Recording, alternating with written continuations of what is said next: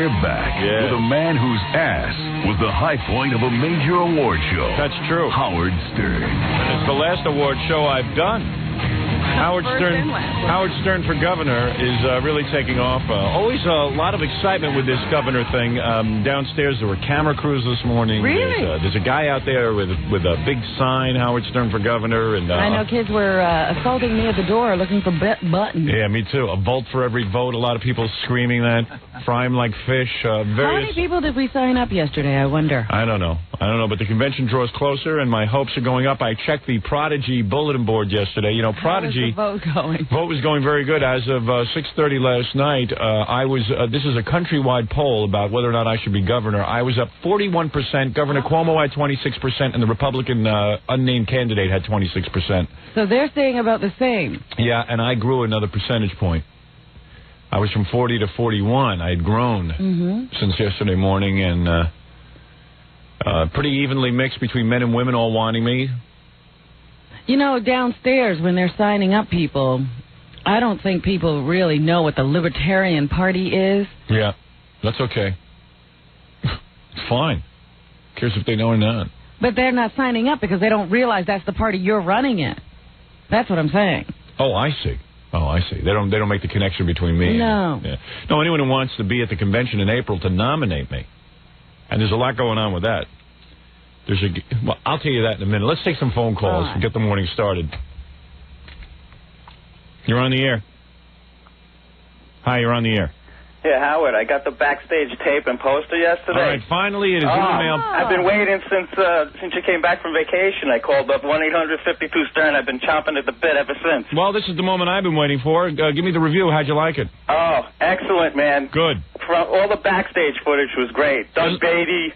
Isn't that fun? Oh, that's right. I forgot Crystal about him. goofing on Baba Booey and his wet lips.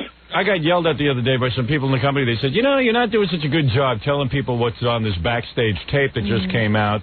People think they're getting the New Year's special rehash. And that's it, yeah. And that's it. I said, well, gee, it's hard to describe. I said, the only way to describe it is to have someone who has it, someone who owns it, to sit and talk about it. So I'm glad finally people are getting their Backstage tape. And what did you I think was shot of a cannon. Yeah, did you like the presentation? In other words, us sitting around talking about it? Oh, that's always one of the best parts of it. Yeah, I thought you'd like that. Yeah, because I was expecting just like you were going to do the pageant, and then, like, in a separate thing, just comment on the Backstage stuff. But I like the way how it was, cut in. Yeah, that's what I wanted to do. I wanted to make it sort of special, you know what I mean? Because I was ready to fast forward just to the Backstage stuff, but it was great.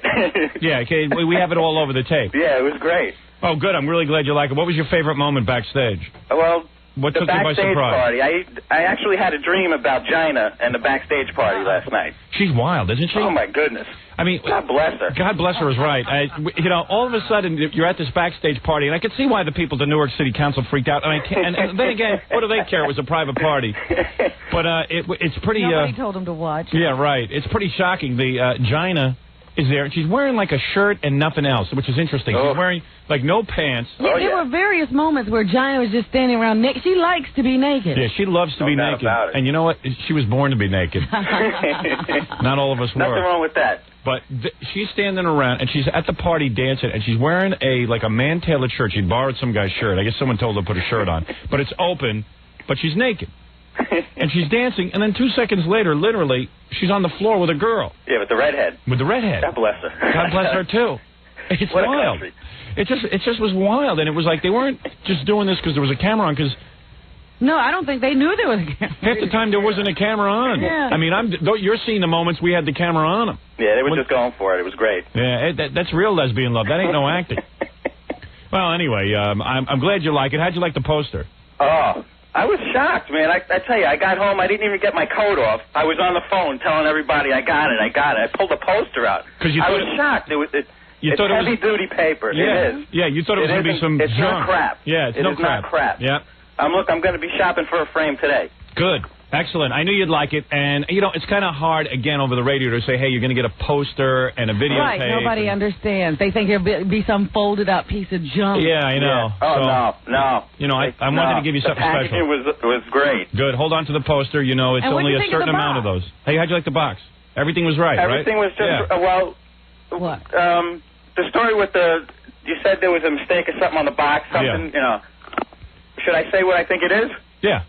On your neck. Yeah, you got like a little reflection or whatever. Yep, that's it. Yeah, but that's not bad, right? No. I liked it. What was the story with Tiny Tim? That actually... What was going on there? That was great how you ended the tape with Tiny. That was my favorite part of the Backstage tape, was the Tiny Tim. Man. Yeah, he's wild, isn't he? And with the Elaine Beastie. Oh, my goodness. Isn't she great? Oh. You see why she wraps her legs around Tiny's head? And he keeps talking. Oh, yeah. Yeah. So would you. Oh, that was great. Wasn't that great? Howard, excellent. Thank you, my man. Excellent Thank stuff. you. I am glad you like it. There it is, Robin, the first official call. I love There you it. go. I love it. I knew you'd love 1-800-52-STERN. I haven't been doing such a great job of describing what's on the tape. It's hard to describe something people don't have in their hands and can't talk about with you. Isn't that weird when Tiny Tim... not disappointed. Isn't it weird that Tiny Tim is sitting there talking, and then all of a sudden she just wraps her legs around his head? Like, and he just keeps rambling. I know. I was like, he's trying to make a point. And what was his point? I don't know. He started going into, like, have you ever been in any other pageants? And yeah. I'm like, what's with this guy, man? Hey, can you fault him? He loves women. Oh, God bless And then he starts going on about the winners, who should have won. Everybody should have won. Oh, yeah. Well, Tiny gets into this whole thing that the woman who won, Miss Howard Stern, shouldn't have won because the woman with the Sunday should have won. She had the originality and the whole... But then he says he gave 5 points to each of them. I don't know. He's out of his mind. He's great. I really like that guy. In fact, he's coming on the show in May, so we can talk to him about it. Yeah. Great stuff. I'm a big Tiny Tim fan. Never mind the music. I just like talking to him. But he's pretty wild on the tape when she wraps her legs around his head. Oh, man. Yeah. It's. I'm glad you like it. 1-800-52-STERN for those who haven't ordered. And hold on to that poster seriously because there will only be a certain amount made, and then we'll cut it off, and then it'll become a collector's item. Real good. Thanks for the call. All right, Howard. Take care. Bye-bye. Bye-bye. Very exciting when people get that. Yes. But that's what I've heard, and when people see the poster, too, they're amazed at the quality. Yeah, and I wanted someone to say it other than me, what they not only thought of it, but to understand that there's a whole bunch of new tape now on our videotape. And the way that it's all cut in, and, you go zooming from one place to another. Yeah. It's hard to explain that. Sort of like the Howard Stern Show documentary, but I don't want to use the word documentary because that implies boring. There's nothing boring about the Backstage tape. Now, how could it be? Yeah. It was Howard Stern. That's right. We would never give you anything boring. It might be sickening, but it won't be boring. Yeah, but I forgot about Doug Beatty sitting there. That's the funniest thing. Oh, when he grabs that champagne bottle? Little Doug Beatty, who has muscular dystrophy, and that big thing sticking out of his chest, which we still can't figure out what it is. I don't know what that is, yeah. We should have him take his shirt off of the camera. Next video. The champagne bottle is bigger than Doug, and he's slugging away, and he's great. He's having a good time. Yeah, there's a lot of fun on that tape. A lot of fun. 1-800-52-STERN, $39.95. Make sure you're 18 or older because the stuff's pretty racy backstage. I forgot to ask the guy what he thought of the peanut butter girl backstage. Don't even talk about that. Come on. You don't like that. I love that. I think that's disgusting. Do you love that, Fred? I love that a lot. When you're watching the tape, you'll hear Fred's reaction to this peanut butter girl. Without giving away too much, but Fred does one of those, oh! Really? I don't know why. I just get tickled by that. Yeah. But she's cute. So yeah. It doesn't hurt. Peanut butter on a girl who's cute is good. It doesn't look like peanut butter. Yeah, well, it looks like doo-doo. Well, they rub peanut butter all over, and then they have to get her ready for the next scene. They're washing it down in the shower and wiping her with towels, but they miss some spots. Yeah, it looks like she made a terrible mess. In her pants. And then she puts a thong over her peanut butter. It looks like... drags the peanut butter places no peanut butter has ever gone. Yeah, so it looks like she made it in her pants. It's pretty funny. I think that's why I like it. Yeah. A grown woman making it in her pants. But, and that was chunky peanut butter, by the way. Or was that breadcrumbs? I don't know. I don't know what that was. Could have been a lot of things going on there. But anyway, to see what we're talking about, and I think you'll have a real good time with it, you dial 1-800-52-STERN and dial early because the posters will only last so long, and they're actually going pretty quick. Okay. Oh, brought to you by Infinity Ventures with me. Did you get to watch any film yesterday? Film? Mm-hmm. You know, our usual screenings after the show? No, I didn't. I didn't miss anything. No, you didn't miss anything. We were, I was busy. I had to cut commercials for around the country, and I had to... You had a client meeting? Had a client meeting.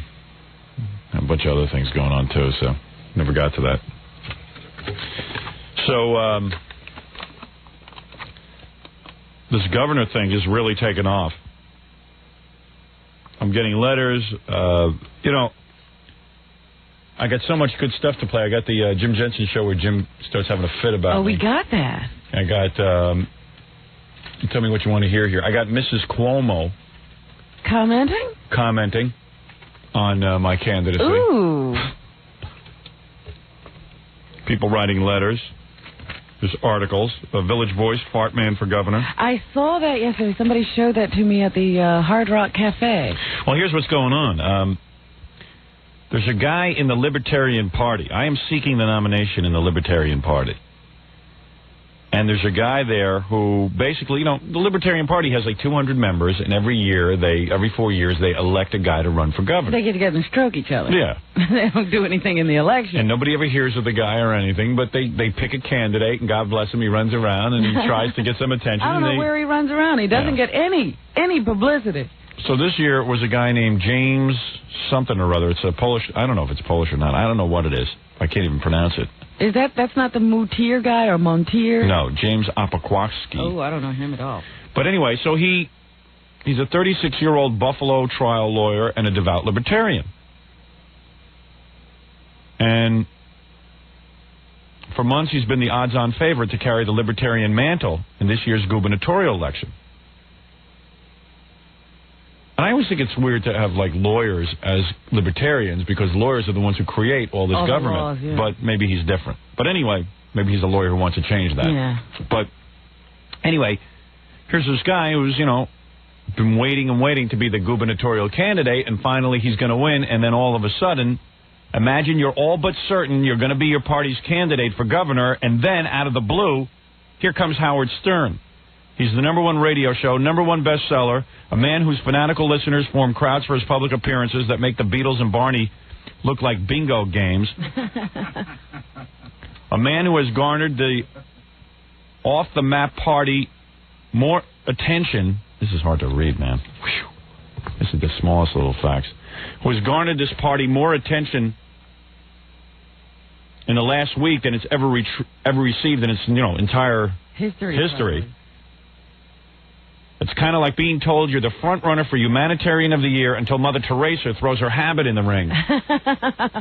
You know, here you are going to be Humanitarian of the Ring, and Mother Teresa mentions, maybe I'd like that award. I'd like that, man. Yeah. Oh, okay, you can have it.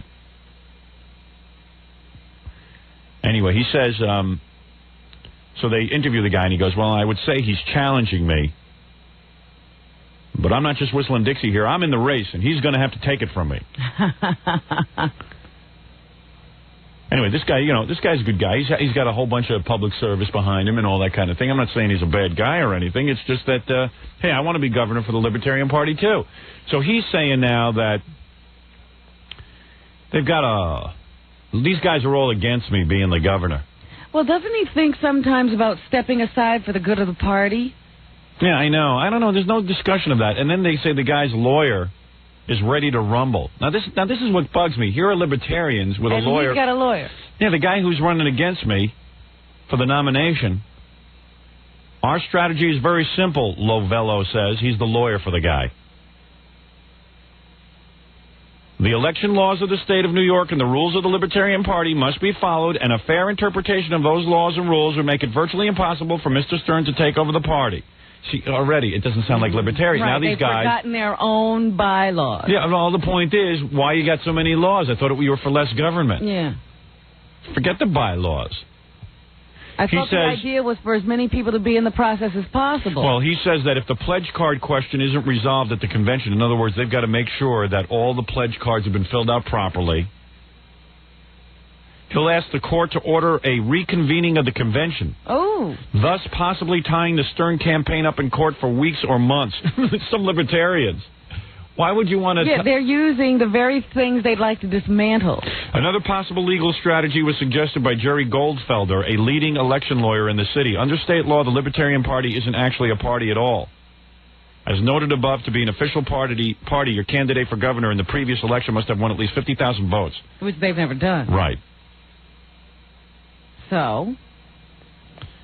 And they're saying, at which point you have official status for the next 4 years. 99 candidate W. Gary Johnson didn't manage that, so the Libertarian Party is by law an independent body.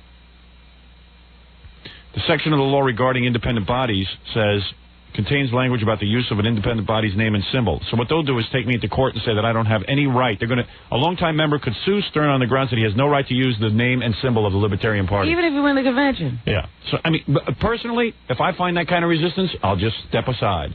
I'm not doing this. I don't want any resistance. I want the entire Libertarian Party for this. Yeah. If I find that these guys aren't into it, I'm not going to... But I told you what this was. This is a bunch of crossing guards who got together, you know, and nobody else would ever elect them to do anything, and they get together every year, and they elect each other to do nothing. And that's fine. I mean, you know, hey... God bless them. If that's what they want to have for a candidate, that's okay with me too. I'll step aside. It's got to be the entire party's. They don't even look at the big picture of having a candidate on the ballot in 4 years. Yeah, I mean, first of all, even if I run for governor, then that ensures the party the next 4 years of being on the ballot. They'd be an official party. Yeah, I mean, I'm only trying to do good by them. That's what I'm saying. I could run as an independent and get 15,000 signatures. There's no problem. I can send out 12 of my listeners to get 15,000 signatures in a day. I thought I was just doing something cool for them, and it would be kind of cool to be on the Libertarian Party because it's already a party, and then their membership could get behind me. But if I find that they don't want me, hey, I don't need to be governor. I'm doing it so that I can get the death penalty. That's the whole thing here. You know, I don't want to start reading articles about guys who are going to sit there and tie me up in court. They're not going to tie anybody up. You win. You can be the candidate. You got it. Take your party back. Take your party back. It's all yours. I'm not stepping in here and taking the party from you. You guys want to bog down and say, hey, you don't want the guy who was elected. Then there was all this fear that all of my listeners were dirtbags, and they were trying to... there was another article about a group of other guys who were trying to stonewall getting people to sign up in the Libertarian Party, which makes no sense. You definitely want members. We got a party we don't want you to join. So there was a whole bunch of articles about that. But I read in today's paper that... let's see, there's a couple articles about me in the paper, so... Which one did you want to get to? Yeah, I know. Oh, Stern gang not so bad, party says. A threatened revolt within the Libertarian Party over shock jock Howard Stern's gubernatorial bid is fizzling out. Partly because Stern's fans appear to be less revolting than some within the party had feared. They're normal people, said Douglas Friedman, the Libertarian New York City chairman. Stern announced on his popular radio show last week that he would seek the Libertarian Party's gubernatorial nomination in his April 23rd, 24th convention here. Since then, at his urging, fans have swamped the Libertarian phone seeking membership applications. But instead of wackos, most of the callers are perfectly normal, Friedman says, lawyers, business people, and other professionals. Oh, wait till you see the convention. This is not going to be a bunch of yahoos. Until Stern got into the act, the party had been about 400 members, and now they're going to have a slightly bigger membership, I think. What is it, Fafafui? I'll tell you something. You want to talk about a party that's completely misdirected. There's not a day that goes by where we don't get like 5 phone calls from individuals who all claim to be like in charge. Right. I'm the Northeast Regional Director. Yeah, and there's only 200 people in the whole party. I'm the Massachusetts, chairperson. Yeah. And they all want to talk to you and tell you what to do. Yeah. I've had requests now from about 34 different people, all claiming to be leaders of the Libertarian Party. I guess if you join, you get a title. Yeah, that need individual meetings with me. I got news for you. When I'm governor, I'm not running things like this. I am not against all organization. I don't think they are either. I think they are. Yeah. Well, I don't think there's anybody in the party. Well, just to me, when a guy who's going to be the leading candidate for governor for the Libertarian Party, and he's talking about tying the thing up in court, that's not very libertarian. He misses the principles of my candidacy. What he's thinking about is himself. Yeah, you got to think of the good of the party. You want to put the party on the map? Yeah, what could he do for the party? Not much. Well, we're in a party where I don't think there's anybody... I mean, I'll give him the chance to prove it. If he wants to tie me up on it, it's fine. He can be the candidate, and God bless him, let him go off and do his thing. I don't care. He can get another 1,000 votes or 400 I don't care. Whatever. I mean, I'm not going to sit there and argue with guys. I'm not in it for that. I'll go do an independent thing then. I don't think there's anybody that works for the party for a living. No. Right. Yeah, okay, so, all right, listen, you're trying to get something off the ground. All I'm trying to do is help him. I like that concept. Me too, quite frankly. And I'd like this guy on my side because he sounds like he's an influential guy. But, the thing is, don't start talking about how you're going to tie people up if they get the party's nomination. If you're going to tie people up, then I'm out. I have a convention. Yeah. If you're going to say, unless it turns out the way I want it, I'll just try to get it nullified. Yeah. I mean, so that just doesn't appeal to me as a party member. I'll go to another party. I'll start my own party. The party. You only need 15,000 signatures to become independent. I know. That's what I'm saying. That's no problem. Probably got that in his apartment. Right. His building alone has 15,000 people.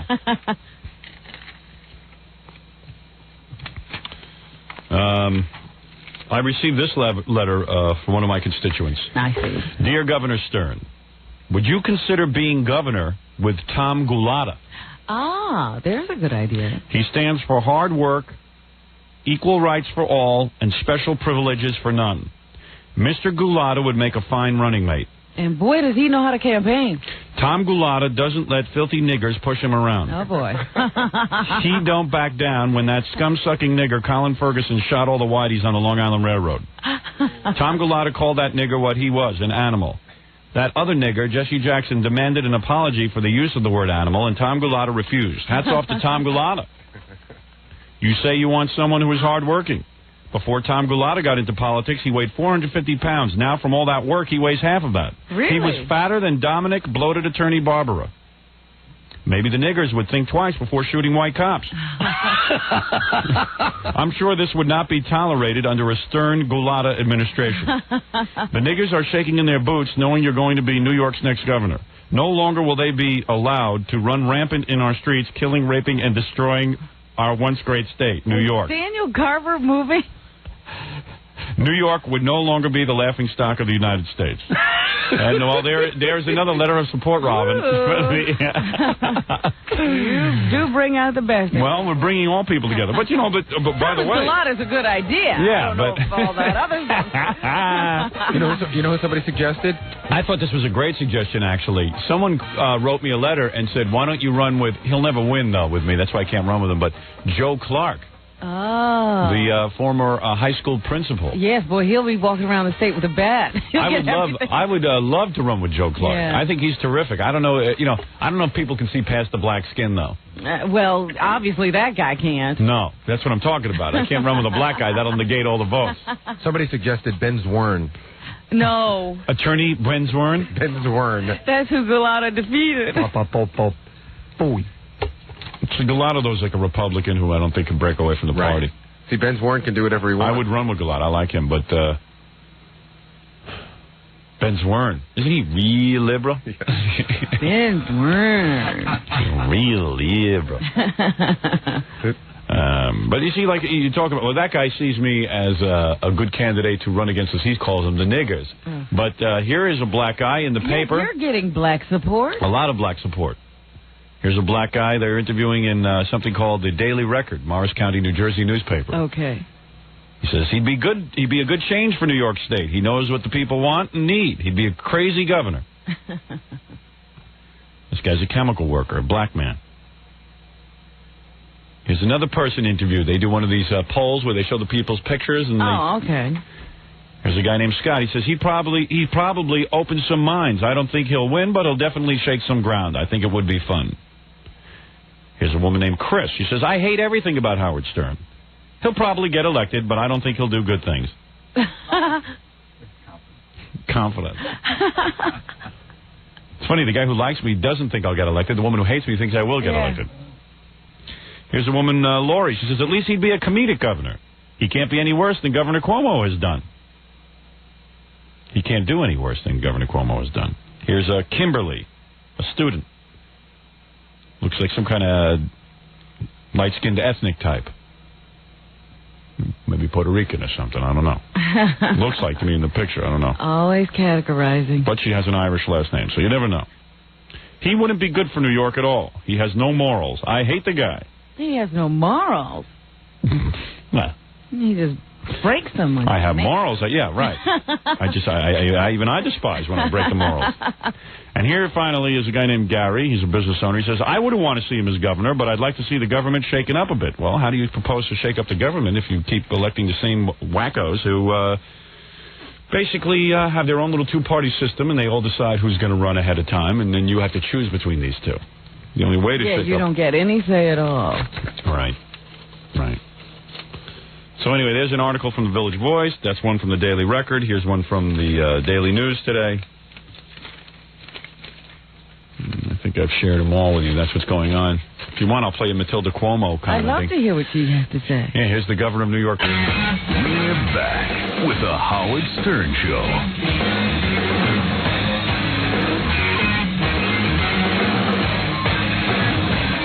All right, before we went away, I said that I would play you Mrs. Cuomo. Matilda. I have to credit someone on this. Hey, Fafafui, who am I crediting?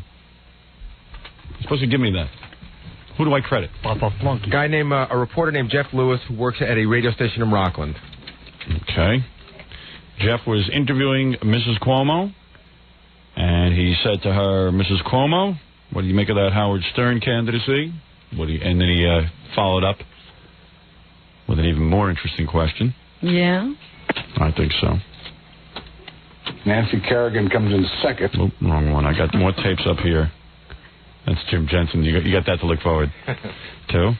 Are you at all concerned that Mrs. Howard Stern might be taking your place in November? There is a Mrs. Howard Stern? I didn't know that. There is. I didn't know that. I'd like to meet her. I didn't know that. I could tell her that she'd have a very hard job ahead of her. Isn't that cool? Like, she's already saying she's going to have a hard job. She's giving over the job already. Yep. She's ready to hand over the mantle to my wife. Maybe you should get Allison in touch with her. Yeah, maybe Matilda. I mean, the girls might as well be in touch with each other in case there is an exchange of power. Transition. Right. I mean, I think the governor would be for a smooth transition. Yeah. And so why shouldn't the wives? Are you concerned? I don't think so. I don't think so because I think Mr. Stern is doing a great job where he is. All right. Oh. It's a fan. I like the Cuomos. I got no problem with them. So I've always said nice things. As a family, nice people personally. I just think we need a death penalty, and I think we need someone to pay. You know, I know I picked up votes yesterday. I'm on the Long Island Expressway again, second day in a row, coming home, it must have been about 1 o'clock in the afternoon. And I'm leaving the city. I just got out of the Midtown Tunnel, and there I am. I'm stuck in traffic, and I go 1 o'clock in the afternoon. Isn't this a kick in the pants? I'm trying to get home early. There certainly should be no traffic heading out toward Long Island. And there it is. Had to be 9 guys all standing around on a lunch break. Do you ever stop and get out of the car? I can't believe you said that. Gubernatorial I'm going to do that. I'm going to do that. And say, what are you guys up to? That's what I'm going to do. I am going to actually step out of my car. I said, you know what would be a great thing? To walk out of my car now in the middle of this traffic. I would be cheered. Yes. And I would stand up with a megaphone in the middle and I go, what are these guys doing over here? Absolutely. Well, what they're doing is important work. They're actually, they're sort of fixing all the lanes and stuff. But the point is, it's work that could go on. Why are they having lunch in the middle of your commute? This is work that could be going on at night. This is certainly work that could be done with those big lamps going on. And it was really weird. I said, gee, there's probably about 20 guys out here working in total. I said, for the good of these 20 guys, so they can make sure they have a normal lifestyle, so they don't have to work at night, thousands of people are sitting here in traffic. And it just blew me away, the reality of that these 20 guys have such a strong union. For some reason. I don't even know why we're using union guys. I mean, the point is, yeah, I'll use union guys. We'll put in an attractive bid, and then we'll talk. I said, why aren't these guys working at night? 20 guys working at night. So thousands of commuters can get to where they have to go. So business can be done. You should also be tracking exactly how long it takes them to do this job. Oh, this one's going on years already. Years. No, not the same crew right there. You want me to check every crew? I want you... This is the one we're focusing on right now. Right now. But this crew's... I got a letter from a guy from Buffalo. He goes, you think your traffic's bad on Long Island? Forget about that. He says, that's why I'm voting for you. He says, you see what goes on in construction here in Buffalo. What is it? Do you want to talk to Captain Janks? Oh, yeah, right, okay. Captain Janks called a bunch of places. Was he campaigning for me? I think so. Home Shopping Network. He made them a little crazy. And they get a lot of people. Hello, Captain Janks? And now, the one who started it all, Captain Janks. Yes, good morning. King of all media. All right, Captain Janks, who did you call? Home Shopping Network? Of course, the Home Shopping Club, 2 times in a row within 10 minutes of each other, Howard. I hope that you know they were having a dollabration. I am on the gubernatorial campaign. Did they have a dollabration? They had a dollabration I missed it. I missed it, too. Yes. What doll were they selling? Robin actually buys those dolls. I was shocked to learn just like 2 weeks ago that Robin actually purchases dolls from the QVC network. I've only purchased 3. Unbelievable. Of you. That's 3 too many. Aren't you a little old to be collecting dolls? No. No? Good dolls are good for any cartoon age. art. Yes. Thank you, Captain J. Well, that doesn't make either of the things right. I collect phony phone calls. Yeah, well, you, forget about it. You're infantile. Well, he's turning it into a business. He has an album coming out. That's true. Yes, I sent you the cover. Did you see it, Howard? Yeah, I thought it was good. Yes, they already finished the cover. We'll have it out in May, Howard. I mean, Captain Janks is actually not like some artist, but he was some goofy dude using his mom's phone, and he's like 30. Yeah. Using his mom's phone, making phony phone calls, and now he's got an album coming out on Atlantic Records. Yes. It's called Captain Janks' Phony Phone Calls. What is it called? It's called Captain Janks' Phony Phone Calls. Jeez. See how things can evolve, Howard? It's finished already. We're just ready for release, and the release is in May. My album's going to be released the same week as the Violent Femmes album, Howard. You really get a $40,000 advance? Something like that, Howard. Wow. 35. Really? Yeah. It keeps going down, this advance. I already have another album that's in the works that we're going to be releasing by Christmas time. Aren't you being a little hopeful there? Why don't you see how the first one sells? Well, they already asked me to. Oh, really? Yeah. So you got your second advance? Yeah. See, the record company sees me do the calls to the live talk shows, and they think they're very funny. Plus, the president of the company is a very big fan of yours. And let me ask you something. So, in other words, you've already gotten like $70 grand? Well, it's somewhere around 35, Howard. But I'm saying you put out 2 albums, though. No, well, I won't get the second advance until I complete the masters. I see. Okay. Yeah. All right, anyway, Captain Janks. You don't know how the record business works. It's pretty scary when Captain Janks is telling you how the record business works. Well, I don't know. I'm just hoping for the best. It is a very good CD, Howard. I put the best stuff on there that I had from all my tapes. All right, let me hear your call from last night. Okay, Homeless Shopping Club. See, we have a super price coming up. Super value, ladies and gentlemen, coming up in that emerald ring. We're just getting it ready now.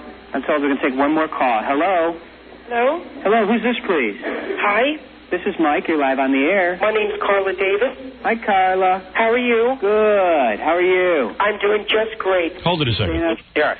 That's a guy talking? That's me talking to the guy. No, I know, but that's a guy talking a guy? to you. That guy sounds like a girl. I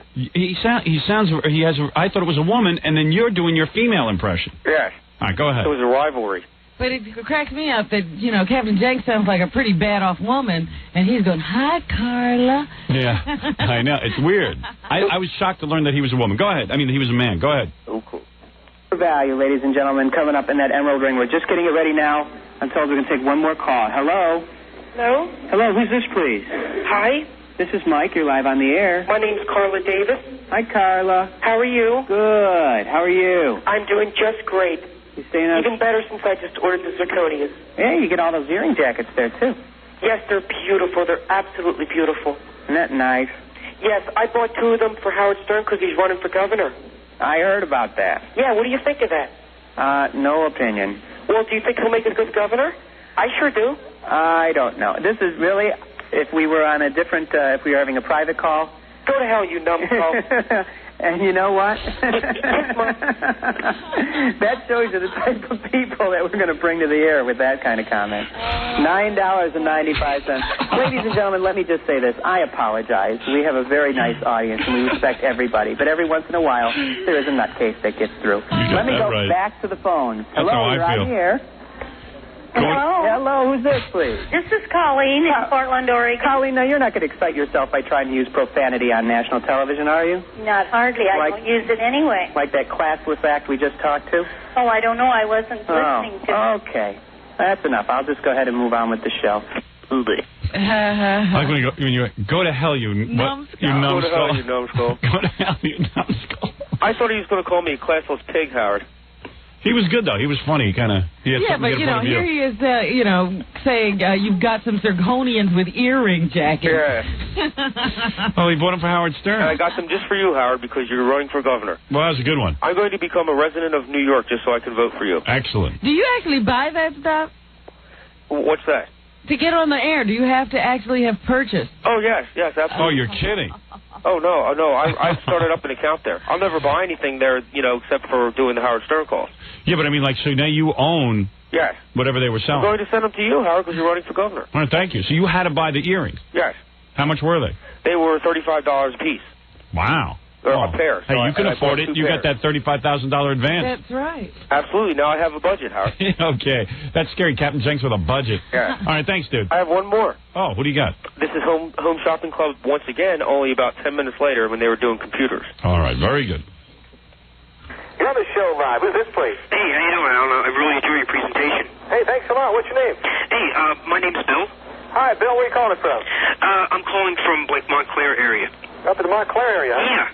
What'd you buy tonight, Bill? I bought the computer tonight. I had to get it. Hey, you know, Alan, you better vote for Howard Stern. I'm going to break my foot up your ass. How you like that? How you like them apples, Pally? He just ignored me. I threatened to break my foot off in his ass. That's great. Yeah. I love that. First I tickled them, then I kicked them. I like how the guy ignores it. Cheaper item. So did you have to buy the computer? Well, yes, Howard. Do you return this stuff? I needed one anyway. Do you return it, or do you actually buy it? Oh, I actually bought that, Howard. I'm going to have a computerized network now. Yeah. How much was it? It was $3,000. I needed one anyway, Howard. Did you really buy the computer? Absolutely. What kind of computer? I don't know. Yeah, it's a no-name computer. You'll know when you get it. I'll know when I get it, yeah. Thanks. I'm trying to reach John DeBella's room. Okay, would you like to leave a message?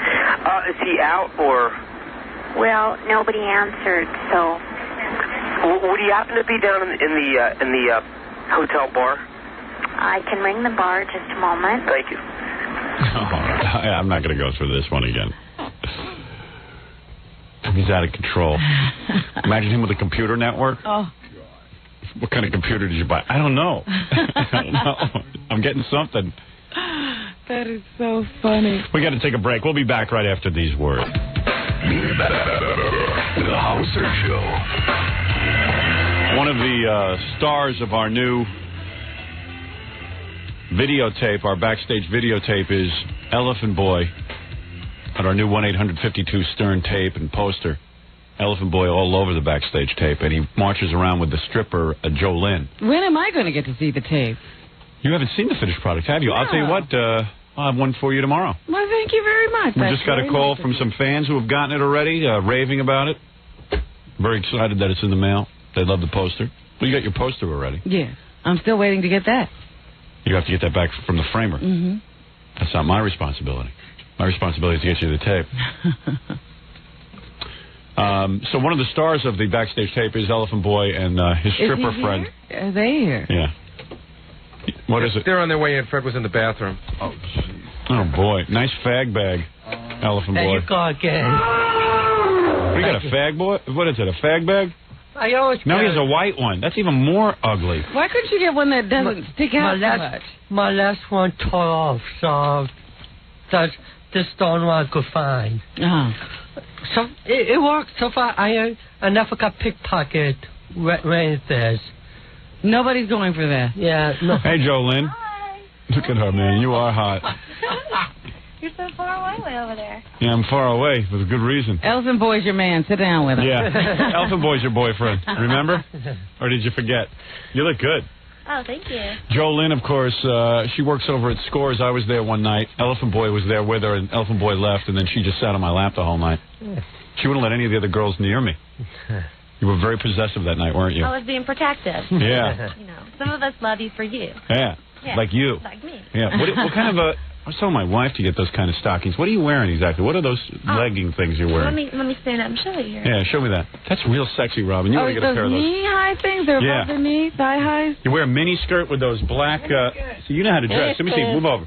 That's hot. I love that. Are those shoes or... What is this? Is that like a stocking? Yeah, these are like my little schoolgirl socks. Yeah, schoolgirl socks. Yeah. Yeah, those are cute. Schoolgirl. Yeah. And I like your new shoes.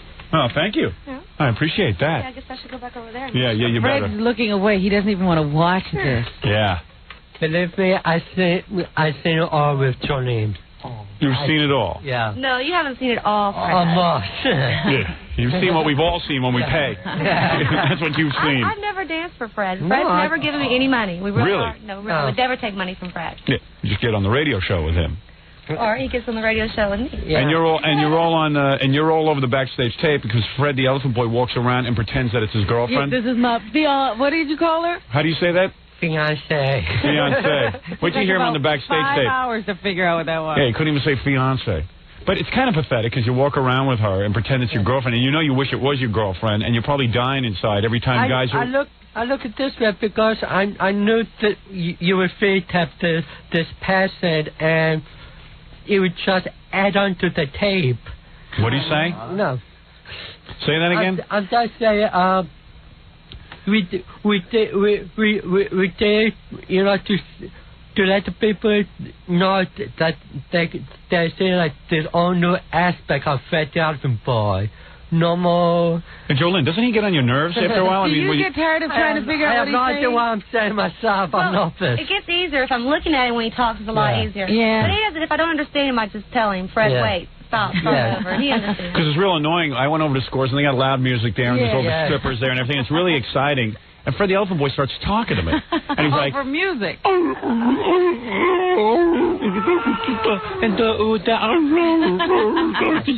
So I'm sitting there and I'm trying to understand what he's saying. And I'm saying, you know what? I'm struggling way too hard here. I'm here to see naked girls, not Fred the Elephant Boy.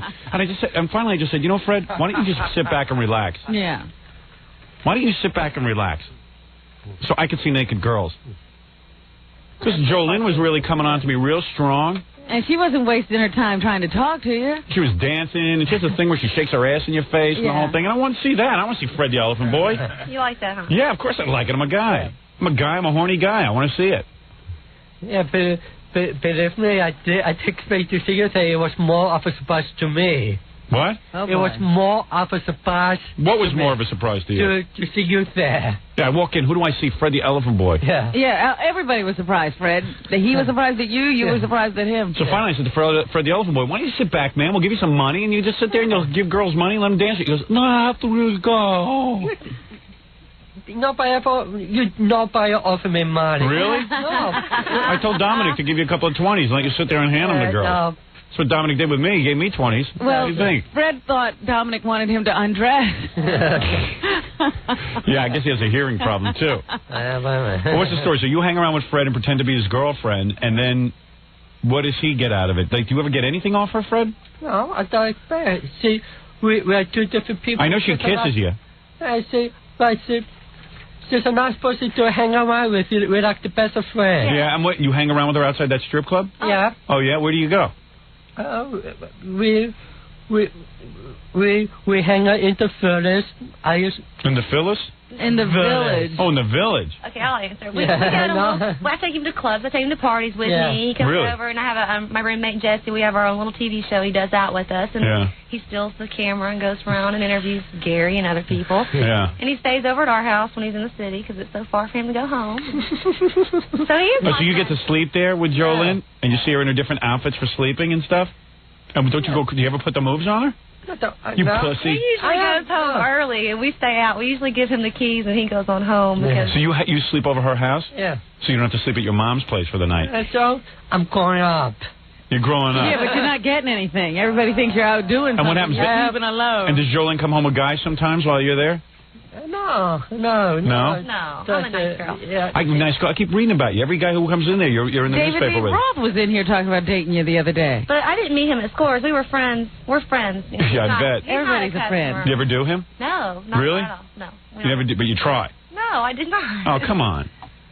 I didn't. You don't do him. No. Gene Simmons of Kiss, you did. No. I've never been anywhere with him. And who's the drummer from ZZ Top? You did him. No, I didn't. He's married. He's a real good friend of mine. I've known him for several years. And you didn't have sex with him? No. He's a big fan of yours, though. He was real excited. He said they watched the pay-per-view special 3 times in a row. You were in a club with him, though. I mean, you were like somewhere having dinner with him. With Frank? Yeah. I brought him to Gary's party at China Club. Oh, did you? Yeah. Oh. I went to dinner at Charlton's with David. David Lee Roth, yeah. Look, all I know is that poor Elephant Boy hangs around her. He's pining away for her because, I mean, any guy would. She's real hot. Howard, yeah. With all this gentlemen sit to scrap, see more like it, you know. What's he saying? With all those guys. I don't know. I'm having trouble today, He Elephant Boy. said the word gentleman. With all those gentlemen she described. Yeah. She still wants to hang out with me. Yeah, she wants to hang out with you. But are you sexually attracted to him at all? Well, we don't have that kind of relationship, but we'll be friends forever. These other guys just kind of come and go. Yeah. You know, Fred's my real true friend. And what do? You just send him out on errands and stuff and have him do stuff for you? No, we do a lot of fun things together. Really? We had a really great time at your pageant. We had a fun time. Yeah. We'd go out and do things at clubs and go to parties. We always have a good time. Yeah. All my friends. And what's the furthest you ever got with her? Do you ever make out with her or anything? No. You ever put your tongue down her throat? No. Yeah. Yeah? No. Pussy. Do it. Next time she's kissing you, pretending to be your girlfriend, slip her the tongue. Maybe she'll dig it. I know that time. There's that one time on the tape where, you know, they're standing there and Jolene is in her, I don't know, what was that supposed to be, a bride's outfit or something? Yeah, bride's outfit. And she's smiling for the camera and Fred's going, kiss me, kiss me, yeah. kiss me. Oh, yes, I will have a now. And then 2 seconds later, they're at the backstage party and every guy in the place has got his hands on Jolene's ass. They're spanking her. It's a good backstage tape. She likes to get spanked. She does like to get spanked, Do you spank her? Yes. Oh, you do spank her? Yeah. What do you mean? Where do you spank her? Same place she spanked. Yeah. Where was that? At Scores? When I score, whenever. What, you spanked her at her apartment? No, he's never spanked me there. No. In private you spank her? Yeah. Where? Where? No, not private.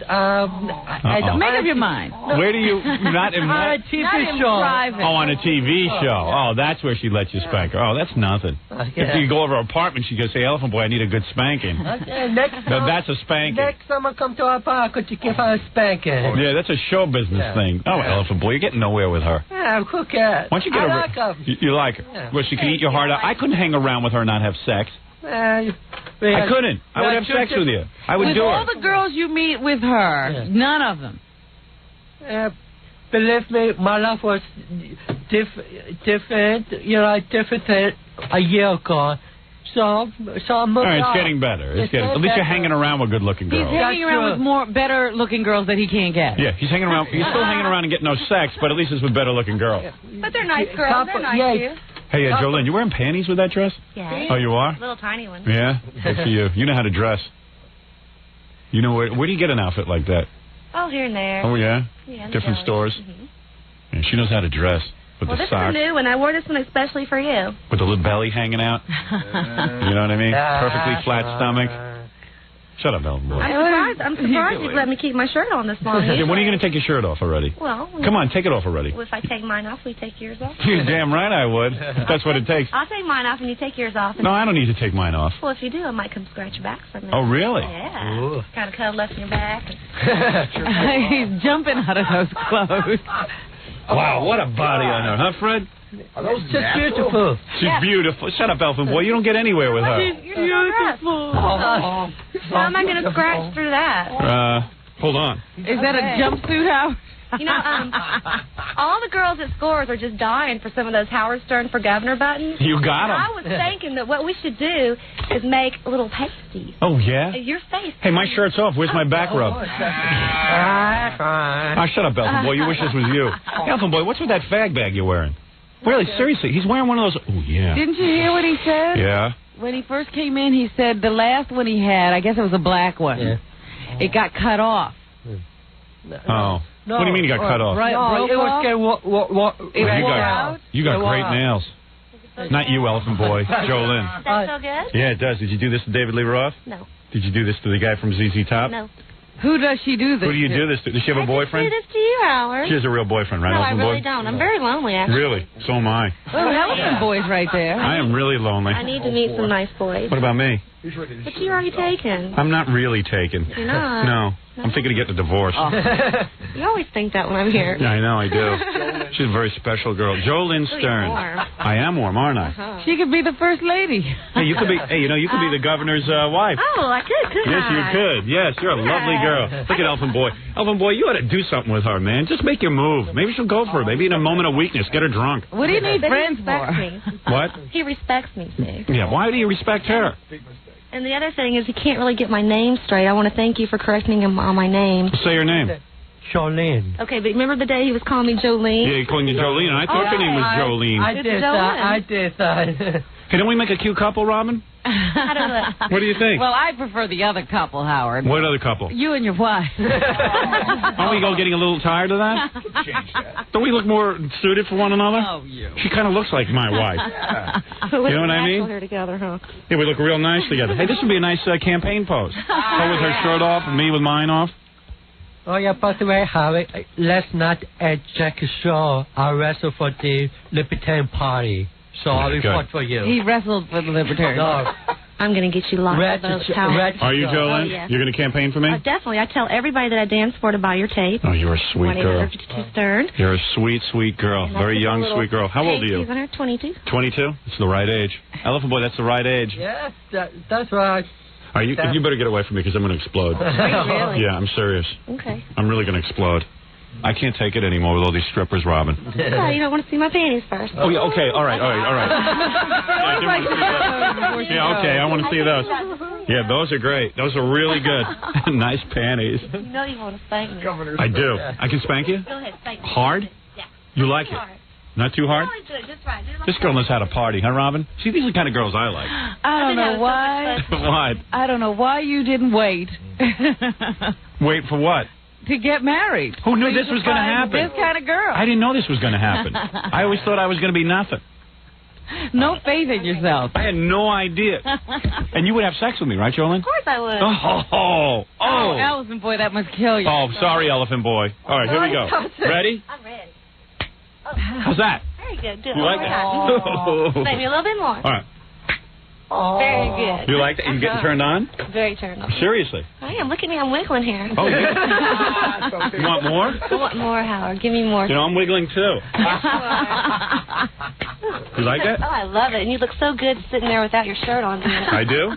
Oh, yeah. You look really sexy. Governor Stern. You want to put his shirt on, maybe? You know what? This does not sound like the kind of tape you want running in a gubernatorial campaign. Hey, nobody record this. Because, you know, I'm going to be the governor of New York. Okay, and I'm going to be your campaign manager. Yeah, and you're a very bad girl. I'm a very, very naughty girl. You are. You certainly are. Well, I want to thank you, Jolene, for stopping in. Well, thank you for having me. Yes, absolutely. This was going on all night at Scores for 4 hours. Oh, isn't that nice? Oh, yes. She's very much in love with me. And rightly so. I'm a great guy, Robin, right? Oh, yeah. Anyway, so Elephant Boy. Yeah. Keep my shirt off. Stay cool. I'll keep mine off, too, then. Hey, you got some chest. Thank you. Those are natural, too, right? Real. Yeah, those are real. Fine. Good for you. Thank you. That's something to be proud of. Anyway, Elephant Boy, here's the point. I couldn't hang around with her and not have sex. And neither can Fred. Yeah, One of these days, I'm afraid of what's going to happen in that apartment.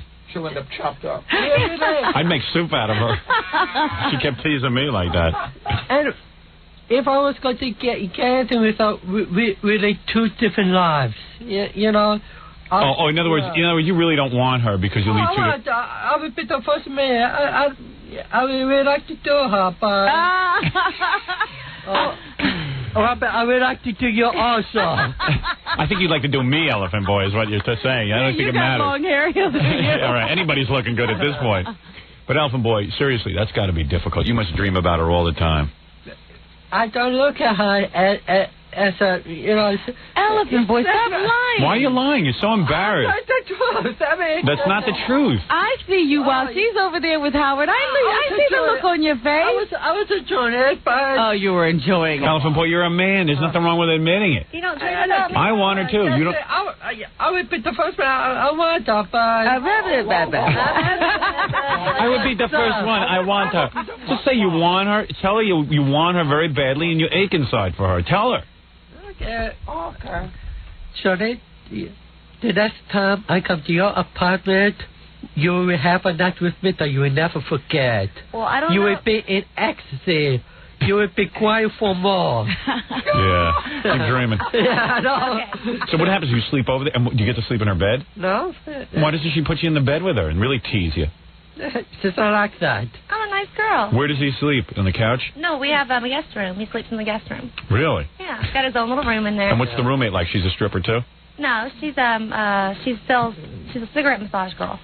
She massages cigarettes? She sells cigarettes and does massage, and she used to be a bartender. She's a bartender part-time. I'd like to meet her, too. Boy, give me a night over at that apartment. Give me a night at that apartment. Do you guys ever get it on?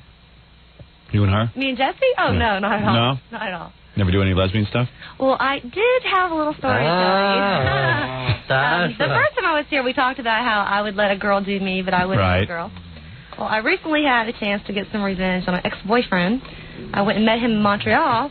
Sounds like good revenge. Oh, it was the best, Robin. It was the best. We love revenge stories. And what band was your ex-boyfriend in? No, he races jet skis. He's a world champion jet ski racer. Yeah, I figure. He's the athlete. So I go up there, and I'm like, okay, we're going to go find a girl to do me, and I'll let you watch. She's like, oh, it's going to be a big, hard thing. I said, no, trust me, lesbians are very attracted to me. We'll just go somewhere, and one will find me. Right. And one did. A real pretty little girl named Natalie. She's blonde, hardly spoke any English. She was perfect. So we take her back to the hotel. Yeah. What was she wearing when you met her? She was wearing like these really tight jeans and a nice little shirt. Oh, yeah? Was she a stripper? No, she was like a regular girl, probably, but you know. Yeah, who knows? She didn't speak much And what were you wearing, a bathing suit? No, it was freezing cold. I was wearing jeans and, a shirt. But we didn't have clothes on for very long. So we go back to the hotel. And your boyfriend goes too? Oh, yeah. Yeah. And you went back to the hotel? Right. So we get back to the room, and she takes my clothes off of me. And the two of you start to get it on? Right in front of the buffet? And she wears her clothes? No, she took her clothes off. She took her clothes off, too? Right, we were both naked. What are you doing shaking your head, Fred? Look at Elephant Boy. Elephant Boy knows the whole thing. Yeah, Elephant Boy's been through the... Yeah, that's right. That's how it happened. Watch an Elephant Boy during this. Watch him smell his fingers during this. It's the funniest thing I've ever seen. Get those fingers. What are you doing with your fingers? I'm resting my finger on my chin. You're resting your finger on your chin. It was under your nose. Yeah, right. There's nothing on it. I know that. Anything on there, it comes from you. Yeah, so you get to the hotel room, the two of you get it on, and what happens? How do you get revenge on the boyfriend? Oh, because he's just like totally in love with me again. Oh, he's watching. He's trying to touch me too. And you wouldn't let him? And I wouldn't let him. Oh, listen, that's something. Yes. And did you end up getting into it as well, or she just messed around with you? She just did me. I didn't. Oh, really? Right. I was selfish lover. And then I made him pay her a whole bunch of money, and we split the money in the bathroom and didn't tell him. You're a lovely girl. You are a lovely girl. How much money did he pay? $300. $300. Isn't that nice? Did you enjoy it? Was that the first time with another woman? It was the very first time. And you enjoyed it? Yeah, and the part of the big thrill was he was there watching, and he calls me all the time again. He called me last night. He's like, come see me. Well, you are a lovely child. I'm a good girl. You are a good girl. You dirty, dirty girl. You're a dirty girl with dirty sexual thoughts. So, Elephant Boy, I hear your friend Cactus. Elephant Boy hangs out with wrestlers because he's got a hard-on for wrestlers? Yes. And, I think he wants them more than the girls. That's what I keep hanging around. Does he ever introduce you to the wrestlers?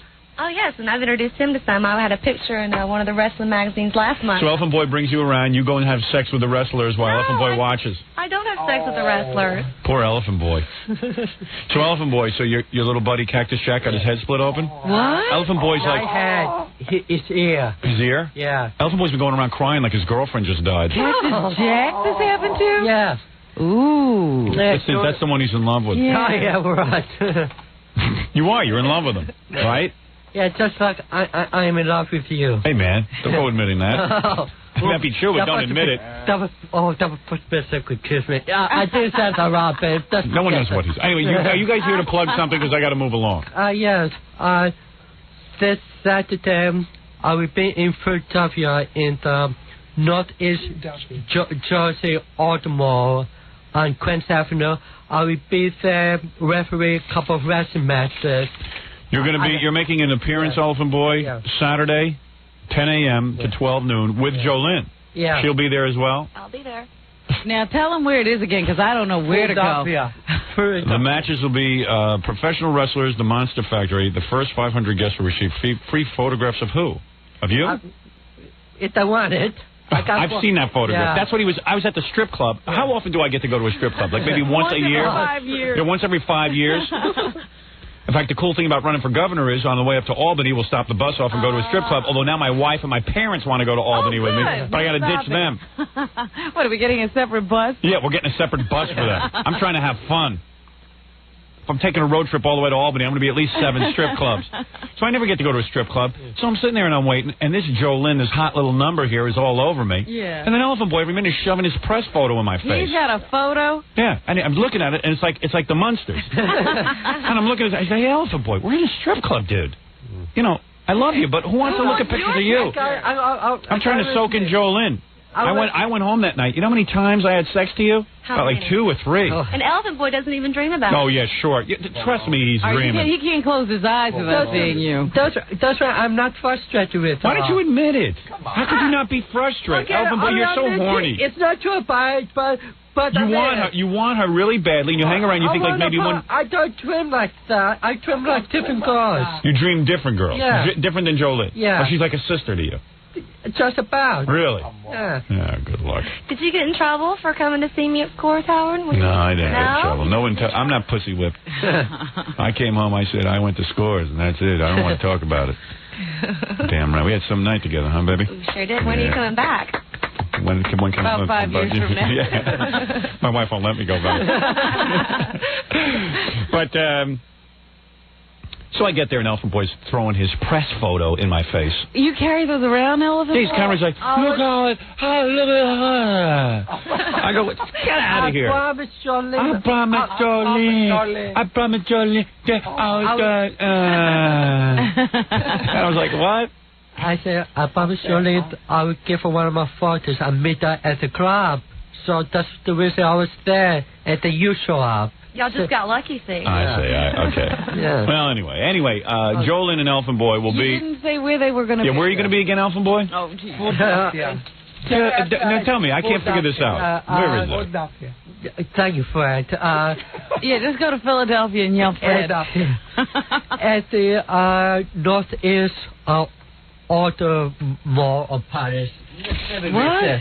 The what? You want me to read it? No, it's not fun when you read it. Okay. No, the Northeast Auto Outlet on Quint Avenue and Academy Boulevard in Northeast Boulevard. All right, so Robin, big deal. That's where he's going to be. All right, Elephant Boy. Well, I'll look forward to... No, Elephant Boy, you... And also on Sunday night... I think he's going to be at Joey Buttafuoco's house, he said. Buttafuoco. Buttafuoco. I heard Buttafuoco in there. All right, start again, Elephant Boy. Tell us again where you're going to be.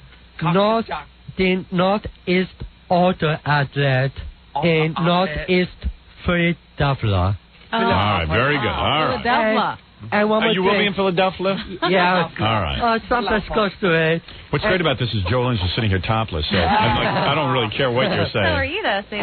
That's right. How do I look? I don't look you so look bad. great. I'm disappointed that you made me come back over here. I have to shave down. I'm going to get rid of all this hair for the summer, Robin. Oh, I like it. It's just hairy enough. Oh. It's not too hairy. It's just that manly kind of. I'm very manly. I'm very masculine. Very masculine. Extremely. Extremely masculine, right? Extremely masculine. Yes. All right. You're too kind. Yes. And one more thing.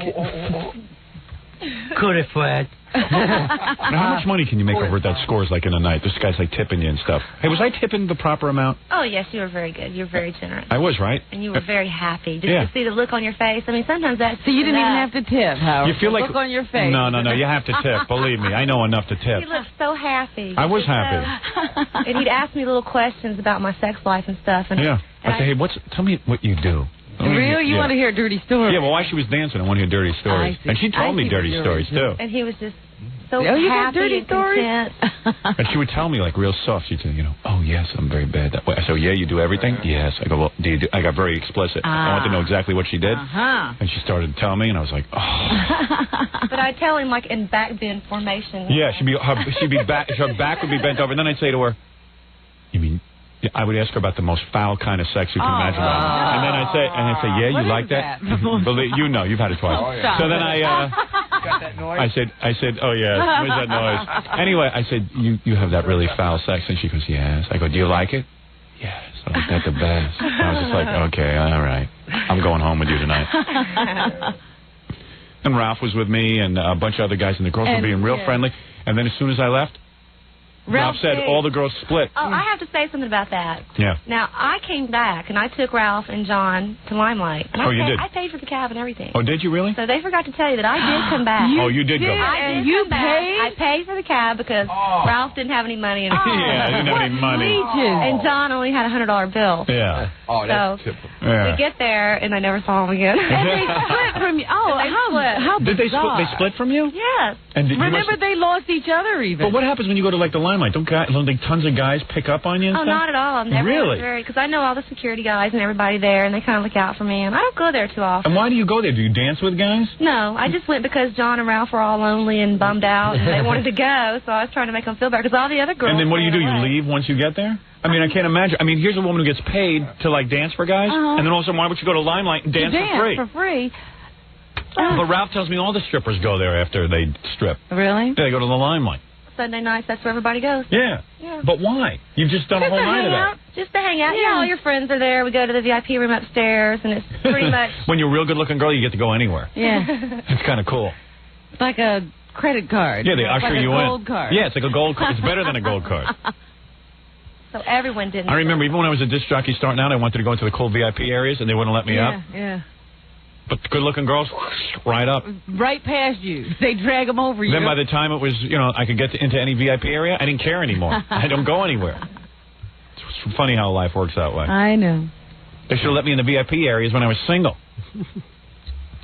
Howard, and also on Sunday night I would be in... What is this? Where are you appearing at? Do you have a regular job anymore, or you just make appearances? I'm very busy this weekend. Sunday night, you're what? I would be in Pepsi in Brooklyn. Oh, you're doing your stand-up? Yes. You're doing stand-up? Yeah. Give me one of those jokes. Let me hear what you're doing. Okay. How do they bill you? What do you do, 10 minutes on stage? Yeah, about. All right, let me hear one joke. Let me hear a joke quickly because I'm running out of time. What did the first say? I got sex after you know what? Can I say? I cannot say. All right, give me a clean joke. Why don't you give me a clean joke? I can't think of it. You only work blue? Sometimes. It doesn't matter. I don't know what he said anyway. What are you going to do when Carson calls? Yeah. I have to refine my act. Carson doesn't have a show anymore. Carson probably would call at this point. I'm trying to... in a hotel, in one of... All right, why don't we just hug goodbye, okay? You and Fred? No. Actually, why don't we just say goodbye at this point? You're going to be appearing Sunday where? At Pips in Brooklyn. All right, and Saturday where? At the Northeast Auto Outlet in Northeast Philadelphia. All right, very good. And Jolene will be there, your sometime friend. Okay. All right. And just one more thing for the people of Philadelphia. We're going to have wrestling tryouts. So all those people who think they're tough enough. Oh, shut up. Wrestling tryouts. Hey, hang around with guys who can fight. I try my best. All right, very good. Elephant Boy. You all love Elephant Boy. Yeah. And also Elephant Boy and Jolene all over the 1-800-52-STERN yes, tape. They are. You'll get to see her with Elephant Boy, and it is maybe some of the funniest tape you'll ever see.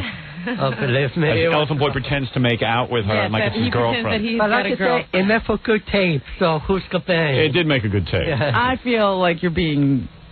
just be yourself, Fred. Yeah, right. I'm too balling. He actually is being himself. That's the scary part. 1-800-52-STERN, $39.95. You must be 18 or older to order the tape because Jolene is... Are you topless in that tape? I don't think you are, actually. But a lot of other people are. The bottom show. Yeah, the bottomless.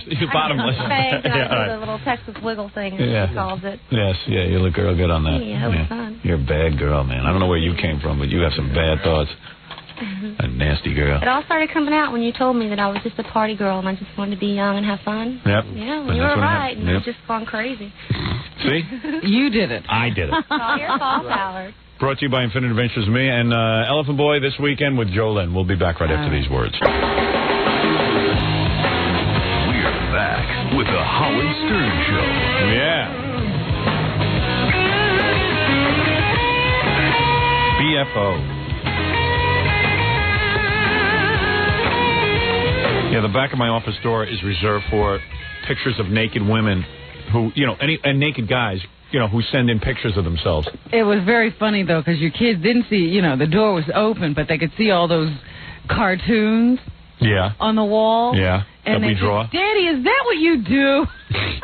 Well, the kids were up here. My wife and my kids come up about once or twice a year. Yeah. The kids had off from school, so my wife decided to take them to My Fair Lady. How'd they like it? Oh, they loved it. They really had a good day. Good. And they went over to Planet Hollywood. No, it was Hard Rock Cafe.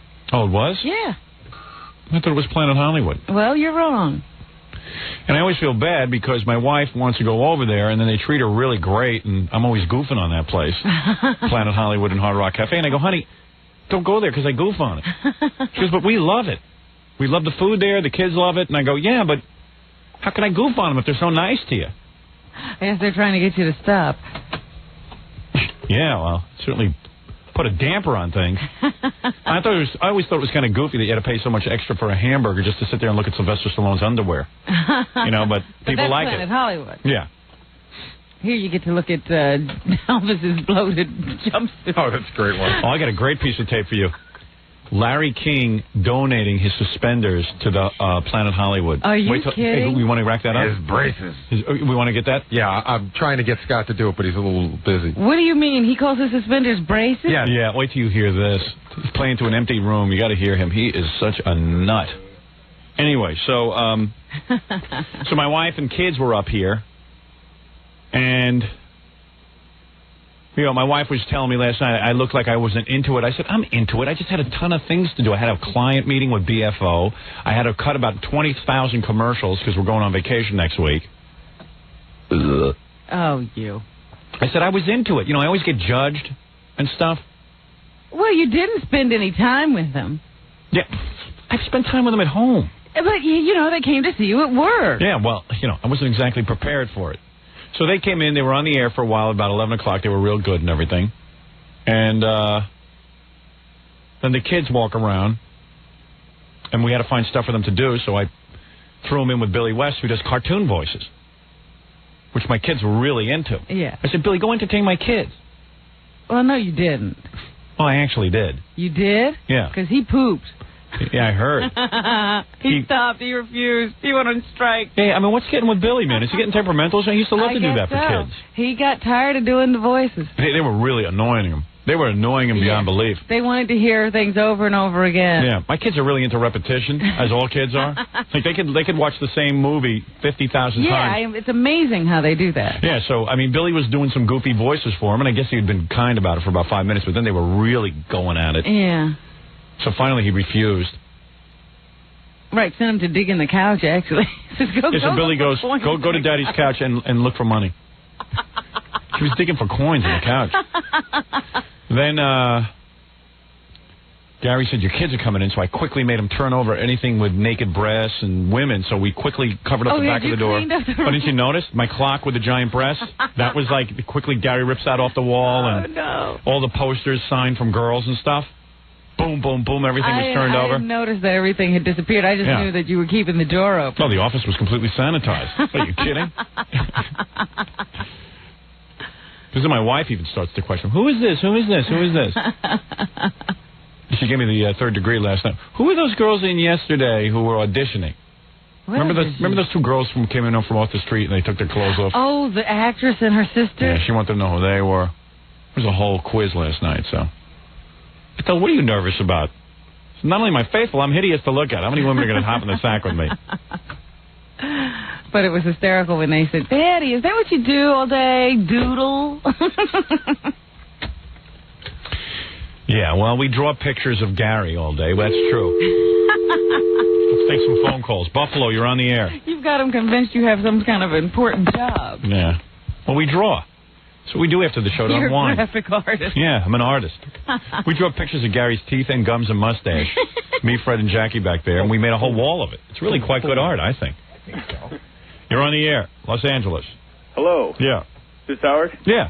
Hey, Howard. I'm in California. I was wondering where your pay-per-view. We haven't got it down here yet. Well, a guy just called in this morning. He's one of the first. It's shipping now, and you'll be getting it, depending on how quickly you ordered. Okay. Well, as soon as you guys did your advertising, we ordered it right after. All right, so it'll be to you any day now. I mean, it's in the mail every day. Yeah, it's coming. All right. All right, so they just started shipping this week. All right. All right, then. Thanks a lot. Bye-bye.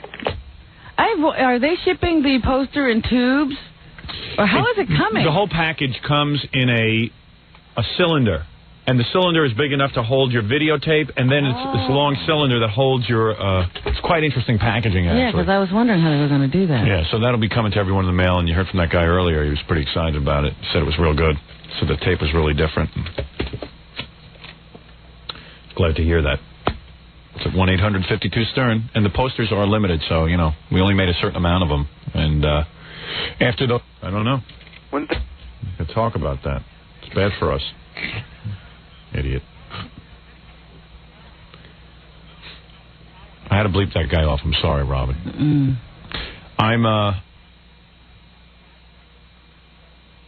am leaving the radio after a year and a half, though.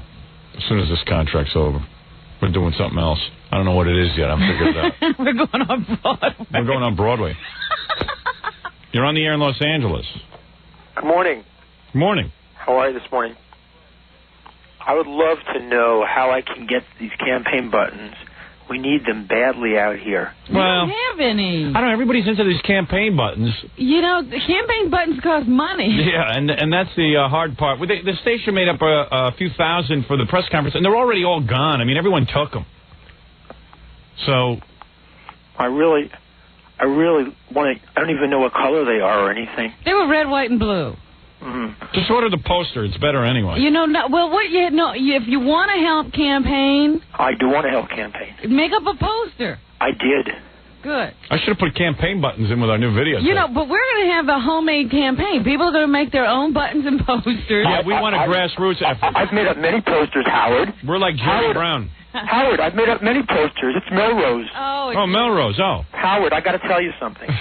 I got $20 for a button yesterday. Did you really? That's right. I've got 5 buttons. I'm going to sell them to the highest bidders. Can I do that? Do whatever you want with them. I don't care. Okay. It's a free enterprise system. Let me say, Howard, you were so great to me. The way Gary... New Orleans, you're on the air. Now he'll be pissed at you again. New Orleans, you're on the air. Hello? Yeah. You're on the air, New Orleans. Is it Governor Stern? Yes, it's Governor Stern. We're still waiting for our tape down here. I don't... By the way, according to the Prodigy poll, it's a countrywide... this is no joke. If you were running for governor in the whole country... Yeah. I am ahead 41% to Governor Cuomo's 26% and 26% for... an unnamed Republican. An unnamed Republican. Governor, I want to talk about Jerry Seinfeld. I hate to change the subject, but something's happened in the last 2 months that's a very subtle thing going on the show, and that's that the show remains funny, but he's no longer funny. That's because God's punishing him for going out with a 17-year-old.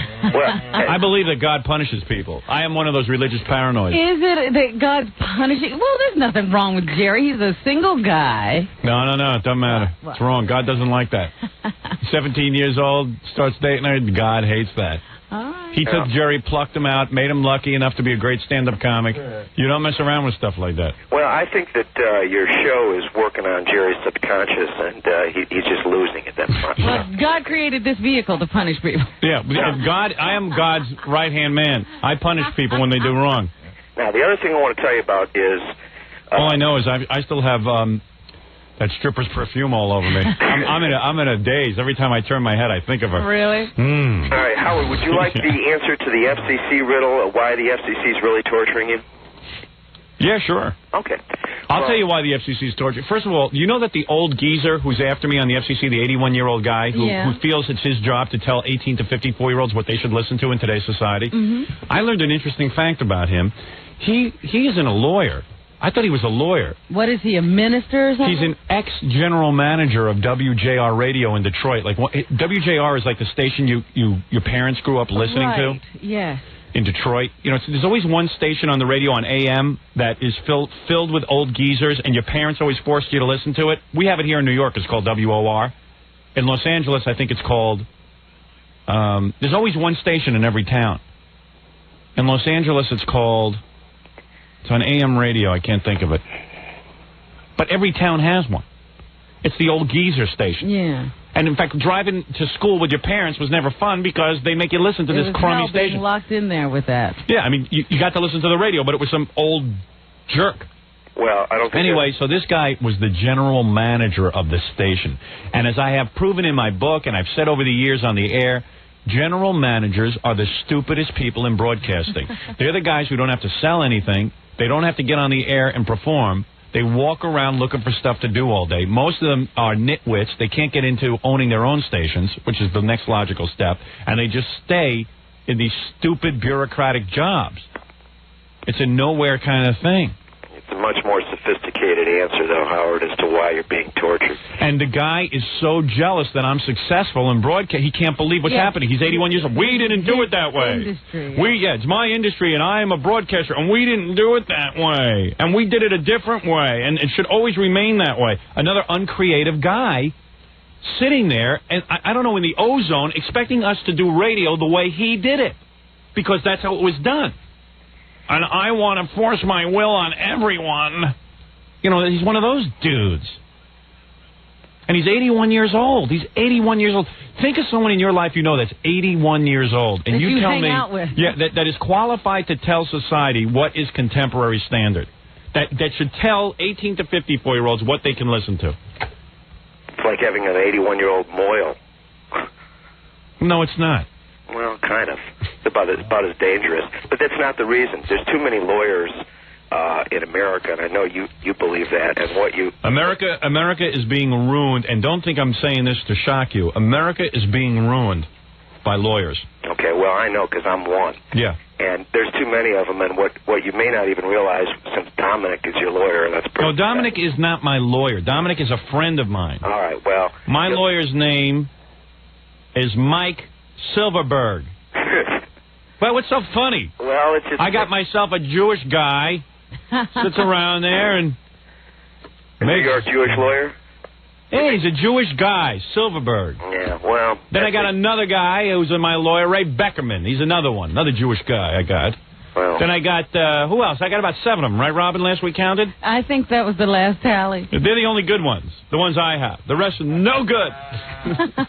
The rest should be gotten rid of. The rest should be gotten rid of. I'll just tell you who's a good lawyer. All right. I don't know. I don't trust any of them. I got news for you. I'm going to tell you something how you deal with lawyers. Okay. I'm lucky. I have there are good lawyers, but let me tell you something. Right. Most of these guys, when you walk in an office with them, you got to tell them what to do. If you're not telling them what to do, if you're leaving your fate in their hands, you're in big trouble. They're running around willy-nilly. You're in big trouble. Are you aware that in the last 10 years there's been an unbelievable upsurge in women coming out of law school? Oh, and boy, are they angry. Yeah, they're angry, and that's the answer to the FCC, which I've been trying to tell you now for about 5 minutes, is that there are too many lawyers, and they've allowed women to make up 50% of the population in the law schools. They got no jobs, so they go work in the FCC in some back room, and they got nothing better to do other than to torture Howard Stern. Well, women hate me. That's the truth. Well, and that's the FCC riddle. Robin. There's your answer to the riddle. Ah, you're a lunatic. Yep. In New Orleans, he's calling me from. He knows the answer all the way from down there. A lunatic. But, you know, Dominic Barber, speaking of your friend. Yes. He's a very strange man. No, he's not. Yes, he is. Yesterday, he was here. Right. And we were going out to lunch. Right. So we invited him to come with us. Yes. And he said, oh, really? Oh, really? Yeah. And we told him where we were going. And he goes, okay, I'll be right there. Well, when we got to the restaurant, they informed us that he had called and said he had to go to court. Yeah, he didn't have to go to court. He didn't have to go to court at all. He told me, he's not weird, he told me that he thought he was being invited out of courtesy and that he would be intruding on your visit with my children and Allison. And he felt funny about it. That was all that was going on. Well, why would we do that? Why would you do what? Invite him out of courtessy. If we didn't really mean for him to come, why would... Oh, no. Listen, please, leave me alone. I could care less. How was that lunch, by the way? You went there? Fun. Yeah? You entered it up with my wife? Whatever you call it. Yeah. We talked, we hadn't talked in a long time. My wife came in the room, she goes, oh, Robin and I caught up, and she told me about this. I said, I don't want to know what you talked to Robin about. I don't even care. I don't want to know what you two talked about. That's your business. I'll talk to Robin on my own. So I cut her right off. I'm going to get a recap. I don't want recaps. Not into it. If I'm not there, it's fine. I don't need to know about it. Most conversation is ridiculous. Thank you. I don't want to know it. It's your business with her. She was going to give me a whole recap of the day. Well, she likes to share her time with you. Yeah, well, I was trying to watch Entertainment Tonight. Oh, you. There's a very important report on there. About what? Burt Reynolds collapsed? Exactly. Boy, is that guy, what's with that guy? Huh? Burt Reynolds? Who couldn't tell he was going to collapse? You know, they should have had oxygen tank any warning standing by. He was crying on Kathy Lee last week. Yeah. He's ready for the funny farm, I think. It's a depressing world. But believe me, every time I get depressed, all I do is think about the dedication in Larry King's last book. What was it? I repeat it like a mantra. What was it? This book is dedicated to Mrs. Julie King, who completed the circle. Oh, that one. And then I just say that to myself. Completed the circle, now I'm moving on. Now she's out of the house after 2-week marriage. Thank you. Not good to complete a circle. We'll take a break. We'll be back right after these words. Back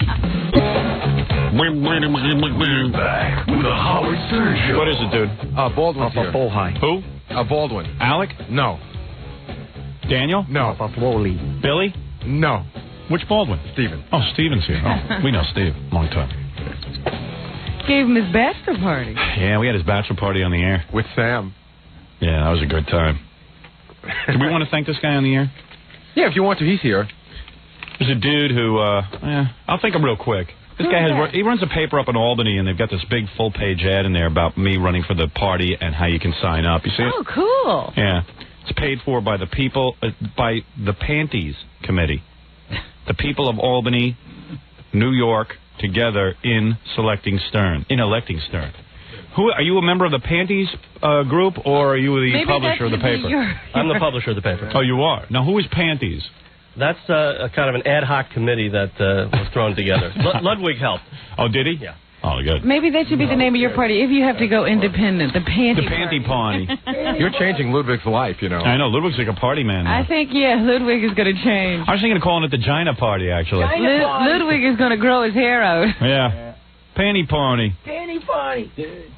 Now, we're the paper that's considering the endorsement. We're now, this paper is actually considering endorsing my candidacy. I think that's a wise choice. It's a liberal paper, and we've never really been pro-death penalty. That's kind of the sticking point. But I think even liberals recognize, and I don't know where you put me on the political spectrum. I don't know if I'm conservative or liberal or what. Liberals are very strange. I was thinking about this morning because I had this conversation with a liberal the other day. They're against the death penalty. They're pro-abortion. Right.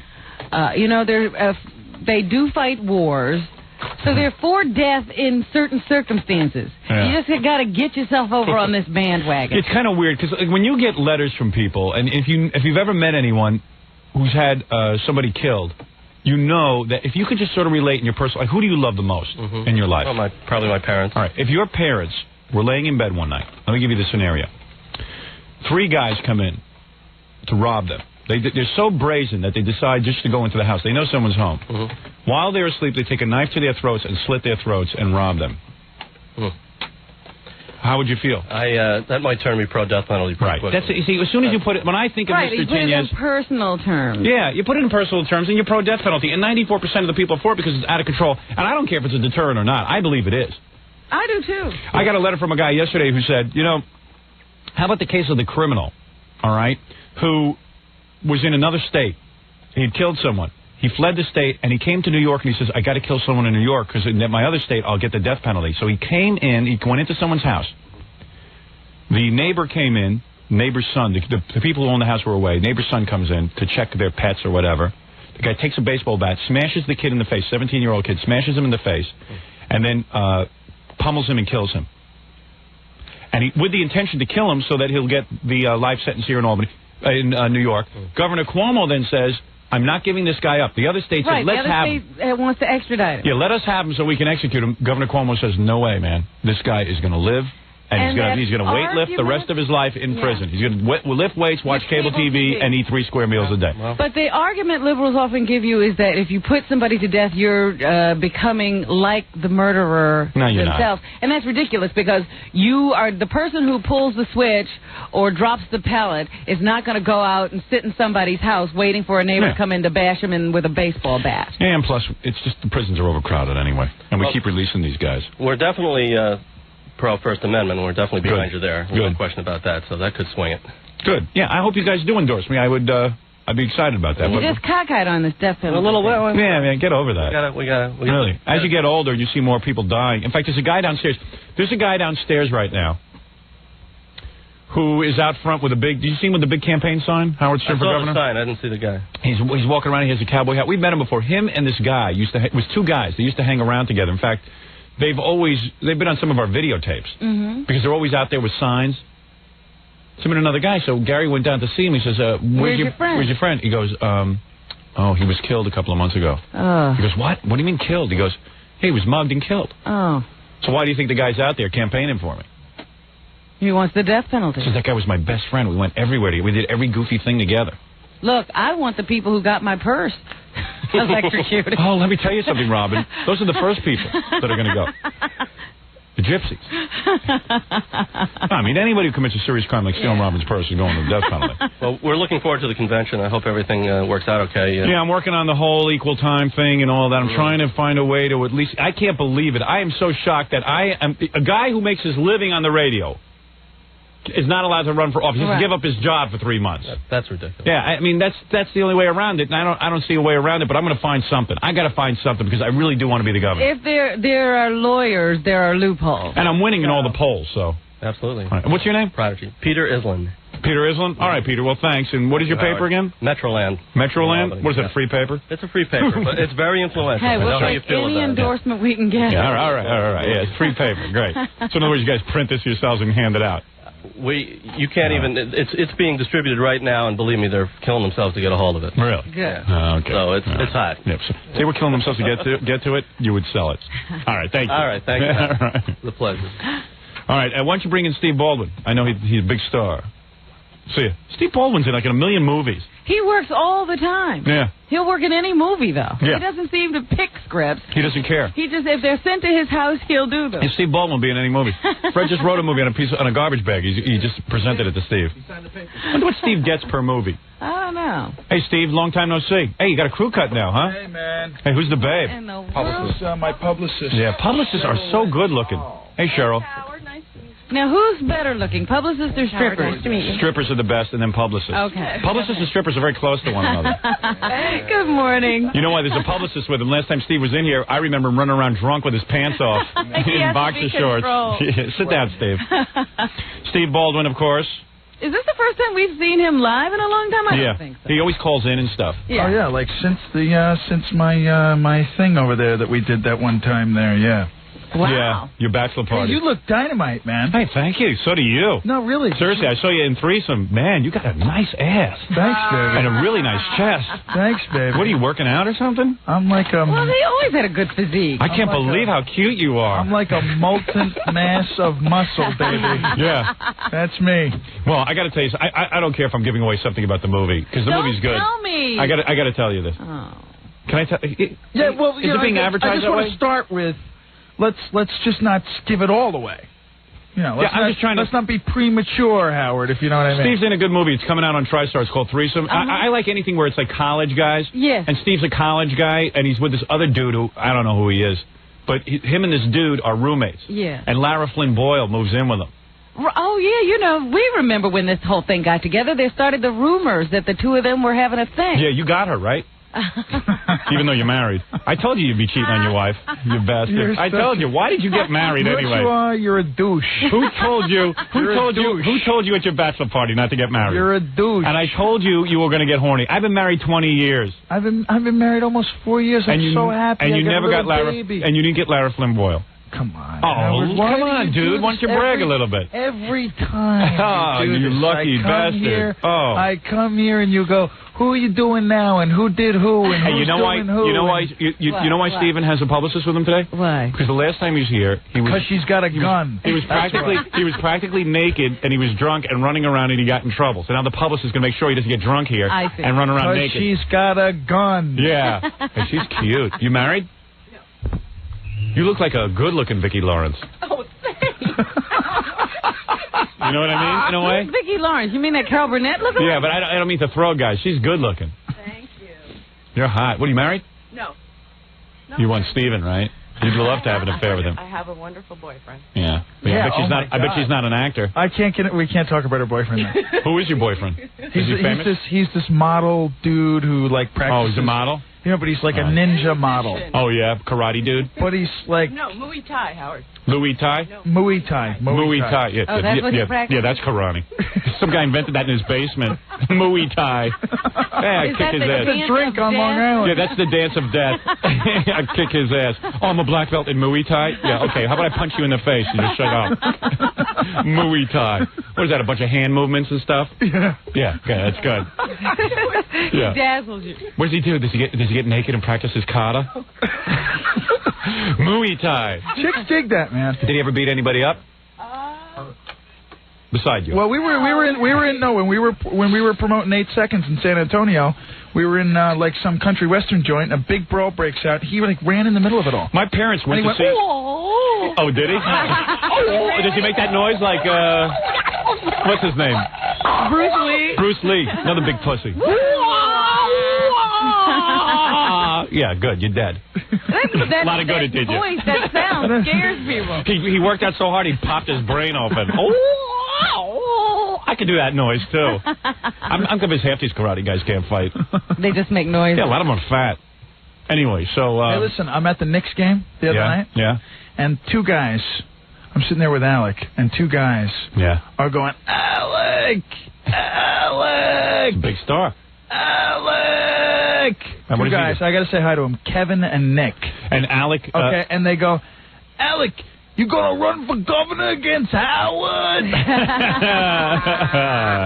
And like Shirley, you know, like Alec turns and laughs and waves, and like every 5 minutes, Alec. Yeah, he tries.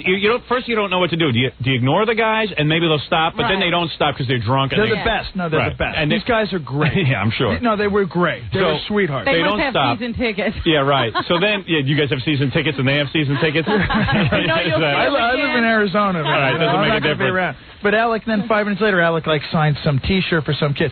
Alec, what'd you sign it? Howard for governor. Where was Kim? She's working in Paris. Oh, cool. Yeah. Oh, she's hot, man. So anyway, how about you guys aren't allowed to talk about Kim? Did you know your brother called in from a plane the other day? The Knicks, 14 in a row. How about them Knicks? Yeah, they're hot. They're hot. They're very hot. Yeah. Speaking of hot, Michael Jordan gets back in the game. That's the end of it. You're right. Hey, anyway, so here's the point. Yes, sir. My parents went to see 8 Seconds, the last movie Steven was in, and they come back and go, boy, that's a good movie. Really? Yeah, really good. I mean, they had a really good time. Really glad. Yeah, they had a really good time. My father said, you got to go see this movie. It's a really good movie. I said, yeah, it was like in and out of the theaters in 2 seconds. Well, no, it's you know what, man? New Line. Yeah, No. New Line. Oh, yes. No, marketing-wise. When I make my movie announcement next week, you're going to see it ain't going to be with New Line. Are you making a movie announcement? Yeah, I'm making. Well, I'm not saying anything. I can't say anything yet. Oh, let's talk about that later, because if it's the producer that talked to me about you, please, a friend of mine. please, no more said about that. Well, listen, you're very pimpy. Okay. And I know that. I know. You think, let me tell you Did you get Lara Flynn Boyle? We're the Baldwin brothers. We know everything. Did you get Lara Flynn Boyle, yes or no? No, Howard. Say, I swear to my Lord Jesus Christ, I did not have sex with Lara Flynn Boyle. First of all, my Lord Jesus Christ knows everything that I do. Are you very religious? I'm religious in my own way. Okay, good. That means you don't go to church, you don't do anything to support the religion, but you just, every once in a while, get nervous that there might be a God. So the prayer when he's in yeah, right. That was really good. Yeah, right. It's so funny. I was. So you're religious like I am. I was talking about religion with somebody the other day, and they were like, you know, this whole thing, it's like I'm sitting there and I believe and I practice, and I'm wondering, what if there isn't a God? And I'm going, you know what, man, you're just like, it just all went out the window. Right? Look at it this way. You see those people in the church the other day, and the church collapsed on their head? Yeah. How much of a God can there really be? Well, you know what I mean? You're in his house. Let me tell you something. In response to your question, right? This was very. You saw the movie. Yeah. I thought it was very classy. Threesome? And tastefully done. You talk about Threesome. Threesome. It's real good. My new movie, I think it's real good. Now, here's the. And Laura's a gas. We had a blast making this movie. Lara Flynn Boyle. They say her name is Lara. It's really Laura. But this Lara Flynn Boyle, the one from Twin Peaks. Right. She's got a rack on her, Robin. I mean, you and the rack. You have to see the body and supple, the ass. Supple but pouting. Oh, yeah. You had to do nude scenes with her? Pouting. Yeah. Were there nude scenes between the two of them? Well, let me tell you. I got to tell you this. 3 of us in bed. Oh. Yeah, I'm going to tell you what happened. 3 of us naked in bed. Howard was grinding. holding the tape. It's kind of like a homo thing. Oh. Steven. See, that's what I thought you were going to tell me, that he really wanted to get it on with the other guy. I'm not going to tell you which who wants to. See, it's going to ruin the movie for you if I tell you who wants to get on with who. Because I didn't know anything about the movie. I just want to clarify from right now. Yeah, right. Okay. I don't know. It's like Steven. I don't know. Like he ends up. This guy puts his hand on Steven's hand. I don't know, man. We had a moment. Oh, man. Was that accident or was that improv? Steven, is that a real tattoo or was that a fake tattoo for the movie? That's actually 2 of 7 that I have now. Oh, you really? Really? Yeah. Don't get too many because you're not going to be in too many more movies. As we go here progressively, I'll start to do my normal strip and show you my ass and show you my tats. And so he's got tattoos in there. Let's ease into it, Howard. It's the story of these 2 guys. They're roommates. Yeah. And one of the guys. Howard, how come your voice gets that tone when you talk about it? Because there must have been sex in it. Yeah, one of the guys. No, but he's like, hey, Robin, listen, it's about these 2 guys. Hey, come on, be quiet, man. I'm talking about stuff. I'm sorry. Otherwise, I'll start talking about your publicist. It's like how guys talk to girls on the telephone. Now, come over here and sit on my lap. Not you, I mean Steven. You have a really nice ass. Anyway, so, this guy, right, he goes to college. He moves in, and his roommate is Steven. Yeah. And Steven's like one of these guys who's like real sloppy and loves to hang around in his underpants. He just likes to be in his underpants all the time. Sort of hangs, right? Yeah, he hangs. But he's like a real slobby guy, and he's a sexist guy. Yeah. I troll. So all of a sudden, Lara Flynn Boyle, this piece of ass who looks like about 30, 35 years old, she's suddenly going to college. Well, she decided to go back. Yeah, she's going back. That's not nice. She's supposed to play a college girl. No, she's very beautiful. Right. But she don't look like no college girl. Not the one you've seen. Yeah, she don't pull that off, that's for sure. I've never seen a girl going to college. I've seen professors that look like that, but not college girls. It's no college girl.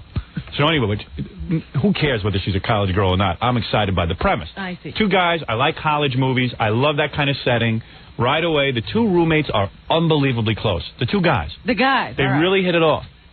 Steven corrupts the guy, got him smoking doobies and doing everything. And she comes in later. She comes in later. They think she has a guy's name. Right. So she moves in. And I said, when I got the movie, I said, well, this is going to suck, right? Because it's just 2 guys. It's just 2 guys. Suddenly, Lara Flynn shows up. Right. And things get interesting. And Steven's real good in it. Steven's a good actor. He's developed. He's learned over the years. Oh, really? You've seen him grow? I've seen him grow as an actor. I really have. There's a lot of maturity there. I think, there might be a career here for you as my agent. Yeah, believe me. I talk you up more than your agent does. We should talk, man. So anyway, so these 2 guys move in, and right away, one of the guys gets hot for the other guy. What? The other roommate gets hot for Steven.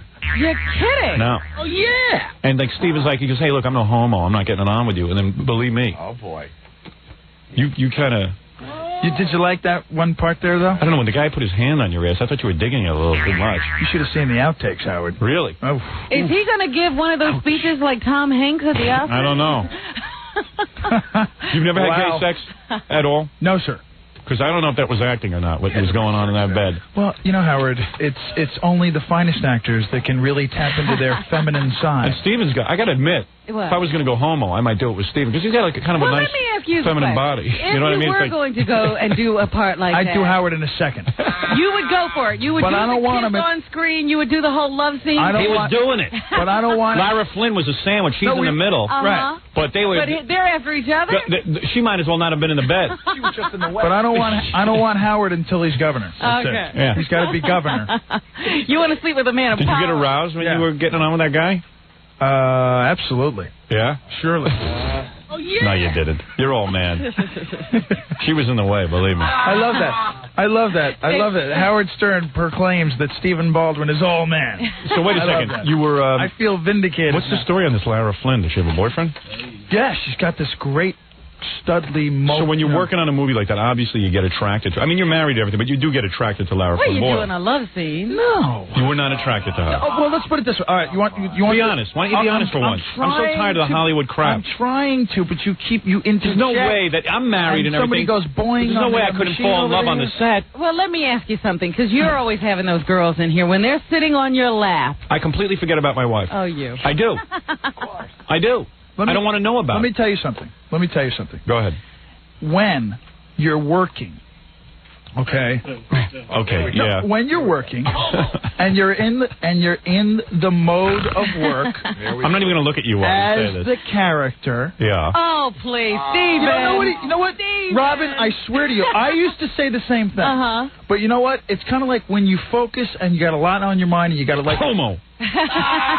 We'll put on a dress. Let me put it to you this way. When I'm doing a sex scene with a woman, okay, and my arm has to move at a That's not what I'm talking about. I'm talking about when you're working in close proximity every day, your rehearsals, there's a lot of downtime. And the camera's not rolling? The camera's not rolling, and you're hanging in her trailer. Buddy, come on. Oh, come on, dude. Dude, you're not being honest. I am being honest. You were honest. attracted to her. You get up you off wanted the her. bed from doing the love scene. All right, you go immediately back to your trailer. She goes to hers, and you never even talk. They hung out. They went drinking together. They went to parties. She was wearing short dresses. Let me put it in another perspective. Yeah. Are you asking me when I'm not in front of the camera and I'm doing what I'm doing right now? No. You're going to say, I swear to my Lord Jesus Christ, no. I don't. So you won't, take right? The Lord's name That's in all vain. I wanted to know. I don't take the Lord's name in vain. Yeah. But this is show business. I got to tell you what it's like. There's endless beautiful women. It's very difficult. Very difficult. Very difficult. Look at this. Fred is already feeling up your publicist. Look at that in the corner over there. He's turning me on. She turns you on, right? She's going for her gun. I can't even stand up. Going for her gun. And you're taking what you want. Can't even stand up. All right. Really not, Rob. What is it? Baba Booey. I don't think Steve's telling the truth because I know. I can speak from experience. Right. I'm sort of an actor. Right. And on 1-800-52-STERN, right, we were watching the lesbians, and I got excited. Yeah, you got excited on stage. Right. You want to know what else? I've done some scenes. Well, let me tell you something. There's a whole different story. If I was sitting there watching two lesbians, or I was but you were in bed with Lara Flynn Boyle. But Josh Jones was there. Come on. Oh, who cares? This Lara Flynn Boyle is built for sex. She is a great gal. Yeah, you bet. And the whole operation was completely legitimate and professional. How could you not get excited? I got excited just sitting at home watching The Temp. Yeah. He was excited. You know what it is? He's trying to keep that sham of a marriage together. Oh, geez. Why do you call his marriage a sham? I don't believe it's real. Oh, shoot. There's no way this guy could... I guess so. I never met your wife, though. She must be hot. You're going to look at me. You are going to look at me and say that. I'm just kidding. Oh, I'm you just kidding. vomitous man. All right, let's take a break. You're obviously upset. And you never look at Alec's wife, Kim Basinger, and you never sit there and go, No. Never. No, okay. Come on. I love my brother. Come on. He's the only one. Well, you're the only man in America who can make that claim. You think he didn't run out and get the proofs from those PETA ads she did? Oh, please. Playboy. Take off your shirt. You want me to? Yeah. Show Robin your body. I said, let's ease into it. This guy's in good shape. How am I looking? Hey, well, already I can see his arm. I quit smoking. Did you? Quit smoking a month ago. I put on about 10 pounds. I feel great. Yeah, good. Brag some more. All right, anyway, Steven Baldwin is here. Wait a second now. I just wanted to let you know that. Look at you, baby. Huh? Do I look handsome or what? Dude, you are like... I'm like the You are buff. You are buff. You're nice, too. But look at your complexion. I look good, right? Very fashionable look. And good, right. I've got it together. And the way the hair falls around your face now, like kind of like a all frame to your face. strategically planned. Okay, what was that hairdo you had? Let's talk later. On Saturday Night Live, remember? Let's talk later. Yeah, what was that hairdo you had? Stephen and Howard sitting in a tree. You might be a homo. You might not know it, though. A lot of guys don't know it. That's what the point of threesome is. This guy didn't know that he was homosexual. Now, you're going to tell me... Is that what you're going to tell me? Yeah, Steven's ass seduced him. He kept him staring. Seriously, the movie's about... He keeps staring at Steven's ass, and he goes, you know what? I like his ass better than Lara Flynn Boyle. And then all of a sudden, the guy goes homo. It's like the weirdest movie I ever saw, but it's really good. I really enjoyed it, by the way. I'm glad. You know what? Did you laugh? No. There's nothing funny about a guy all of a sudden realizing he's a homo. That's not funny to Howard because he has concerns. Yeah, I don't want anything happening to me like that. Don't bend over. You didn't laugh at my stuff. No. Did not laugh. You didn't laugh at my gyrating, thrusting? No. That's how I talk, so I thought it was very serious. I thought it was a serious movie. I did not find it a funny movie. I found it a serious movie. Thank God that the country isn't full of, like, baby Howard Sterns. Oh, there we are.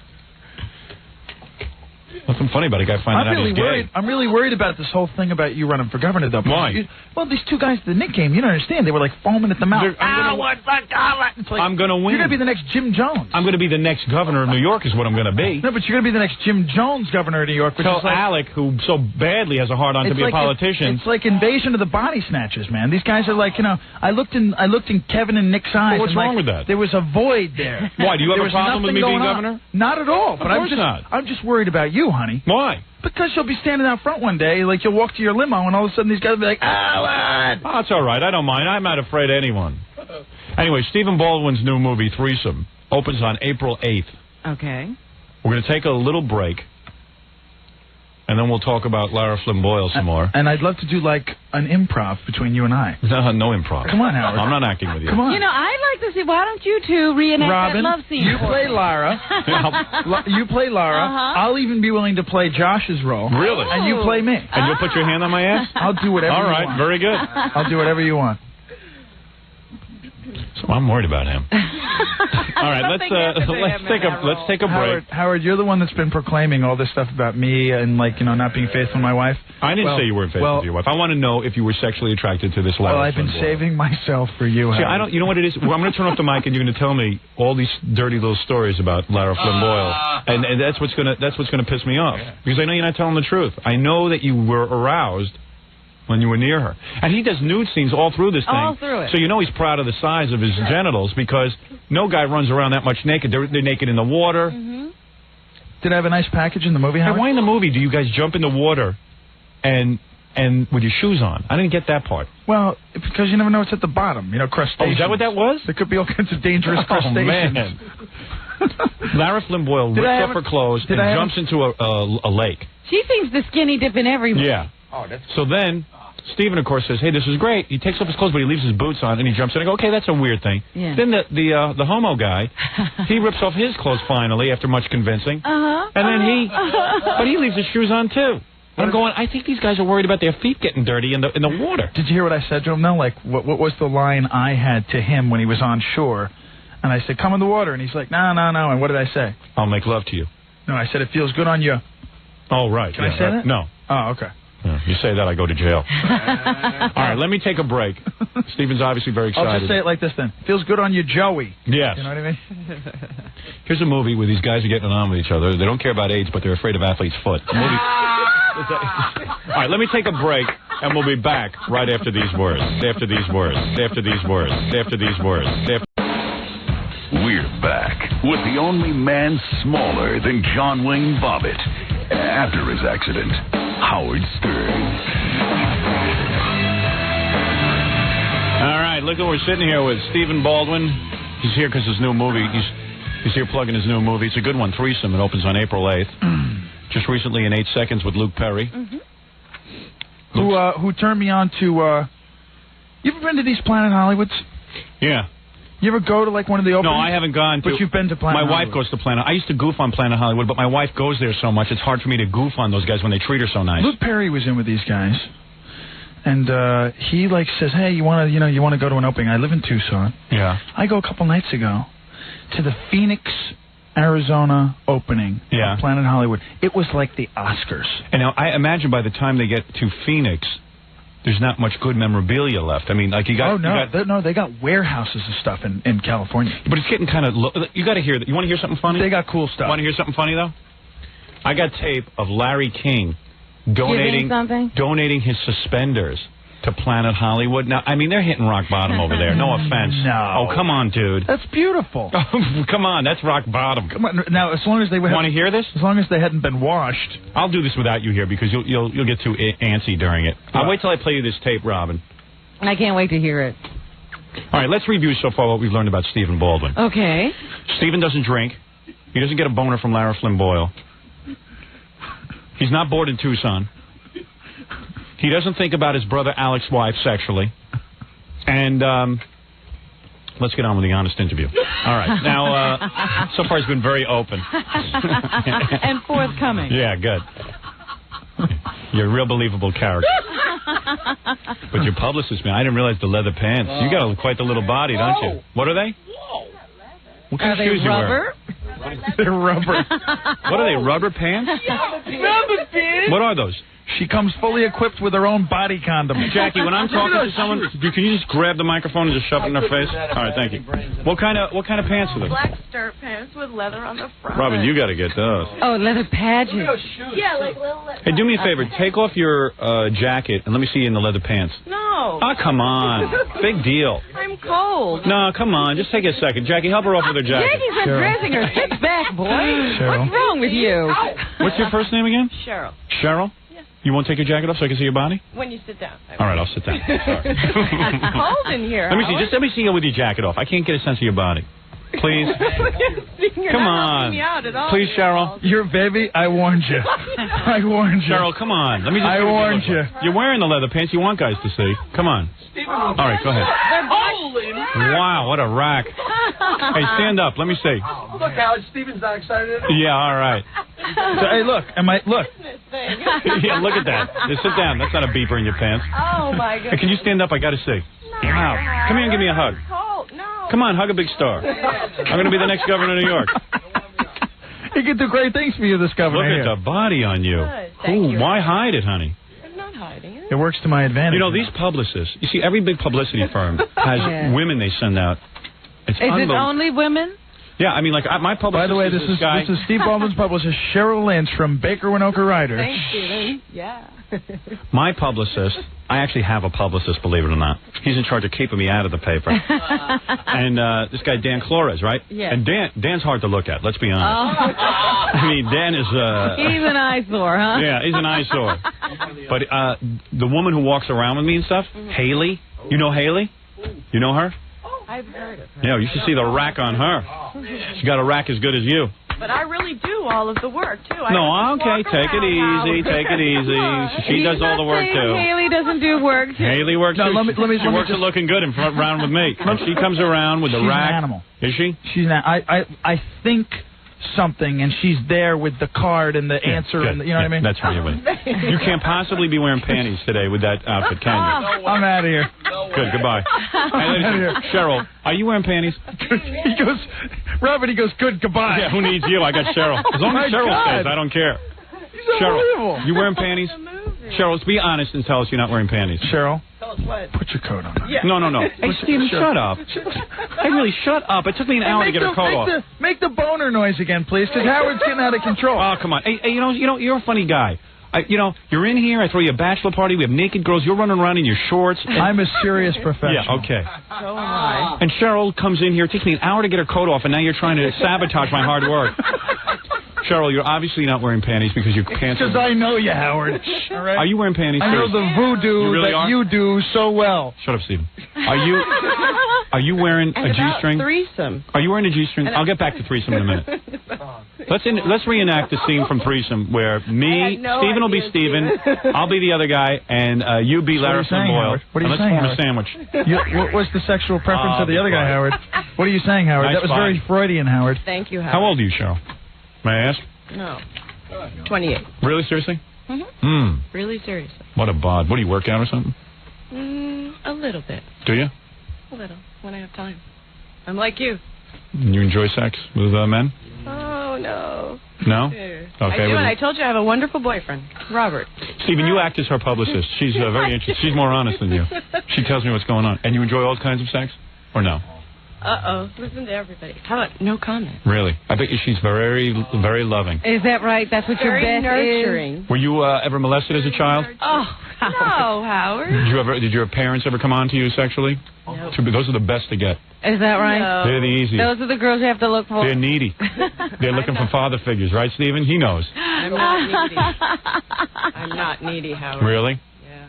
The best ones to find are where the fathers ignored them. Let me put some. I'll tell you something about God's honest truth. I'll tell you something about her boyfriend. All right. During a break. Really? Oh, I'll tell you. All right, you're not gonna. You're gonna. Why during the break? You're gonna worship her boyfriend. Really? When I tell you. Well, tell me. During the break. What is he, 25 inches? During the break. All right. And how would you know anyway how many inches? Look at the smile on her face now. And let me tell you guys. Let me tell you guys a secret. I'll tell you a secret over the air. Any guy out there who can't get laid, you find yourself a girl with an effed up family, and you're gonna get her, and she's gonna need you and depend on you and sugar daddy you. How do you find her? Oh, come on. The bars are filled with them. Hand out a survey. Did your father ignore you? Yes. Okay, I'm your man. They are the most loving girls. A one-question survey. Yeah. I love that. Your father ignore, excuse me, ma'am. Did your father ignore you? Yes. Can I buy you a drink? Screw the drink. Let's go to my place. I'll never abandon you. I'll pay attention to you like never before. Let me buy you a shot of Avion and let's get out of here. You know? Obviously, you get a lot of guys, right, with your looks, right? It's not a difficult proposition. I really work all the time. And when you go to the beach, 7 days do you ever go to the beach? Yeah. Would you wear a thong to the beach? No, I wouldn't. But you wear bikinis, right? No, I prefer one piece. Really? Actually. Very intelligent woman. I really do. Uses her looks to her advantage. No. She's a very powerful woman. Thank you. What's with you, man? I'm impressed. Really? She's an excellent publicist. I'm a serious guy, now. Haven't you seen Steven around a lot, Howard? So anyway, Steven's been working very hard this year. You know that Steven's been in 7 movies this year? I would believe that. And he's working very hard. He claims not to have been sexually attracted to this woman that he stars with in Threesome, Lara Flynn Boyle. Threesome's great, but this movie I did that went straight to video. What was that? Oh, you gotta see it, man. Oh, I saw it. Bitter Harvest. Saw it. You saw it. Is that the one where you and the play two sisters? Yeah, I saw it. Yeah. I saw that one. That was good. But you get a lot of nude scenes and everything. He plays this nerdy guy who inherits some stuff. You saw it? No. How'd that pass me? I don't know, but I saw it. And then I did a cable movie for the USA Channel with Lisa Bonet. What's her story? She's terrific. What is she, mulatto or octoroon? She is mulatto. That's mulatto? Yes. Okay. I like her skin tone. That's the skin tone I like the best. You don't like black people then? You like mixed people? Right. I see, okay. I don't like them too dark or too light. Too light turns me off. When did you get to choose? I've never chosen. No one ever gave me the opportunity. But you would if you... Oh, okay. You ought to be... You know what your next movie ought to be? You ought to do a movie where you have sex with your publicist before you do a radio interview. Wouldn't that be a good movie? Where's the plot? You write it, Howard. Now let's rehearse. Send it to my office.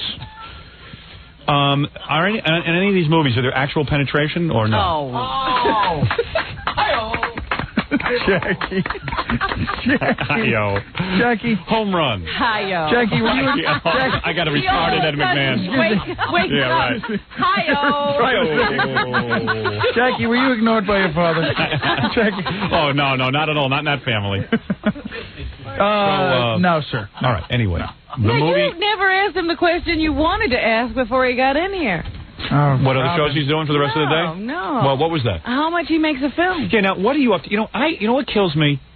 Huge. I have been in the middle of talking with different studios about movies. Yes. Huge. My movie is going to be a big grossing movie. Now, only what's because, up with that, man? Excuse me. Can I be in your movie, please? We'll talk about it. All right. Okay. I don't know if there's an actual part for any guys better looking than me. Anyway, so you ugly yourself up. Fine. I don't care. Yeah, put on about 50 pounds and you'll be in the movie. So anyway, the point is, there's a hot bedroom scene where you get to do me. Anyway, here's the point. I'll talk to you about it. There's actually maybe a little cameo for you. Thanks, baby. Throw me a little bone there. All of a sudden, it's Robert Altman with the cameo. Throw me a bone. I'm going to put you in a big movie. There you go, babe. What was the budget on Threesome? Seriously. It's an expensive-looking movie. But it wasn't. Well, how much was the budget on that? It was less than $2. Really? Less than $2. And it got done, and it was just, it worked so well. Now, what do they pay a guy like you for that? Are you in the $1 million league? A film? No. What are you, about 400,000? I got you pegged at per film. No. More. Yeah. 600,000. Are you in the 600,000 to 700,000 range? What are you making for your movie, Pally? Oh, I'm not going to tell you, Pally. Pally? Now, where you been? Who you been hanging around with? Captain Janks. Who you been hanging around with? Mickey Rourke? Now you know how this all works. Yeah. It's what your quote is per week, right? What is that? But you know how it all works. Yeah, I know how it works. It's based on what you made your last movie. Saying 400,000 and $1 million, it doesn't matter. It doesn't matter. It's like, let's put it this way. Now, if I did a movie that shot over 10 weeks, yes, which most movies are now being condensed and done short and blah, blah, blah. Even the big studio movies, they're trying to condense them down to as few weeks as they can. Yeah. If I did a movie over 10 weeks now, I'd be in the $1 Million Boys Club. You should see the... Like when you do a movie deal, they have to specify your hours, your contract calls for like when your shooting days are and times. It's really cool. It's really cool, Hollywood. But the thing is that Billy doesn't work. Billy? As much as Billy's an animal. Steven does. No. Billy's an animal. Billy gets like $3 million a film. Well, how do you manage that? I don't know, but I'm going to tell you something. That's smart. A joke. Because, no offense to your brother, he doesn't pull anyone into the theater. Sure he does. Excuse me. No offense. He doesn't pull anyone into the theater. He doesn't write the movie. He doesn't bring me. I'm automatically bringing in people into the theater. Let me tell you something. Give me $3 million a film. Let me tell you something. Excuse me. There's nothing to talk about. I did a TV show. Yeah, excuse me. 18 million people watch me every week, right? Excuse me. Fine. Yeah. I walk anywhere I walk. Yeah. With him. Yeah. Everybody knows him. Well, name a movie that he made money in. It doesn't matter. Doesn't make it. What do you mean it doesn't matter? You want to know how the business works? No. All right, I want to tell you something, Pally. All right, hot dog. Hot dog. Don't you call me hot dog. The point simply is, these people, they do marketing tests. They know. They hold up Billy's picture to 500. They hold up Billy's picture to 500 people. 500 people realize Billy pulls in 5 people. His family. Yeah. They're going to pay him the big bucks. Quiet. What did he tell you about Sharon Stone? Yeah, did he get her? Did he or didn't he? He got it, didn't he? Son of a bitch. Billy got China Phillips, too. How's that action? Yeah, how's that? Do you ever see that? Do you ever see that at your house? What? You ever see that at your house? What do you mean? She ever come over your house? No, I've seen her in L.A. with Billy. Oh, yeah? Where, at their house? No, at, Japanese restaurants in Santa Monica. What does she wear, those little tight dresses? No, she wears potato sacks, Howard. She wears potato sacks. That's it. You know what's funny? What? He's talking about how wherever Billy goes, he gets recognized. You know what I heard? Kim Basinger doesn't even recognize Billy. Oh. Seriously, at family reunions. Did you see Saturday Night Live? Get him out of here. Did you see Saturday Night Live? Yeah. Isn't that great, the opening monologue where Kim goes, Alec, I have to confess something? What was that? Early on in our relationship, I thought I was dating Billy. That was good. That was brilliant. After that, though, they wrote crummy material for Alec and Kim. Did you see Canteen Boy? Terrible. Did you see the show? I saw it. With Alec doing the canteen. That was pretty good. That was awesome. That was good. That, I got to admit, was good. I like the Family Feud thing. Yeah, that was good. Actually, maybe there were a couple of good sketches Did you see him making out with that guy? Sucking on what's-his-name's fingers? Yeah. Your brother's weird. Adam Sandler? Yeah. Ugh. I love Adam Sandler. You suck on my fingers. I'm jealous. So when you were with China Phillips, do you ever go swimming? Oh, Howard, your fingers are so big. Do you ever, when you're like with China Phillips and your brother Billy and stuff? No. It's got to be cool, though, when the family gets all together and all these hot models and stuff, right? Get around and actresses. I mean, you know, the wives and girlfriends. I mean, it's got to be incredible. I was doing an interview yesterday, and this guy's like, so what's it like Thanksgiving, you know, over the holidays with you and your family? Is it like the Oscars? Yeah, right. It's like, that's right. Are there floodlights? There's Kim Basinger. I mean, but as a family of boys who grew up on Long Island, as a family of boys, like all of a sudden you guys all look at each other and go, wow, look at what's going on. Like when you all get together, is it wild? Like you got your beautiful wife, and Billy's got China Phillips, and Alex sitting there with Kim Basinger. And Daniel says his wife is no slouch. Oh, his wife is gorgeous. Oh, really? She's meaner than a snake, like all the rest of the women in our lives. That's not. I heard he was dating the fat girl in Wilson Phillips. Oh, no? No? Look at your publicist. She's untying her top. She's getting horny. Oh, is that what you're doing? I thought you were untying your top. Yeah. Sorry, Howard. All this sex talk is making her nuts. I can't take it. I can't. Come over and sit on my lap. You want some sugar? Oh. Not you. I mean Steven. Seriously, what happened when you're sitting there? Like, do you guys like slap each other five and go like, "Wow, can you believe what happened to our family?" Seriously, is it wild? I mean, your poor dad. He's probably sitting there going, "Wow, look at my sons. Look at We're too busy. We're too busy." No, come on, seriously, is it wild when you get together? You know, do I? Is everyone like flipped out? Do you know? No, I don't like. You know, when you guys were in high school, I you didn't throw score like Alec that. some look and like slap him a high five. No, I don't do that. I go, Kim, hey, Alec, hey, baby. You know, no, I don't do that. And does Kim dress foxy for like these family? Knock reunions? me out with one punch. Does she dress foxy for like the family reunions and stuff? No. No. She's a, you know, a lot of people don't realize she's a very. What a family. Yeah. Why couldn't I be born into a family like that? With a little bit better genetics. God, my genetics are awful. Boy, I've had to overcome so much. When the mic's off later, you gonna tell me about this movie you're doing? Yes. I'm very impressed. Oh, you're already. Think about this now. No. You are already. What is this word that you guys say about blah, blah, blah, blah, gubernatorial candidate? What is this word? Gubernatorial. Gubernatorial? You never heard of that word. I'm thinking like Kukla Fran and Ollie. Read a newspaper instead of having sex with all these girls. He's a Kukla Fran and Ollie candidate. What is that? Hey, I saw you in the tabloids with a photograph of some girl. It was Lara. It was Lara. It was Lara when I had dinner with her before the movie for the first time. For the first time I ever met her. But you were about to what I want to know is, do you realize that you were a Kukla Fran and Ollie candidate? Yeah. And the king of all media. Right. And you've never even done a movie yet. No, and I purposely not. I've been asked to do cameos. But do you understand, like, the... What is it, Baba Booey? I just answered the hotline, and he goes, "Hello, Gary, Alec Baldwin. My little worm brother on." Little worm No, brother. it's not him. It is. Get out of here. Hey, Alec. Yeah, can you hear me? Yes. Oh, no. Go ahead. Hey, man. What are you doing, man? What are you doing? What do you mean, what is he doing? No, I'm talking to you, Howard. Well, what am I doing? Howard, you get him on there. He's gonna say whatever it takes to entertain you. You're taking advantage of him. We're okay. No, I'm doing good, man. Howard, if you said Steve, let's talk about when you had sex with animals. He's gonna go into it. I know. He's out of control. He told us about the goat. I know. He's gonna say whatever it takes, man. Did you see his new movie? None of what he said to you is true. Alec, it's I thought. entertainment. Where's Kim? How come Kim never I thought called? me and you were going to take that to the grave, man. Hey, be quiet, Steven. Hey, Al, I got Alec on the phone now. Shut up. All right. Hey, Alec. Yeah. See, this is how I lure you out. I get Steven on the show, and right away you pop on. You get nervous. Where are you now? Very nervous. Where are you now? Nervous. What are you on the set? What am I on the set? Where are you? I'm at my house. I'm at my apartment in the city. Oh, you're here? You can vote for Howard then. Yeah. Oh, I'm here. Did Steven tell you the story about the garden? Yeah. Yeah, I heard. Oh, Jesus. What, do you go to the Knicks games? You like to be seen there? Yeah, that's great. I'm thinking of going to be seen there myself. What do? You get some seats, and then what do? You get bodyguards walking you guys in? No, How do you work that out? And I have these kind of like insane people. I mean, in the middle of the Knick game, you hear this voice above all of the noise of the garden. You hear this voice rise up and say, "Hey, Alec, you going to vote for Howard?" Yeah, well, are you? Am I going to vote for Howard? I'm going to be the next governor of New York State. You know, Howard, I want you to be the king of all media, but I do not want you to be the governor of New York. You realize what just happened on the show? What? We went from talking to a guy who makes $400,000 a picture to a guy making $10 million a picture. Wild, all in one fell swoop. Wild. You're cruel, Howard. What's that like? 10 I love million. you, Howard, but you're cruel. I know.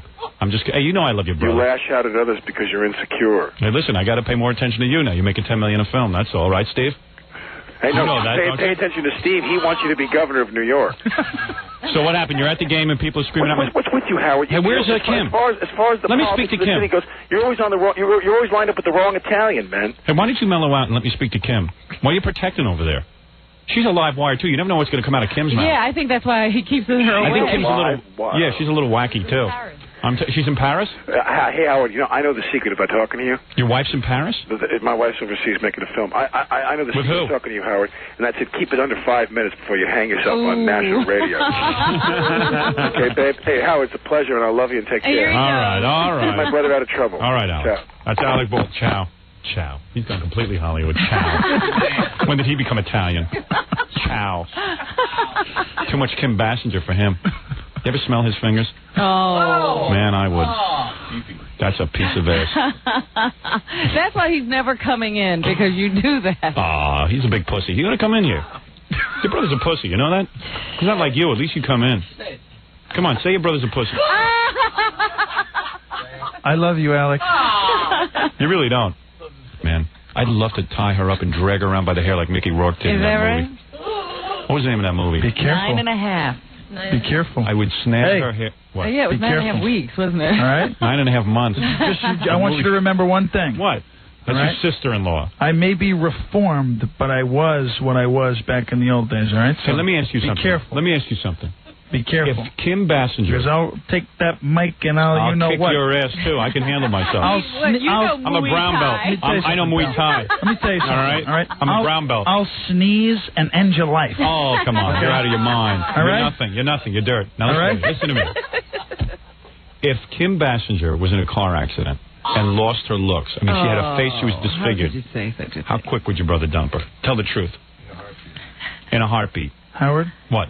Tell the truth. I'm a smart guy, right? Come on. Answer the question just for once, honest. On the way to the hospital. On the way to the hospital, he'd dump her, right? You want me to do my usual? You want me to do tell me about your wife, Howard. Let's Beautiful. get serious. I love her. You dump her? No.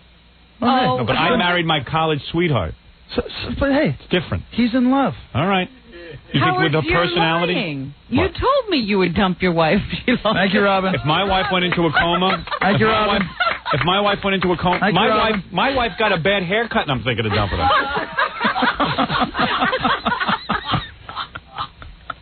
All right, look. The movie is called Threesome. It's fabulous. It's a very, very good movie. It really is. Funny. It is. I didn't think it was funny. I thought it was good. I thought it was a serious film. I thought it was like Schindler's List, actually. I wasn't laughing. I liked it. I like this Lara Flynn. I like you. I like the chemistry. That other guy I could have done without. What? What is it? Like the publicist wants to say something. Go ahead, say something. Go ahead, interrupt the great interview I'm doing. What? Oh, my pool tournament? Thank you. And the threesome message about the condom.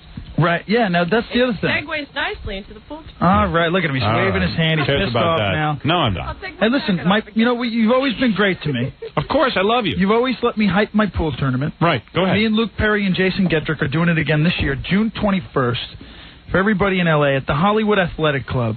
And what happens there? You raise money for who? For AIDS Project L.A. So anyone who comes in there? Anybody who wants information can call Hollywood Athletic Club about the APLA Celebrity Pool Tournament at the Hollywood Athletic Club, June 21st. Me, Luke Perry, and Jason Gedrick are hosting. Who's Jason Gedrick? He's an actor. Oh, sorry. Never heard of him. He was in that Iron TV Eagle. show. He did Iron Eagle a little while with what's her name? He did Crossing the Bridge with me. Did he? And Josh Charles, who I did a movie before. He didn't stand out in any of those things for me. He's terrific. He's outstanding. I forget the name of that show with our little friend. But who Charles in Charge? Class of 96. Right. That was good. Who are we going to get? We got already people responding to the pool tournament. It's called Pool Aid 94. Okay, good. And you're raising money for AIDS. That's it's called nice thing. Pool Aid 94. That's a good charity. Oh, you know what? And when I was at this... Did you guys find a cure for that yet out there? When I was at the Phoenix opening of Planet Hollywood, I was... You know who was there? Who? All of them. Jean-Claude Van Damme came up to me. Oh, really? He goes, what do? You work out? I said, yeah. He was like, he's like, tell him he's going to do some movie. Oh, yeah? Street Fighter in Thailand. He gets laid a lot. Oh, he's a maniac. Yeah, he's married. This is like his fifth wife. He's married. I met his wife. And he's got a new girlfriend. That's not his wife. No, it's his wife. What is it, Bob? They got married? Now, there's a Baldwin on the phone that I've never heard from before. Which one is this? It's not Billy. No. No. Michael? No. Mel Baldwin? No. It's Jane Baldwin. My one sister? of your sisters? This is Jane Baldwin? She saw a threesome last night. Is she good looking? She's cute. Because, you know, it would be a shame to be in a family all good looking guys and have an ugly sister. What do the sisters do when, you know, Kim Basinger and all that? Yeah. Put her on. Jane Baldwin. Hey, Jane. Yeah. Shane Von Bulow. Hey, Steve. Shaney Von Bulow. Hi, Jane. How, Jane, just really how quick. old are you? Before I miss out on the opportunity, Jane, be very careful right now. How old are you? You're in a den of sharks. All right, then I'll just hang up then. No. How old are you? Like, where do you fit into the family profile? How old are you? She's a year older than me. 29? 29. You want to be an actress? No. What do you do? I want to say one thing to Steven this morning. That's the reason why I called. How proud are you of your brothers doing so well with all those girls? Well, in the movies, I'm very proud of them. And when you yeah, in other words, off camera you're not because of the shenanigans. I'm very proud of them all the time. What'd you want to say, huh? Are you real good looking? She's gorgeous. I'm a physical therapist. Oh, really? Gorgeous. So if someone has a bad back or something, you help them? Sure. Jane. And what do you do? Give them hot tubs? Jane. What? Excuse me, I'm just trying to interview your sister. Jane, watch this guy. Hey, Steven, let me just talk to your sister. He's like hypnotizing. You got to watch him. So you have I'm a huge Howard fan. I love him. So you have a need to help men, is what you're saying. It's too late. You're a physical therapist. It's too late. It's too late. She's already roped her. Right there. I'm going to, what do I do now? Hey, shut up I already. love Howard. The woman called in to be interviewed. Well, Steven's trying to protect me. Listen, I have to say one thing. Are you married? Steven, stop calling me a doctor on national television. We talked about that in the limo. What do I say? Cheryl, control him. What do I say? I'm a sports medicine physical therapist, not a sports How the hell am I going to remember all that? Yeah, what is that? You're a doctor. Jane, You got to pay me to remember all that. He got the sports medicine right, but the doctor part, and he realized that was like an error after we were in the car and it was all over. He was, he wasn't. I even said that in the car, in the limo on the way over to Howard. Excuse me, you want me to interview your sister or not? Or are you two yentas going to talk about stuff we don't care about? Sit and listen about whether she's a doctor. Who cares if she's a doctor? Let me get this straight. Now talk to Well, Howard. that's what I called in to tell. What color hair you have? Blonde. What's your measurements? I'm not going to discuss my measurements. Don't give How me your much do you measurements. weigh? Don't Shut give up. me your measurements. How much you weigh? Howard. How much I'm you not weigh? going to talk about that. I She's just really built. wanted to say Is she that really? to Steven. She's beautiful. She's hot? And She's let him beautiful. know She's married. Oh, yeah? Doctor on Long Island. She's great. She's not a doctor. She's a physical therapist. She's a doctor. Oh, no, okay, Robin, what's the whole title? So if I needed physical therapy where you would put me in a tub nude, right? You put guys in tubs nude, right? Never. Do you ever do that what they call water therapy? Hydrotherapy? Sure. Yeah. So a guy comes in, what is he wearing? Trunks? Sure. Whirlpool. So you wear what? What do you wear for that? Short shorts? No. Do you have to get in with them? Do you get in with?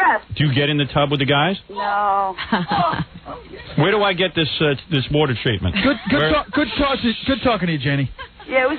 Are you at work right now? This is great. She's at work. There's a guy in the tub right now in trunks. Drowning. She's rubbing his toes, talking to Howard Stern. So when you help a guy with a back, let's say, you give him exercise and you stand there with him while he's in the tub? Sure. And then what do you do? What do you wear? Good talking to you, Jenny. Exercises, 1, 2, 3, bend your knee, straighten your leg, all that. Now, I have She helps people, Howard. Is the water cold or hot? She helps people, It depends. If you have an acute injury, it's cold, And you're really cute, so a guy would be sitting there and get to look at you while he's in the water? Jane?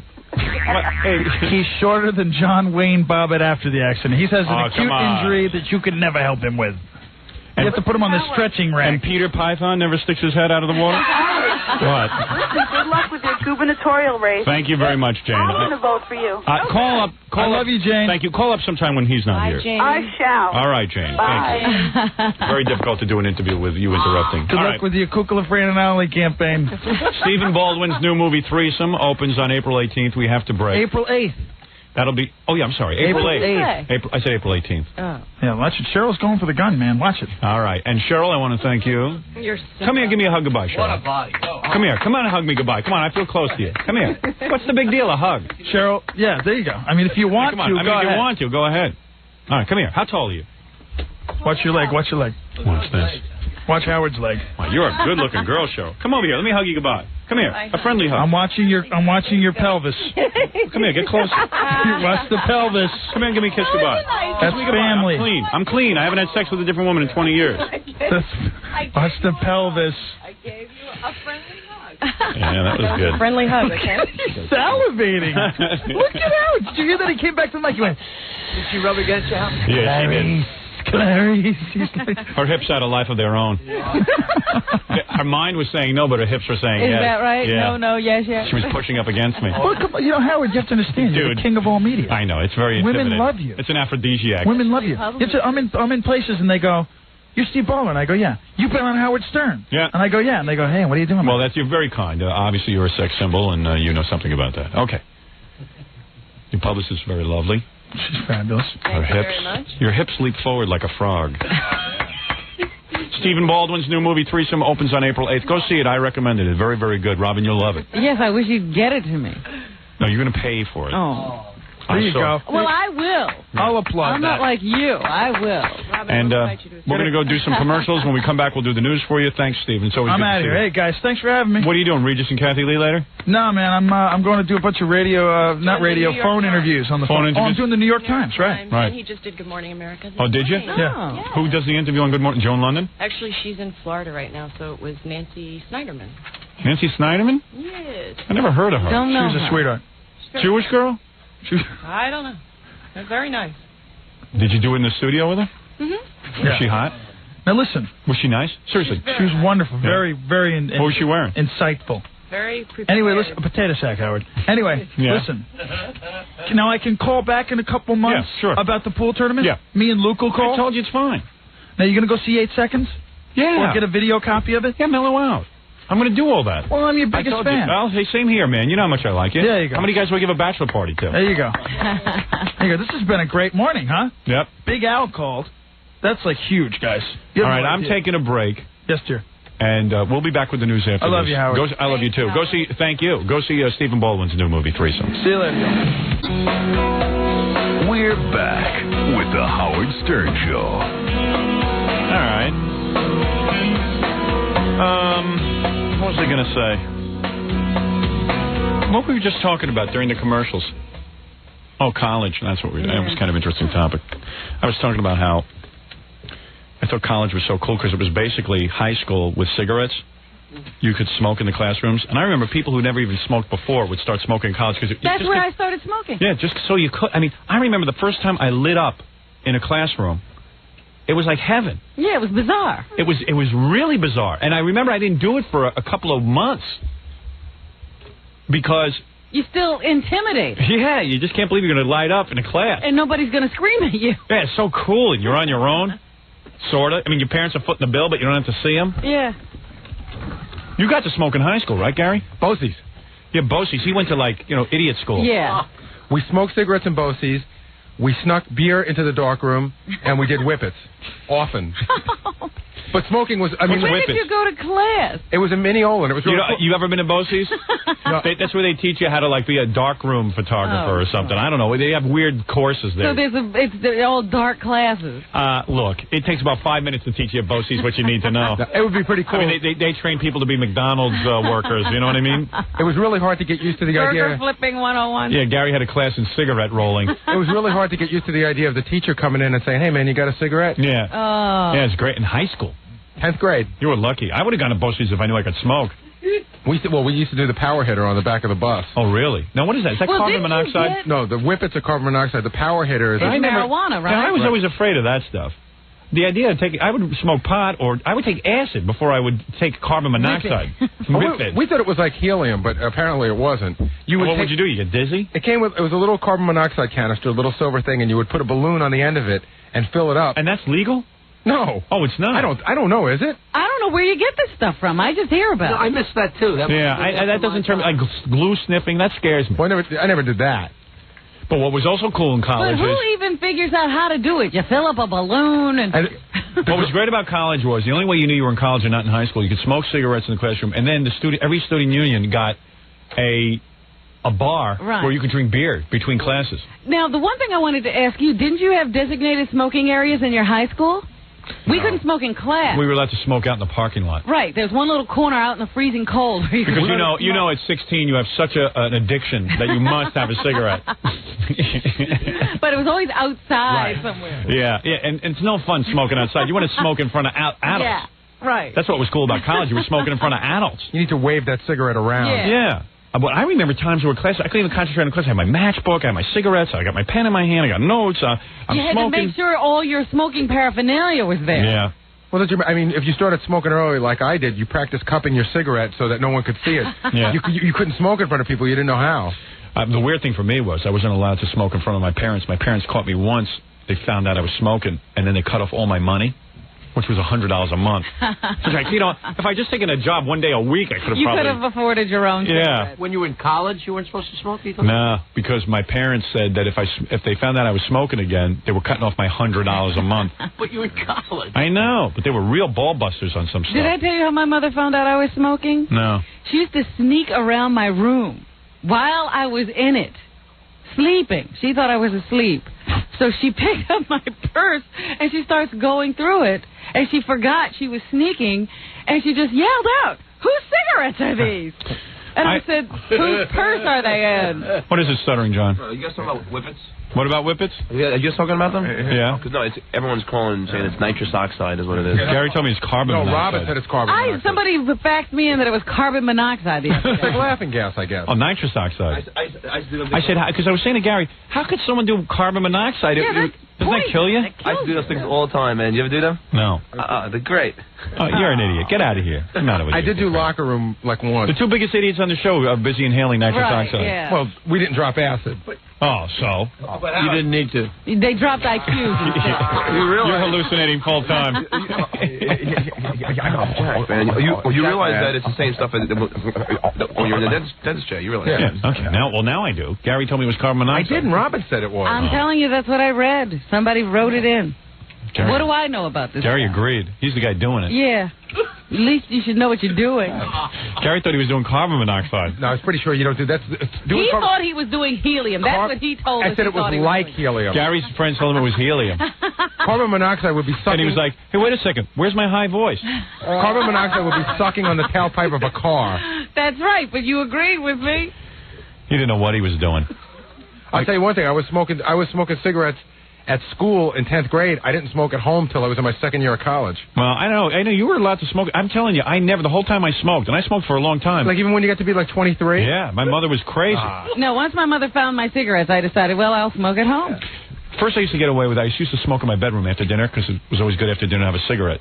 So you'd run upstairs? I'd run upstairs, have a cigarette by the window, and blow the smoke out the window. My mom caught me one time smoking a cigarette up there, and I just chucked the cigarette out the window, and the room was filled with smoke. And she just came in and she said, what are you smoking in here? I go, I'm not smoking. I don't smoke.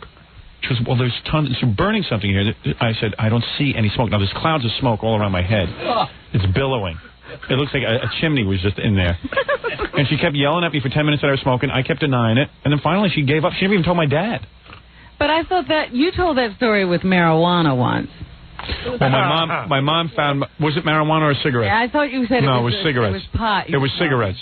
It was cigarettes, I think, not pot. But were your parents... Might have been pot. I don't know. I used to smoke up. I had pot in my bedroom. I had pot everywhere. And my mother, I don't know. She was convinced, God bless her, I was innocent. Were your parents smokers? I think my mom found my pot once when she was dressing me. My father used to smoke a pipe and cigars. He did whippets. And my mom, this is really kooky. My mom used to smoke cigarettes but wouldn't inhale them. You're kidding. No. I can't imagine your mother smoking. My Aunt Sally's a big smoker. Uh-huh. You know, real big smoker. And I guess she told my mother that she ought to chill out and smoke because she used to always be so uptight, my mom. Uptight, huh? She says, well, you know, if you smoked, you wouldn't be so uptight.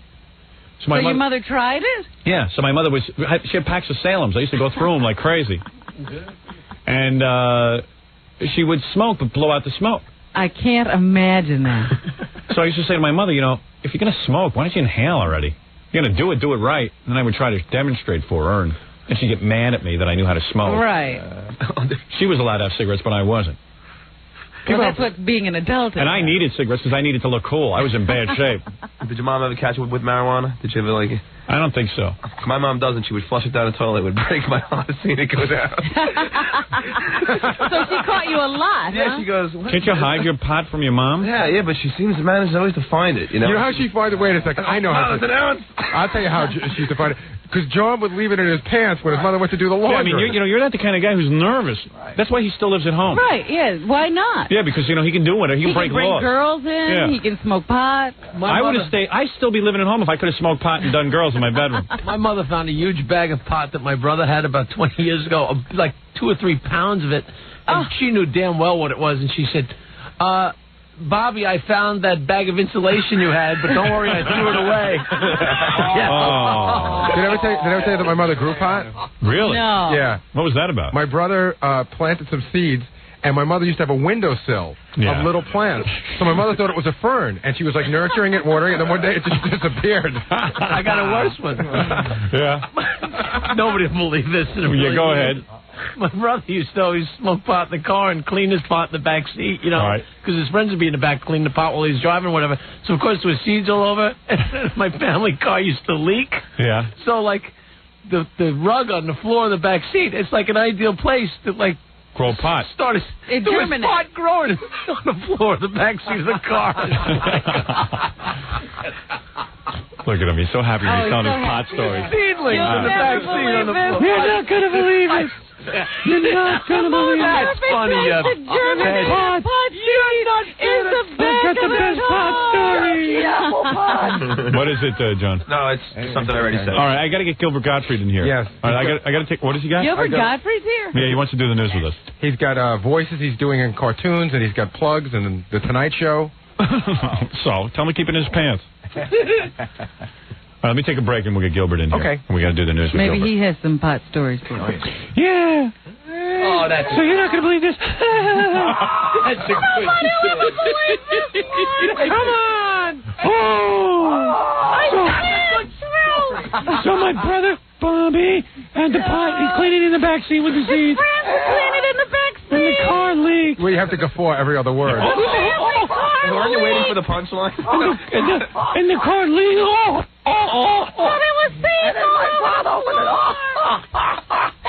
It's a good enough story that it's worth taking the heat.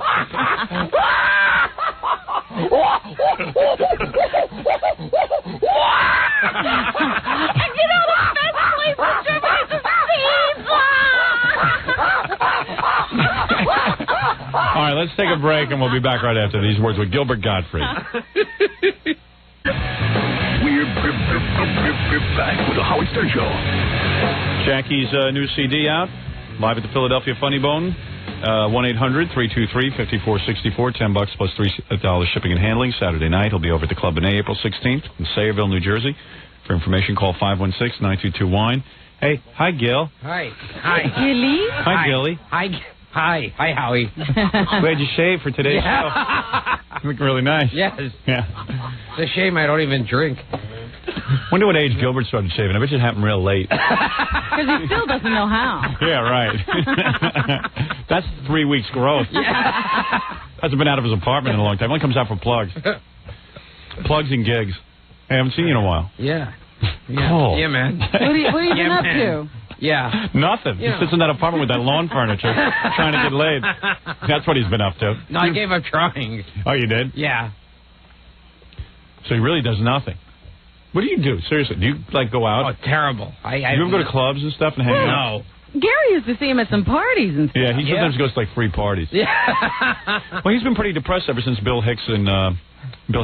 Yeah. And Larry Amoros got in trouble. Got in trouble. Yeah. Because I always feel for other comics. Did you hear about that? Oh, yeah. Yes. Larry Amoros is this comedian. You know him, right? Yes. And did he ever try anything on you? Did he ever try to measure you? No, I'm really... I can't even get laid with him.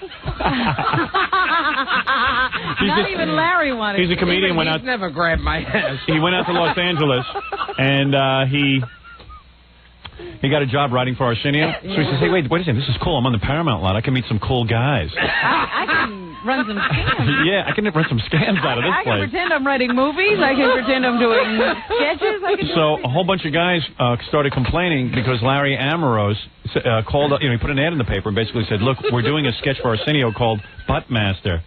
And, which I could really picture them doing. Yeah, right. Like that would really happen. And all these actors showed up, and we know all actors are desperate, so they basically all pulled down their pants. They would do anything. Larry said, always nudity on the Arsenio Yeah, right. show. And Larry Ambrose said, well, look, we have to measure your buttocks and make sure it's flat for the sketch because he wants flat buttocks. So anyway, it's a camera thing. He started measuring them and stuff, and now all the actors are suing because they say they feel very stupid. How do you get money with good for reason? How do you get money for being stupid? Either you be my producer or you get measured by Larry Ambrose. Someone measured my ass. I feel stupid. Yeah. It was for the Arsenio show. How many times have you seen on the Arsenio show, like, people's naked buttocks? Yeah. A bunch of naked guys bending over on the Arsenio. So now 15 more guys have come forward after hearing about it on our show. They heard you could That's why sue. the show does a good service. That's why this show's great. That's why society's so great. Like, as soon as people hear about it, they want to sue. Yeah. Oh, other guys are suing? We'll sue, too. It's great. Everyone has a suit. Yeah, I pulled out my pants, too, and bent over. Oh, yeah, I think I was measured by Larry Ambrose also, Robin. I remember totally Kate slipped my measured. mind. Yeah, didn't it happen to you, Gilbert? Yeah. Oh, yeah. Oh, yeah. I forgot all about it. Remember that time you need to be measured for that? Can't say that. Can't say that. Okay. All right. On my ass. Can you Somebody say shoved a ruler on your ass. On my ass. Okay, good. That's fine. It's just like one word. Right. So anyway, didn't Eddie Murphy measure your sphincter for that movie you were in? Oh, I guess not. Different guy. Anyway, so the point is... Well, I said I was an accountant. I had to show my ass. Now a lot of guys are coming forward and saying that their genitals were measured. Well, yeah, but that was for a different thing. That was for a movie. Yeah, that Larry was working on at a Paramount. Yeah, for a movie, I'll show my genitals. So it's your ass for TV. And Did you hear what he said, though? This was yesterday's story, Robin did. So he said to him, look, if you're going to be in the movie, we need to see you aroused and also flaccid. Seriously. So he gave him dirty magazines and let the guy... And tissue. Oh. So it's a very thorough. What do you think of that? Isn't that wild? Yeah, it's for Bill and Ted's Excellent Adventure. We need an erection shot. Yeah, we decided to make it R-rated. It won't be too dirty. We need you nude, spread-eagled on the parallel bars. So we can see what's going on. It's a gymnastic movie. Yeah.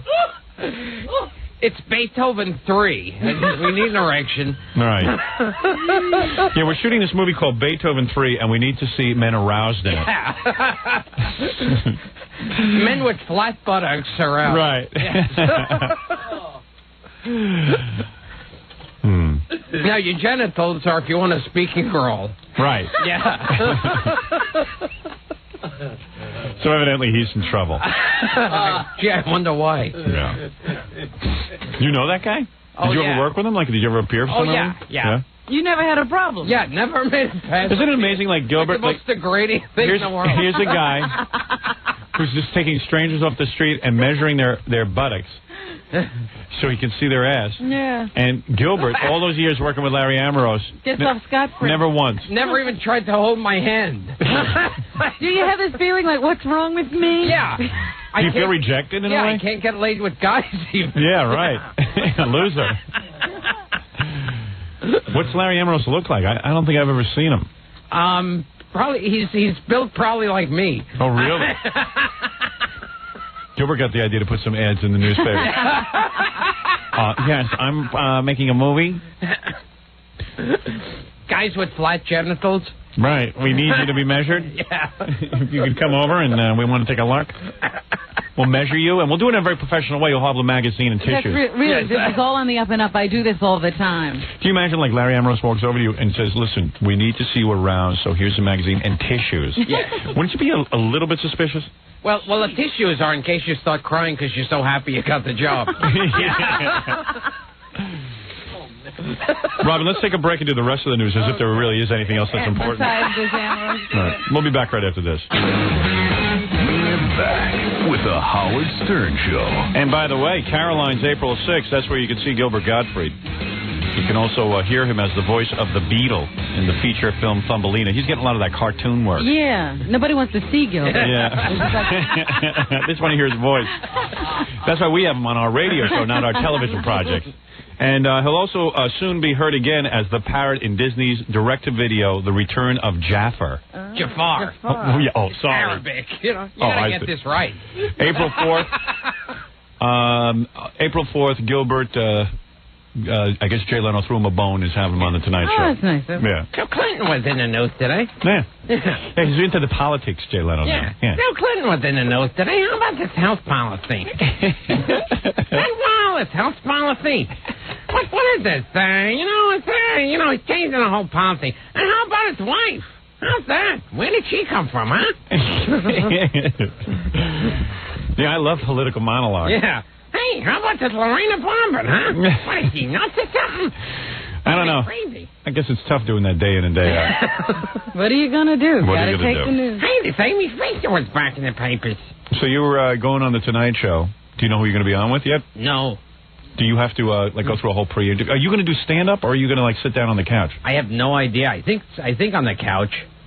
He acts so nonchalant, Gilbert. Like he's sitting there worried about it. Yeah. I'm there typing it out. I better do good. I'll never get any more gigs. What stories shall I tell? Yeah. I got to have good stories if I'm doing couch.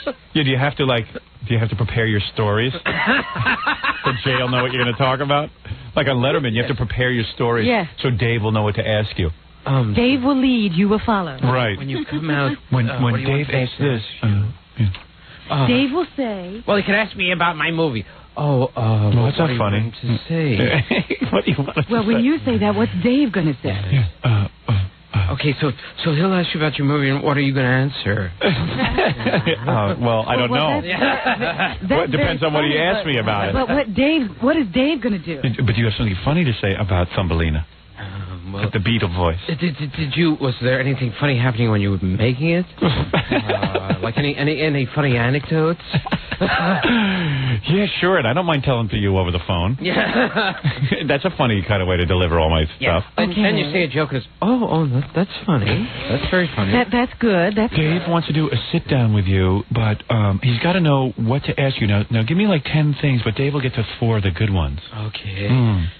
Now, there was one time I didn't wear shoes. Oh, well, that's good. That's good. They never laugh. Okay, this is the strongest stuff, so we'll go with this first. Okay, so we're going to go with you not wearing shoes. You know what I like to? Now, I don't know, but I would imagine it's the same thing for you, because you don't really, script anything. Yeah. So what happens to me is I tell them some stuff on the phone, and then later that afternoon I'm on the show, and they go, okay, here's the questions, Dave, we're going to ask you. Now, they're very general questions. It's not even like, what's the movie going to be? There's no word in it to Dave will say, how you doing? And you tell him that funny story. And I go, what funny story? The one you told me on the phone this afternoon. I go, what did I tell you? I don't even know. The story about running for governor. Oh, you want me to talk about that? Yeah, but what you said. Why wouldn't Dave say that? Why doesn't Dave just say, how is this you running for governor? Oh, no, we don't do it like that. And then it gets all confusing. By the time I get out there, I don't remember one thing I'm supposed to talk about. And then it's so planned out. You're waiting for him to say, tell me about your movie, and he says, tell me about your new movie, and you're totally You're not sure which movie. Wait. What answer do I give to this one? Yeah, it's weird. But Leno doesn't seem... I know with Leno, they've demanded pre-interview, and I just avoid them. Yeah. And I won't do it. Really? You never pre-interviewed them? Never. You want to talk about your radio show? Hey, Howard, I know you avoided us on this pre-interview. He flops himself down on the couch. But, it just helps me with things you want to talk about. I said, Jay, don't worry about it. I'll bring up what I want to talk about. Just go along with me. Okay, but, it'd be a lot more helpful. I'm just trying to be helpful to you. Yeah, just to make you look good. Don't be so friggin' helpful, okay? Yeah. You be helpful for yourself. I want to make sure, anything you want to talk about, we have to. Yeah, right. Yeah, sure. Yeah. But Letterman doesn't let you off the hook because he knows he's got the hot show. So it's like he can bust your balls so you do the pre-interview. What's funny is probably going on Conan O'Brien, you say, look, not only am I not doing a pre-interview, but I don't want Conan sitting next to me. I don't want him destroying my image. Oh, okay, we'll go along with that. Sure. That's fine. Yeah, all right, we'll just put the fat sidekick next to you. Okay, fine. Do you want Conan to be in another room? Yeah, well, do you have something specific you want to do? Yeah, I just need a whole hour to do my own stuff. Okay. All right, fine, it's yours. That's how it used to be on the Dennis Miller Show. They used to call me up and offer me entire hours to do whatever I wanted. Interview you. Yeah, they said. Yeah, they go. No, not even that. They said, well, if you want to do some material, you want to do like a bit, and like you could have a whole hour. You could have the whole thing. I remember it was Jay Leno's going to be the first show that he was doing on the Tonight Show, and they wanted me to appear opposite him. And I said, well, I'm not going to do that because Dennis doesn't get high ratings. They said, well, we don't have to have Dennis there necessarily. Do you have any friends that would like to do a show? Yeah. You mean they were going to chuck Dennis Miller that night? Yeah, they might have let me just like Dennis would have introduced me, and then it would have been my hour. Oh, that's funny. Yeah, I mean they were willing to go along with just about anything I wanted to do. It was unbelievable. I said, all right, I tell you what, I want Dennis Miller in another business. All right. Okay. What line of business would you like him in? I'd like him to be a tailor. Okay. All right, and let him just leave the building, and for the day he's a tailor. Fine. All right. Fine. As long as you'll be there, right? Yes. So I tell you what, I want to do an infomercial. Okay. Okay. What do you want to sell? Vacuums. Okay. Good. It's funny. For a whole hour? Yep. Whole hour. We'll buy vacuums for you. Come on. Yeah. Good.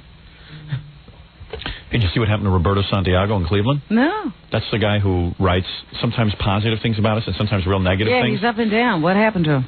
According to an article by Radio Beat, which is from the Cleveland Scene magazine, Mouth hears that Roberto Santiago has been moved from the plain dealer's radio beat to the crime bureau. Oh, really? Could this be a demotion or a punishment for writing a letter to Playboy magazine extolling the virtues of Howard Stern? Santiago, whose opinion of Stern and his radio show seemed to change with the wind, wrote a letter to the Skin Mag praising their Stern interview. Stern read it on the air, basically bringing up the same question that Mouth just brought up. Whatever the reason for his reassignment, Santiago will now be listening to the police radio a lot more than any other radio station. I don't think he was...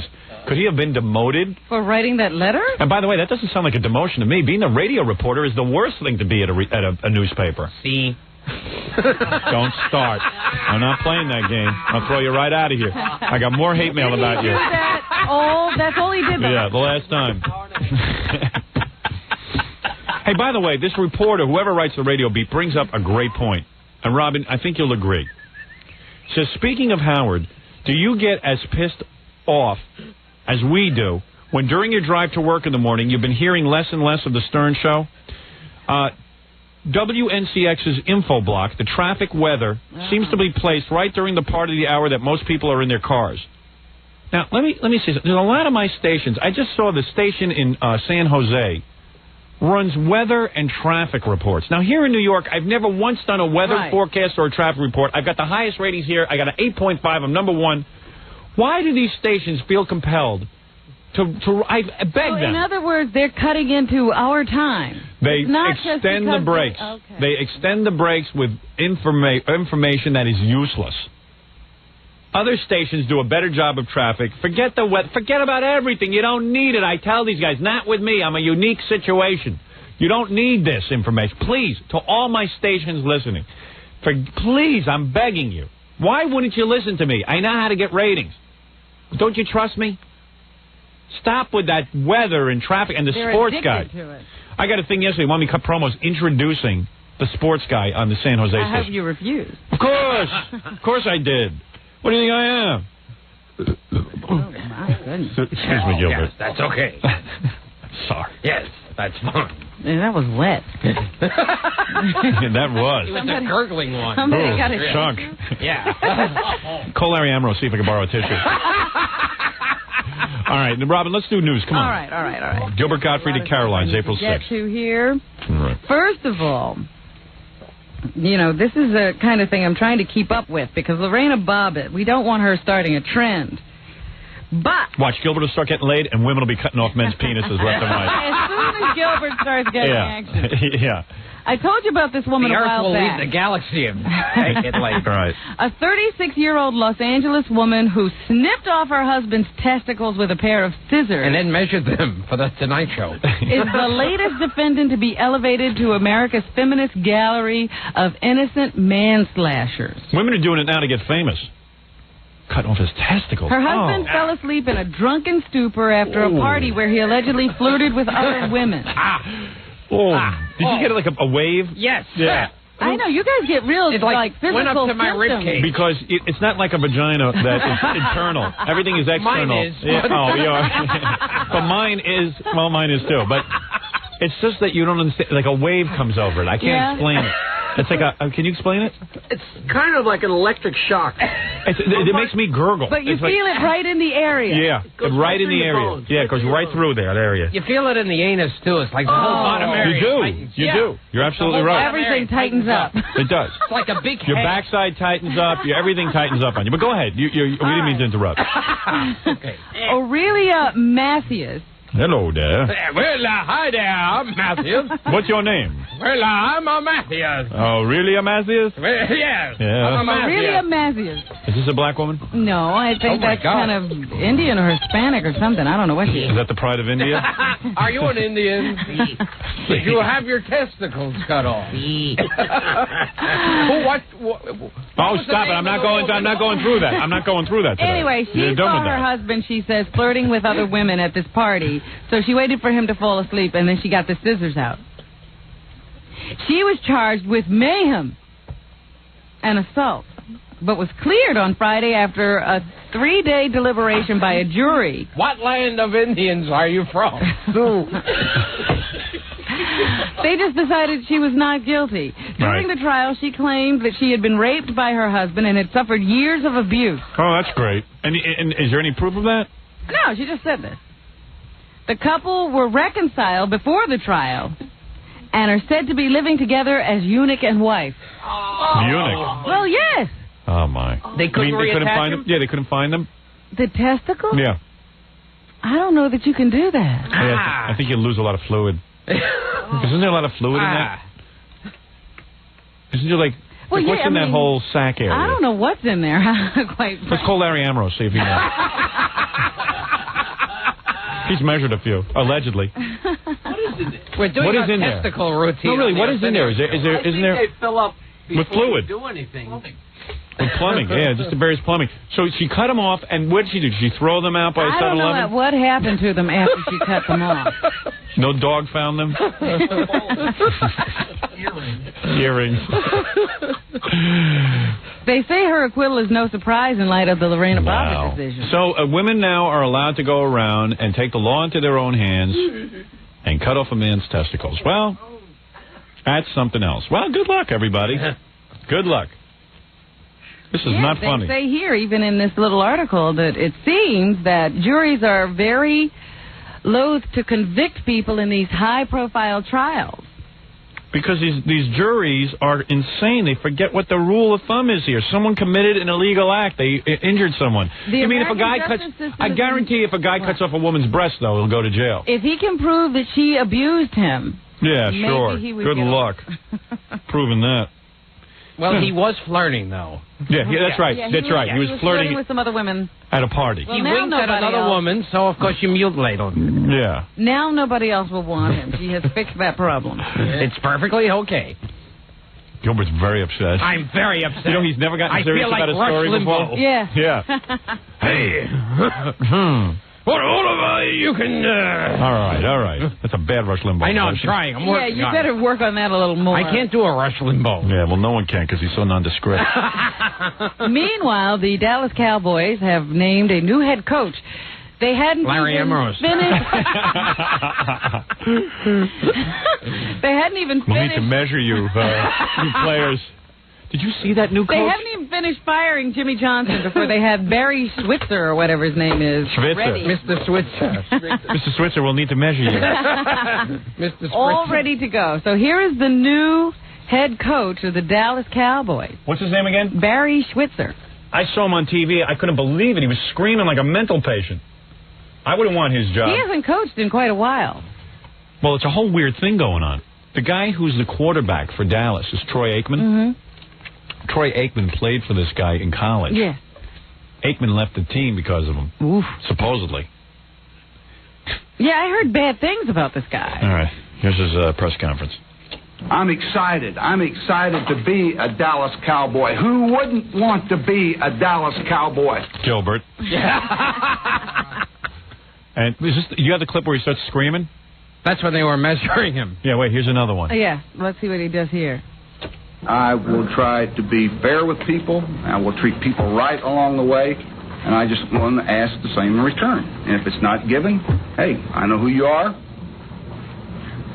That's it. And I think that was in response to how he'll be treated by the players.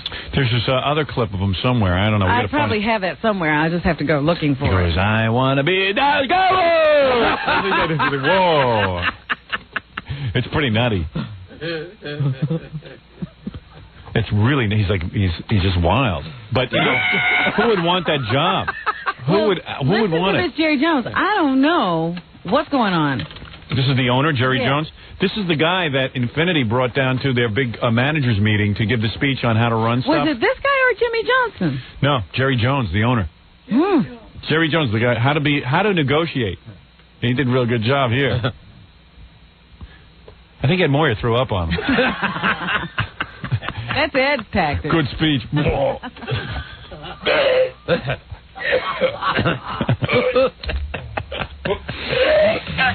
Ed Moyer's our sales manager.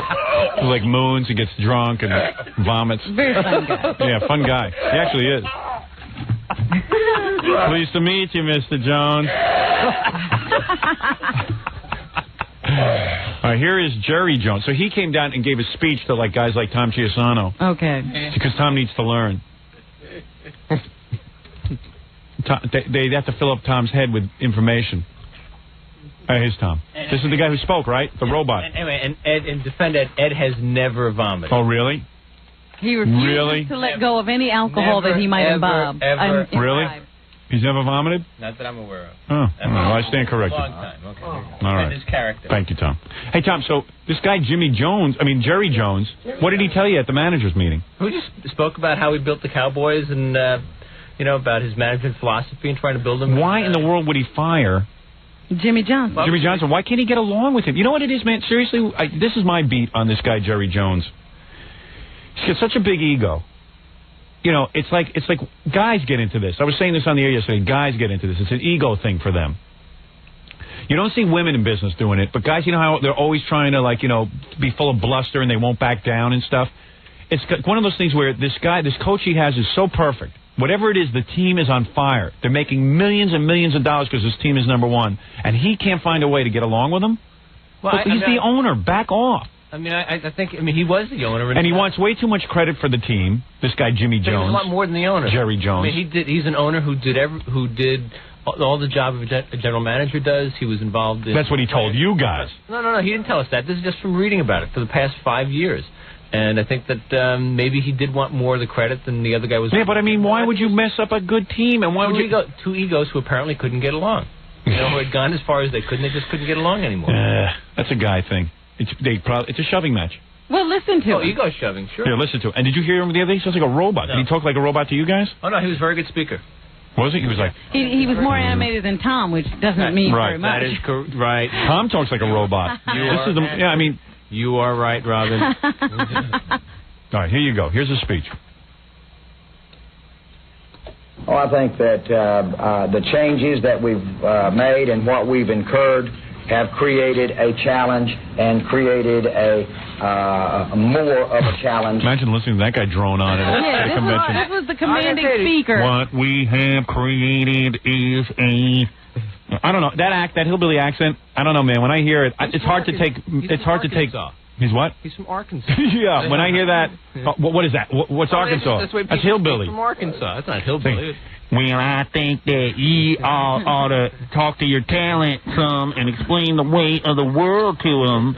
Why don't you just get Granny from the Clampett Jethro to give you a speech? Hey, let me tell you about your gazintas. When you're negotiating with these guys, a two gazinta, two twice and once and whatever it is, you know what I'm saying. Jerry Jones, the guy who made a fortune as a wildcat oil guy. Yeah, what does he know about management? Well, he doesn't know anything about football. No, nothing. And he's going around talking about football. Yeah, well, all he's done. But that guy, the way he speaks, let him go on because he gets into it. No wonder you guys drink your brains out at those things. Seriously. I'm not a drinker. Gilbert, you attracted to Tom's new hairdo? Yes, very much. Very much so? Yes. Yeah, I nice. like the clean look, too, Gilbert. Yeah, really. he wants to measure. Kind of like a butcher's Patrick. Did you mean right now? Last week. Oh, wait, Play the next one. Okay. Eddie? What? All right, here we go. I do resent the fact that because I am here every day, because I have made the commitment I've made, because I wanted to be with the Cowboys in the NFL as much as I did, that is called meddling. I will tell you right now, if you have worked as hard as I have to get where I've got, and somebody says you're meddling in what you've done, that will make you a little defensive and turn you into something you don't like yourself. Now, hold that mule still. I got plowing to do. Did that guy actually? How long did he speak for when he talked to you? His motivational speech. About 45 minutes an hour. Oh.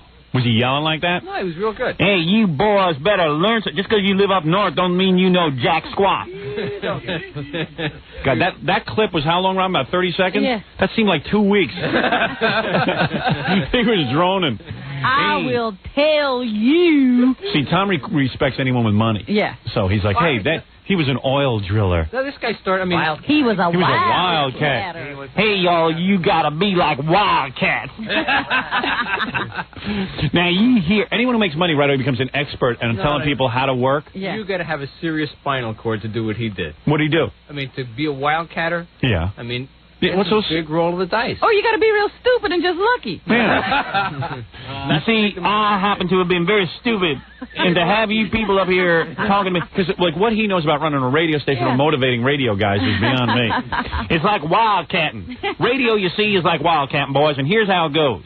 When you're out in the oil fields, you have to drill a hole, and when you're in radio, boys, I got to stand corrected. There is absolutely no analogy here to be drawn. I got to be honest with you. Not only did I not take the SATs, I can't spell SATs. Now, good night and God bless you. What kind of thing is that? I never heard of a speech like that.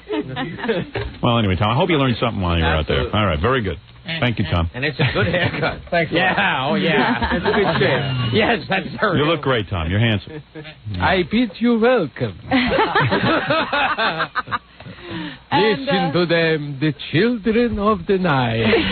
What music they make. Bela Lugosi, the world's worst actor. Yes. People praising him. The world's worst movie's an actor. And they buried him in that costume. Oh, yes.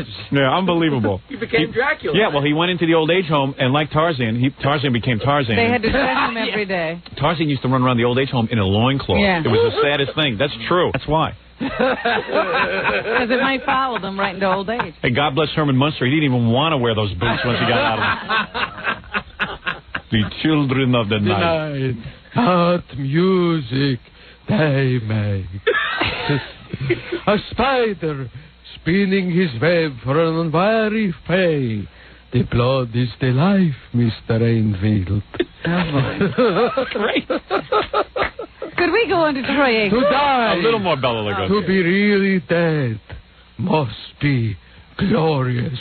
There are far worse things awaiting man than death. We're going to do the whole movie? Yeah, come on, let him. Keep going. You're a very wise man, Van Helsing, for one who has not lived even a single lifetime. You know what's amazing about Gilbert to me, Ron? Yeah. How can a man be so talented and not get laid? How is that possible? How does that happen? It's a terrible ripoff. Yeah, put him in Ripley's Believe It or Not. They'd have a pencil drawing of me. Look, there were people running around calling Henry Kissinger sexy. Yeah, I know. And Gilbert can't get laid. The children of the night. You've got that one down. I could listen to that all night. I love old Dracula movies.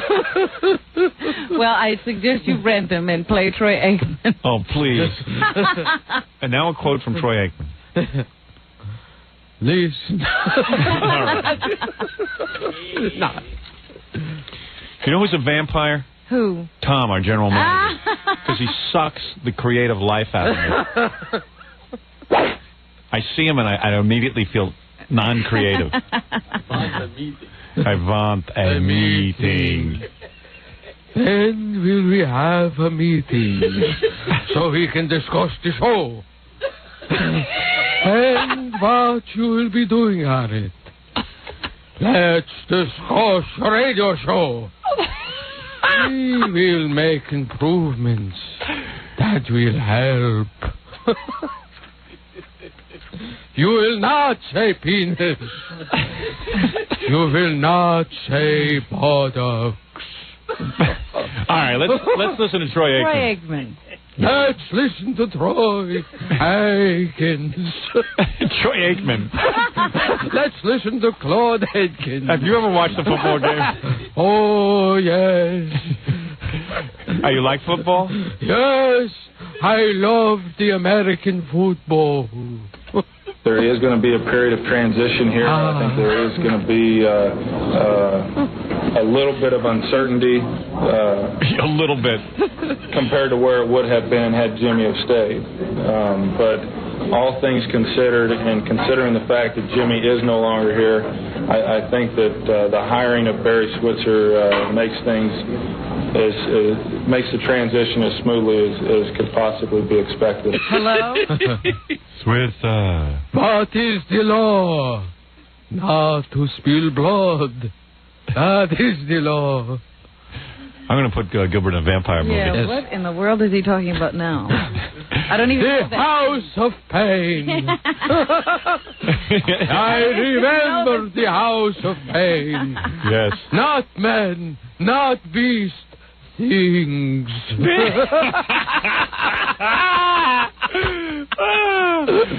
Those are great movies. Not man, not beast. Do you beast. know what this is all about, this visa lottery that's going on? Visa lottery. I can't figure out what Gilbert's doing. I am. The visa lottery. They will be taking applications from June 1st to June 30th. In the House of Pain, I met Larry Amaro. Oh, yeah, I bet you did. But he measured my testicles. All right. It was painful. All right, now wait a second, Robin. Go ahead. This is serious. All right, go on. Come on, Gilbert, now it's time to move along. The State Department is running a visa lottery where people can go and apply, and a certain number of people will be picked and automatically get green cards. Yeah, that's a great idea. Let me tell you something. You know, years ago, we used to get immigrants that were they used to contribute. You got some great immigrants. We are now packed this country. And we now we get immigrants from God knows where. And now they're all going to have a big lottery. And you know the nudniks who are non-productive will have time to enter their names in the lottery. Sure. But there's only one entry per person. They won't cheat. No, they won't find a way around that. I've already voted 9 times in the Prodigy poll, me running for governor. By the way, in the Prodigy poll, an update? Yes. New York State voters only, 51% of the vote goes to me for governor. I know. Oh, you knew that? They also say that you're getting a great vote total in Washington, D.C. That's right. And those people are allowed to vote in the New York State primary. No, they're not. They're not. I just wanted you to know that people who take politics seriously I'm sure you've heard this already, but in Oyster Bay, where I live, I didn't see this myself, but people are telling me people in storefronts are putting up big signs in the store windows, Howard Stern for governor. Absolutely. Do you know about that? People are excited about it. Oyster Bay! Yay! No, I'm absolutely serious. All right, take it easy. All right, go ahead, Ron. 55,000 of these visas will be given away. 55. The selections will be made randomly by computer. And these people will be awarded permanent residence visas. Dracula. Beginning in October. Yes. What do you think of what Robin is saying? Well, it reminds me of my broken down battlement in the Carfax Abbey. You never knew a fellow like Gosey was saying. So, Robin, when does this lottery begin? When are we going to get these new citizens? I pick 3, 5, 6. What is wrong with us saying? Let's pick the best? Well, they do have some requirements. You have to have a high school education or its equivalent. You have to have worked for 2 of the last 5 years in a job that requires 2 years of training or experience. And you have to have measured men's buttocks on the Arsenio Hall. And you have to call a number. Oh, good. That'll weed some people out. It reminds me of a buttocks. I saw her on the Arsenio show. It was not flat enough. What else is in the news, Robin? Well, of course, they have made some arrests out in Los Angeles. 2 gang members Good. have been arrested and charged with robbery and murder in connection with the killing over the weekend of those 2 Japanese students who were here. Oh, Jackie. Oh, come on. That is ridiculous. What are you laughing about? That was a sad story. So here is police officer or police commissioner, Los Angeles Police Commissioner Willie Williams. Wait a second, Robin. Look who just walked in the room. Frankenstein. And Dracula. Oh, back! Negroes are more frightening than werewolves. These were Hispanic gang members. Thank you for the stereotype. Go on and play L.A. Police Commissioner Willie. All right. Believe it or not, people were killed and it was not Negroes responsible. Oh, you. All right, Dracula. I didn't know Dracula was a member of the Ku Klux Klan. All right, here we go. Willie Williams. Willie Williams. Willie, hello there. As of right now, it was a robbery. The young men were not targeted because of their ethnicity, the fact that they were students, or the fact that they were visitors. Right. It was an unfortunate tragedy that happened in the city of Los Angeles, and we are pleased to announce that 5 days later, we have made an arrest. Is there a death penalty in California? Yes. Well, boy, oh boy. We were pleased to announce they were not Negroes. Oh. We were surprised as anyone. But a crime was committed, and a Negro is not responsible. Let him go on. We'll be checking into this. They really should say that, because everyone right away assumes it's a black guy who might have committed the crime. Only certain people. Well, certain people like Gilbert.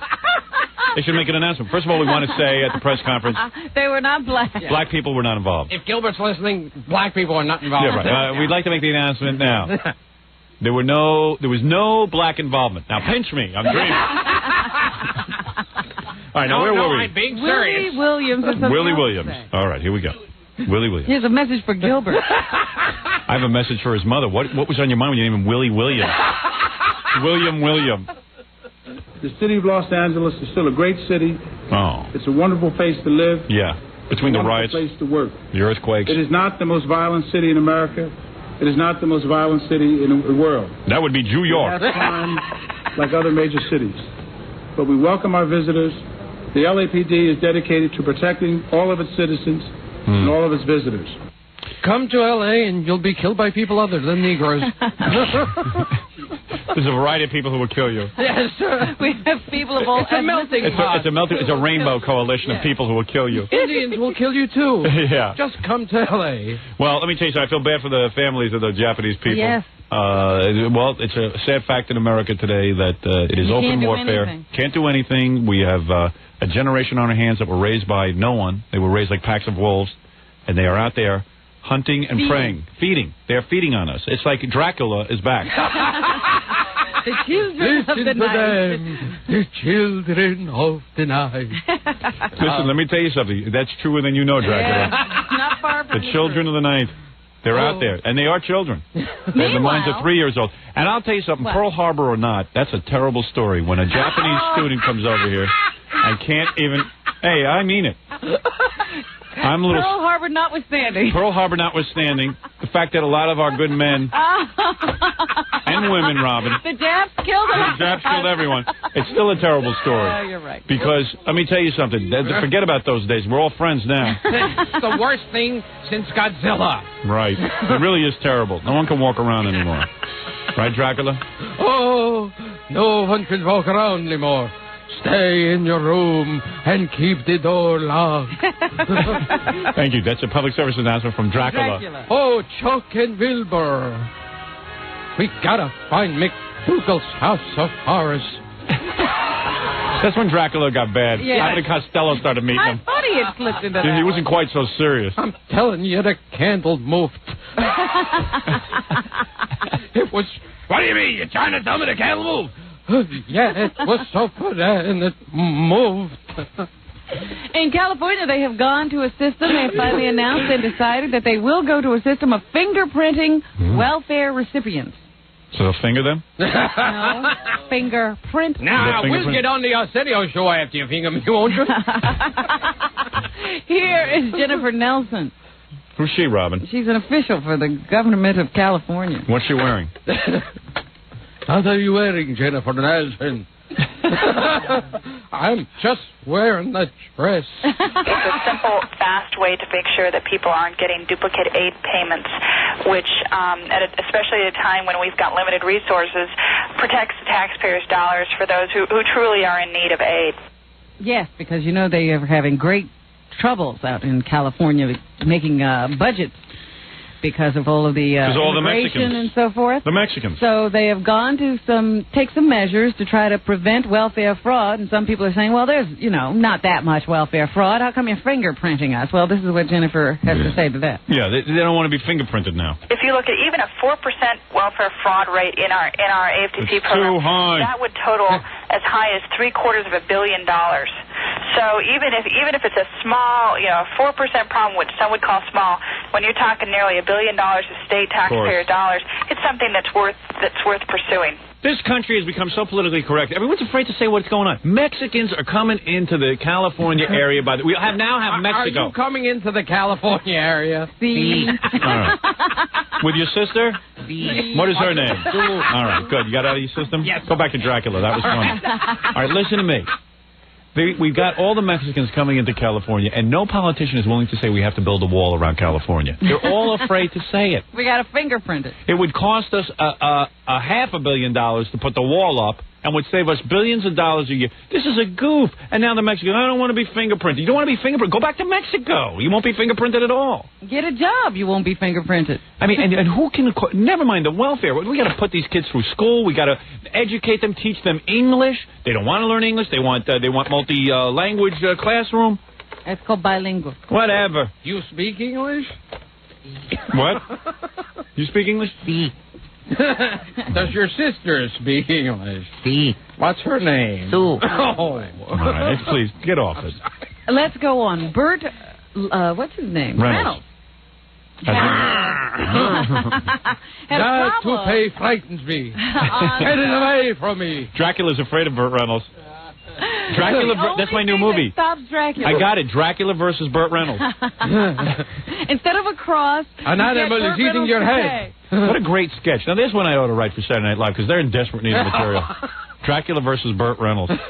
Well, Burt Reynolds, I don't know if he'll be able to do it, because he's having some kind of breakdown. Yesterday, he was complaining of chest pains on the set of Evening Shade, his show. Give me rats. So, they rushed him to the hospital. Here's his spokesperson, Scott Jackson.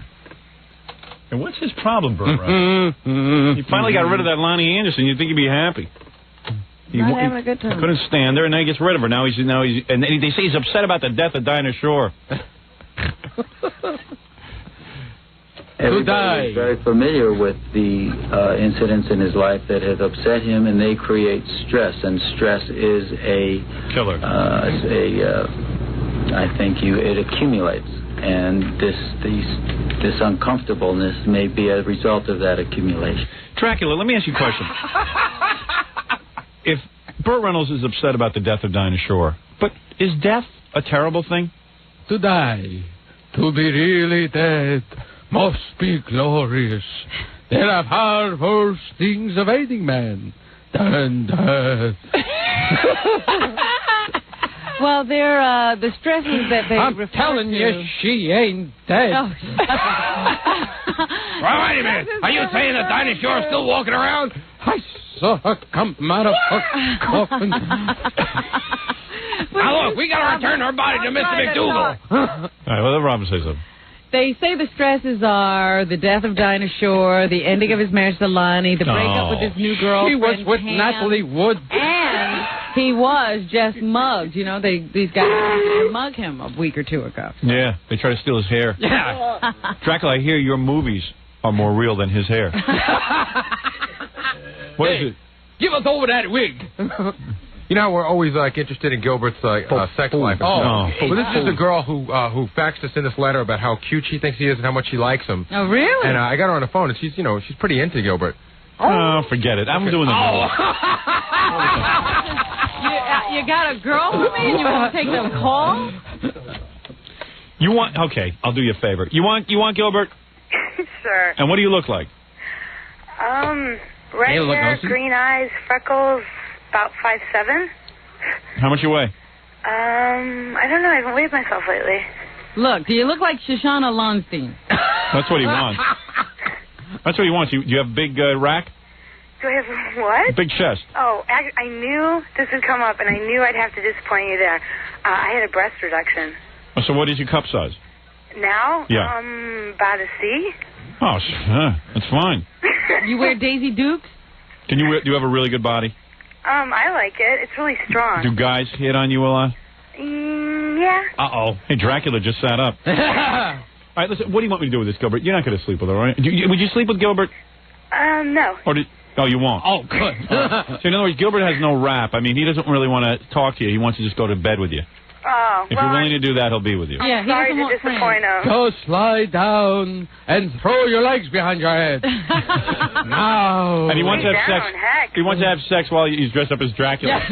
All right, in other words, you're not interested in this, are you, Gilbert? Start howling. To the moon. All right, thank you. No, you're not for him. He really likes a girl who just has sex. I know that about you. Am I right? Yes, yes. All right, thank you. Hey. Go on, Robin, please. Let's move on to, where was I? You were just after the story about... Burt Reynolds. Burt Reynolds. Yes, okay. So let's move on to Senator Bob Packwood. He was on the Larry King show last night. And got to question him about all those allegations of sexual harassment. You still trying to hold on to that job, that senator? Oh, yes, he's not giving up. Whatever it was I did, even if I couldn't remember it, I apologize for it. And I apologize for it again tonight. If I did things I can't remember, didn't know, or to people I didn't know, I'm embarrassed and I apologize. Do you remember the votes you took in the Senate? Yeah, and people don't want me as their governor because I might be goofy. So he also says he can't even remember, there's like 22 to 28 women accusing him of things. Yeah. Listen to this. Doesn't even know how many women are accusing him. Of these 22 charges against me in the ethics committee, 14 of the women I simply cannot recall. So I've got to take a little bit their word for what they say happened. Sounds like Jackie being the senator. So many things happen you don't even remember. One of those nights. I mean, I don't doubt it happened. I'm not saying it didn't. Yeah. What do you saying look it could like? happen. What do you look like? I knew you. It's possible. You have blonde hair? I don't know. Can we fingerprint you? Are you sure? All right. Dracula, I'm sure you've been with a lot of women. I have been with many women over an eternity. I know. But never the right one. Never. I am still looking. Throw your legs and spread them as far apart as you can. Robin, what else is in the news? I have this thing written here. That's good. Oh, yes, yes. Freddie Webb? Why do I have that written down? Who is he? A spider spinning his web. Fred from the show. No. Fred, what's your last name? Webb. That's what I thought. It says here he's dead. I got to find out who he is. Freddie's dead? That's what I said. Now, who is Fred Now, Webb? are you alive or are you... I have to figure that out now. I read it. I wrote it down. I read it. I'm telling you, Howie, I read it. If you wrote it down, it must be important. Mr. Howie, I read it this morning. I got to figure out who he is. Well, Gilbert will be at Caroline's on April 6th. Maybe he runs Caroline. Must be someone important. April 4th will be on The Tonight Show with Jay Leno. Have you been hearing the stories about that young girl who was engaged and she disappeared from the Roosevelt Field shopping center? Yeah, did they find her? Yes. Is she alive? And they kept saying she's so predictable, please return her. We know that she didn't run off. She ran off. She was hiding out in Canada. Yeah. Why? Oh, yeah. That was the one who was getting married? Was she getting married? Yeah, she had this fiancé. Was it Larry Amoros? They have information that she is okay and that her actions were voluntary, according to the Nassau police now. We're definitely not leaning toward abduction. They should put her up on charges. Why? Because, first of all, we're all searching for her. We know we're looking for her. She didn't ask for this. She didn't? But you got to tell someone when you're leaving, for God's sakes. Why did she leave? I don't know that. Maybe she wasn't in love anymore. She didn't know how to tell the boyfriend no. That's often why it is. That she's being pressured into doing something she doesn't want to do. Gilbert once had a girlfriend. She left the country. Yeah. They haven't found her. They didn't have communities on Mars yet. Yeah. Well, it's unbelievable. I bet you a lot of people already bought the stupid gifts. You know what was funny? Her boyfriend, when they called him to tell her that she was all right. What did he say?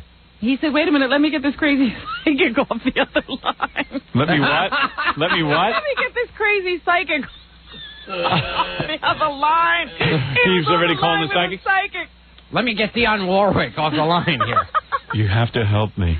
Oh. You've called our Psychic Friends Hotline Network. I'm Dionne Warwick's personal psychic. Well, I have to know that you're for real. Are you really a psychic? In addition to Dionne Warwick, I've helped other friends like Gladys Knight.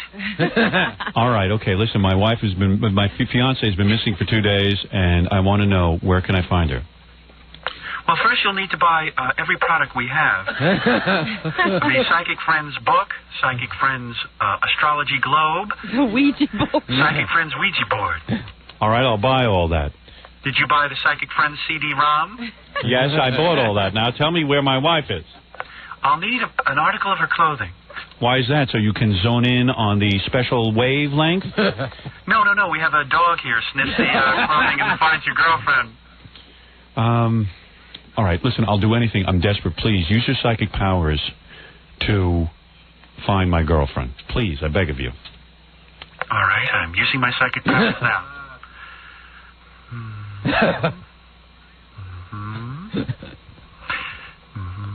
And you said your girlfriend's hair color was blonde? No, brunette. That's right. That's what I'm getting. That's what I'm getting, brunette. And you said the first letter in her name is an No, not an R, a B. R, B? A B. I'm getting a B. A B with brunette hair. Okay, I know where she is. Getting a... Am I paying by the minute for this call? Yes. But don't you want to find your girlfriend? Okay, here we go. Okay, I have a clear thought now.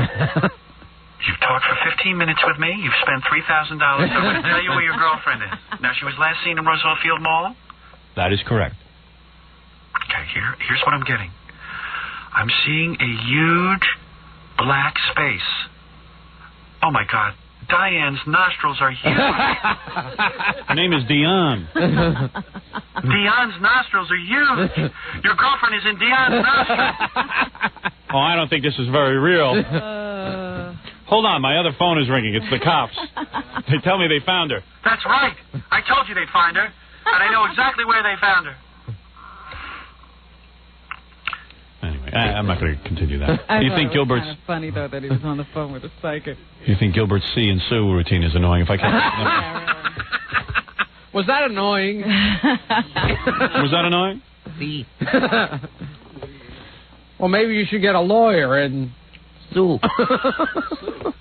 See. What else? Anything, Robin? This is interesting. In Detroit, they had a different kind of a joyride. A man took off with an EMS truck. No, while please. the patient and the technicians were still in They had plasma in it. A high-speed chase ensued, of course, with the EMS truck hitting 3 or 4 trucks before crashing into a van. The crew member jumped out when the truck stopped for a red light, but the patient was still inside, so they abandoned the patient and let this maniac run around with him. 5 people were injured, including the hijacker. Detroit, huh? Yeah. What ethnic group do you think was involved? Ask Gilbert. Gilbert? Well, that's a tough one. I would have to implicate this dissection by being the most fertile of the ramifications. Ah, be quiet. You're not funny anymore. The Florida Senate has approved legislation intended to crack down on repeat rapists. The legislation would allow judges to order chemical castration. Chemical castration. Of repeat rapists by having them take synthetic female hormones. Oh, really? Yeah. Gilbert, you've taken those. The third violent sexual assault would receive the death penalty. Well, it's about time. You know, Detroit's completely out of control. Why do you say that? Well, I lived there. It was a nightmare. You live in the suburbs, but the actual Detroit is all burnt out. You've never seen anything like it. And anyone who lives in the town has, like, big metal bars on their apartment windows. And I mean, worse than New York. It's a city that the people are imprisoned in. It really looks like, you know, when they do those futuristic movies, like Mel Gibson is running around and it's, you know, there's been nuclear war. Yeah. And there's only a few people left, and it's Road Warrior, and they're... And you get your little bands, and you run around. Yeah, right, and you have your own gang. That's what Detroit is. Looking for gas. What's the color of the people in the gangs? I don't know. I don't look at color. I just look at people. I'm running for governor. There's good and bad and old people. That's right. They say here in this little article from the Daily News that until the day Jesus Hernandez confessed to sodomizing... Did you sodomize someone? Oh, jeez. Sodomizing his stepmother and slitting her throat, he had always been the good twin. Yeah. I've done that. So it was his identical brother, Eddie, who was arrested when the stepmother, couldn't tell them apart. You know, she couldn't say exactly which one of them had attacked her. But meanwhile, the good one did. They arrested Eddie, the bad twin, who turned out to be Jesus, the good twin.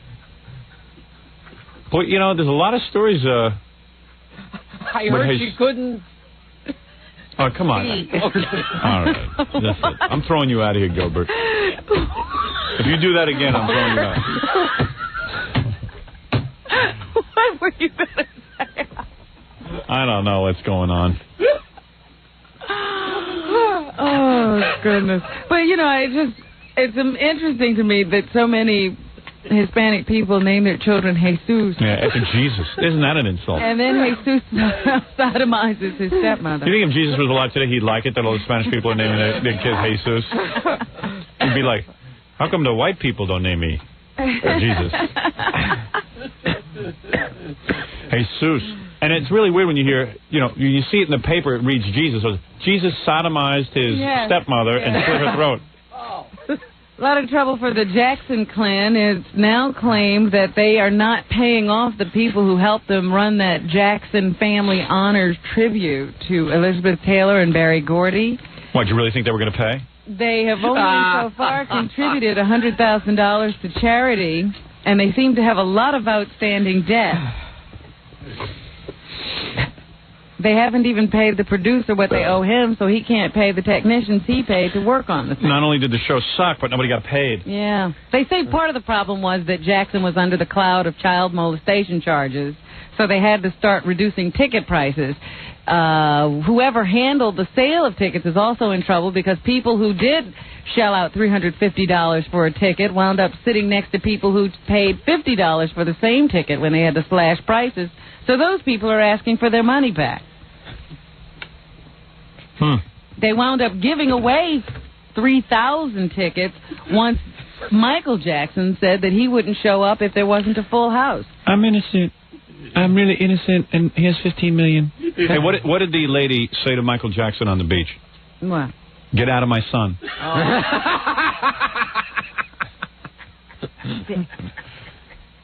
Sick. It was silly. They measured my penis and buttocks in my private area for the Arsenio show. It was the most humiliating thing that's ever happened to me. It was degrading. It was so degrading. They said if they touch my testicles, they'd get a movie. Madonna is going to be on Letterman tonight. That seems to be a big deal, getting a lot of press. Is that right? Yeah. Big deal. Gilbert's going to be on The Tonight Show on the 4th. Nobody writes about that. No. Yeah, now she likes Letterman. I guess because she needs some publicity. Steven Spielberg is making, or producing at least, the new movie version of The Little Rascals. Oh, yeah? Already signed up for cameos are Daryl Hannah. She's going to be Mrs. Crabtree, the teacher. And Magic Johnson is going to be Buckwheat's father. Probably be a college professor. Buckwheat, yeah. Buckwheat will be a bright guy. He'll speak perfect English. Yeah, it won't be funny. Yeah. It'll be politically correct. I don't know how you could do The Little Rascals today. Well, hello, I'm Buckwheat. I do not prefer watermelon. I have to study for my college equivalency. Yeah. And does Buckwheat's father have AIDS in this? HIV weed. HIV wheat. Butt wheat.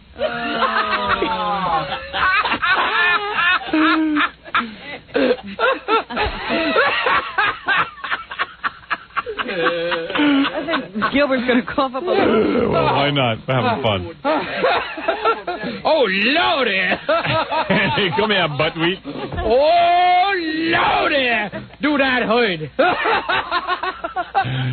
He didn't get it that way. No, he didn't. He got it from girls. Do you see how well Yanni's album is doing? Yeah. He's cute. Yanni! Whoa! That's the guy who plays the new age music? Yeah. And he's got that Linda Evans' girlfriend? Evans is his girlfriend, the Greek guy. Yanni wish he got Linda Evans about 20 years ago. He's in the top 10. Come to me, Linda. Yeah, Yanni. That guy really makes me sick, Yanni. Yeah. Give me your money from the Big Valley. Oh, also Albert Goldman, the man who wrote the Elvis biography that we love so much. Yeah. He's dead. You're kidding. What did he die of? He was on a trip from Miami to London and died of a heart attack. We ought to write a book about him. Smear him. He was working on a biography of Jim Morrison, so we guess... Well, now he'll get a good interview. That. I heard it was bad Chinese food that killed him. Yeah. Did we interview Albert Goldman? Yeah. He also wrote... a John Lennon book? Yeah. That was really controversial because he really badmouthed John Lennon, but I thought it was a cool book. I enjoyed it. All that weird stuff about Yoko and... Yeah, and the cat drippings and all that stuff. Yeah, it was cool. It's a good book. He always finds interesting stuff. Yeah, and if he doesn't find it, he makes it up. He'd have to make it up with me. They need like a sex portion of the book. I don't think there'd be anything boring about a book about you. Yeah. Mother, please. Gilbert's got some kind of weird relationship with his mother. Really? I don't know. He hardly ever talks about her. And there's blood all over the shower. And he pretends like she doesn't even exist. I met his mother. Did you? Oh, you met his mother? Yeah, when he was in the hospital. That was some family scene. All I know is Gilbert wouldn't ask his mother to do anything for him. He kept asking me to do stuff. Yeah, I don't know why that was. She knew better. Yeah. That was the day the laughter died when Gilbert was in the hospital. Nothing funny going on in that room. Mother, I never told you I loved you. Mother, why, that girl. Oh. Anything else, Robin? I'll tell you one thing. Billy West did all his voices for Gilbert that day. I'm sure. Billy West wanted to do voices for my kids yesterday, but he'd do it for Gilbert. He couldn't think of anything else to do. He kept doing those voices. Yeah, good. He thought I was going to die. He might as well get him out of the way. You know, Billy idolizes Gilbert or something. Some kind of sick thing going on there. And Miramax has decided... He's my Renfield. not to distribute the Martin Lawrence movie, You're So Crazy. They couldn't deal with that NC-17 rating, and the people who made the film were not interested in editing it to get a better rating. So it's going to be distributed by the Samuel Goldwyn Company now. It's coming out unrated at all. Well, I'll tell you something. That's unfortunate. At NC-17 for language. You should see what they give an R rating to. I know. Because the guy uses what, the F word? They're going to give him an NC-17? They have movies where like people are blowing each other up, having sex in the shower, body parts all over the place, naked, people bending over on the setting of a show, everything, and that gets an R rating. Guy uses strong language. We see that on HBO all the time. Who cares? Believe me, who cares about Martin Lawrence anyway? Well, I just thought in terms of the censorship issue, you'd be interested in what's going on. Yeah, it is. It's terrible. It's terrible when it happens to me, not when Martin Lawrence gets it. All right. Only care about yourself. Okay. All right. We know that. Anything else? That's it for me. Let me check the talk shows today, see if there's anything interesting. Give me the plugs, Jackie. Yes, folks. Oh, here's one. An 11-year-old preacher on the Vicky Show. Oh, what is it? I got to go. Who's on the phone? Oh, keep barking. Okay. Yes. Keep barking. There's a guy on the phone who says he flies Continental a lot, and I guess Gilbert flies Continental a lot too. And he said that Gilbert was in like the President's Club bad-mouthing you a couple weeks ago. Really? I was bad-mouthing? When? All right, that's I have time for. Okay. What do you mean he was bad-mouthing me? Howard? Yeah? Hi, this is Tom. Yeah, I fly Continental Airlines out of Newark a lot, and I go to the President's Club, and on more than one occasion, I've seen Gilbert hanging out by the front desk there, and when the girls ask him what you really like, he said you're really a jerk. You know, deep down you're a jerk. Ooh, and that you're rude and you're crass and rude and crass. That's right. He maybe didn't use the word crass, but he says that he's really a jerk. Howard's really a jerk. And well, maybe he was kidding. No, he wasn't joking kidding. around? No, he wasn't joking around. Maybe he was trying to get laid. No, he wasn't trying to get laid because the by girl putting me down, he would get a girl. I don't think so. Is this Larry Amorose? No, it's not Larry. There's one more option. Gilbert, I want to say something. In your lifetime, you should never say anything negative about me. I was one of the few people willing to even visit you in the hospital. Did you stop to think of the next option? What's the next option, Gilbert? That maybe this is someone who wants to get on the Howard Stern show. Who? Me? Oh, yes. No, I don't need to get on. I just sit there. I buy Howard's videos. I watch the paper. So you heard it. Did you confront Gilbert when he was saying this stuff? No, I sat there and I'm just shaking my head like, oh, here's somebody who uses Howard on the air. But then again, when it comes down, deep down, you can't stand up and say, yeah, I listen to Howard Stern. I like his show. I go on. So I think Howard is rude and crass, you're saying? I think he's rude and I think he's a jerk in his sense. You were talking about the type of sense of humor and really not being your type of sense of humor. Yeah. And the girls were sitting there and saying... Who cares? You know what, Gilbert? I know that you couldn't... You'd have to be inhuman to badmouth me. After all the good friend I've been. Did I come through with you when you were sick? Did he get you a thermometer? Did I get you? Well, I didn't get him a thermometer. I did get him jammies, though. I like the part about rude and caress. Yeah, I'm offended. Gilbert, I'm not even going to respond. That's only hearsay. Your humor is not his humor. Yes. It's not my type of humor, the type he does. We're going to ignore that and pretend it never happened. It was very ugly, Robin. It was an ugly, ugly thing. First of all, let's mention that Gilbert Gottfried is going to be at... if we get any more of these reports. One more report, though, and I'm going to take it seriously. He'll be at Caroline's April 6th. He's currently the voice of Beetle in the feature film Thumbelina, who he's also seeing, Thumbelina. He's dating her. He'll also soon be heard again as the parrot in Disney's direct-to-video, The Return of Jafar. April 4th, The Tonight Show with Jay Leno. But you'll see a great act if you see Caroline's April 6th. Gilbert is a scream. And USA Up All Night. But that I walk through. Right. Yeah. You hardly put any energy into that. I don't put enough effort into that. Also, let's mention Jackie. Jackie Platinum Joke Page Martling, Gilbert. To order Jackie's new comedy CD live at the Philadelphia Funny Bone. I have a new CD! Only $10 plus $3 shipping and handling. Call 1-800-323-5464. Saturday night, it's The Jackie Show, April 16th at Historic Club Benet in Sayreville, New Jersey. It's very different when you see Jackie in that atmosphere.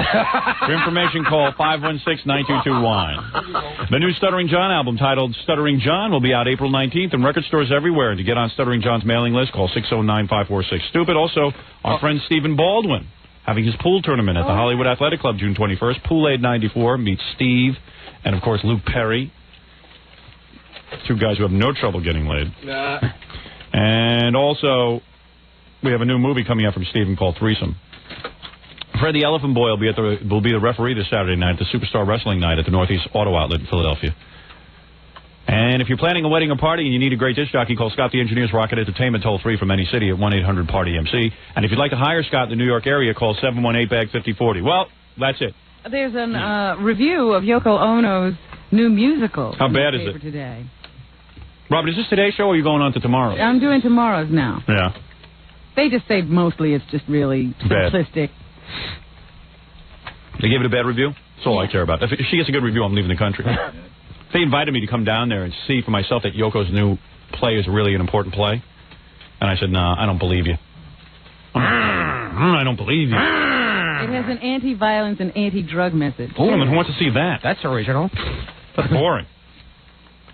So she's against violence and drugs. Pretty controversial. Yeah, she's taking a stand. But there is a horny widow masturbating in the bathtub. I'll be there. How do I get tickets? Is she naked? First row. All right, Robin. I'll see you tomorrow. 97.1, 97.1, 97.1, 97.1.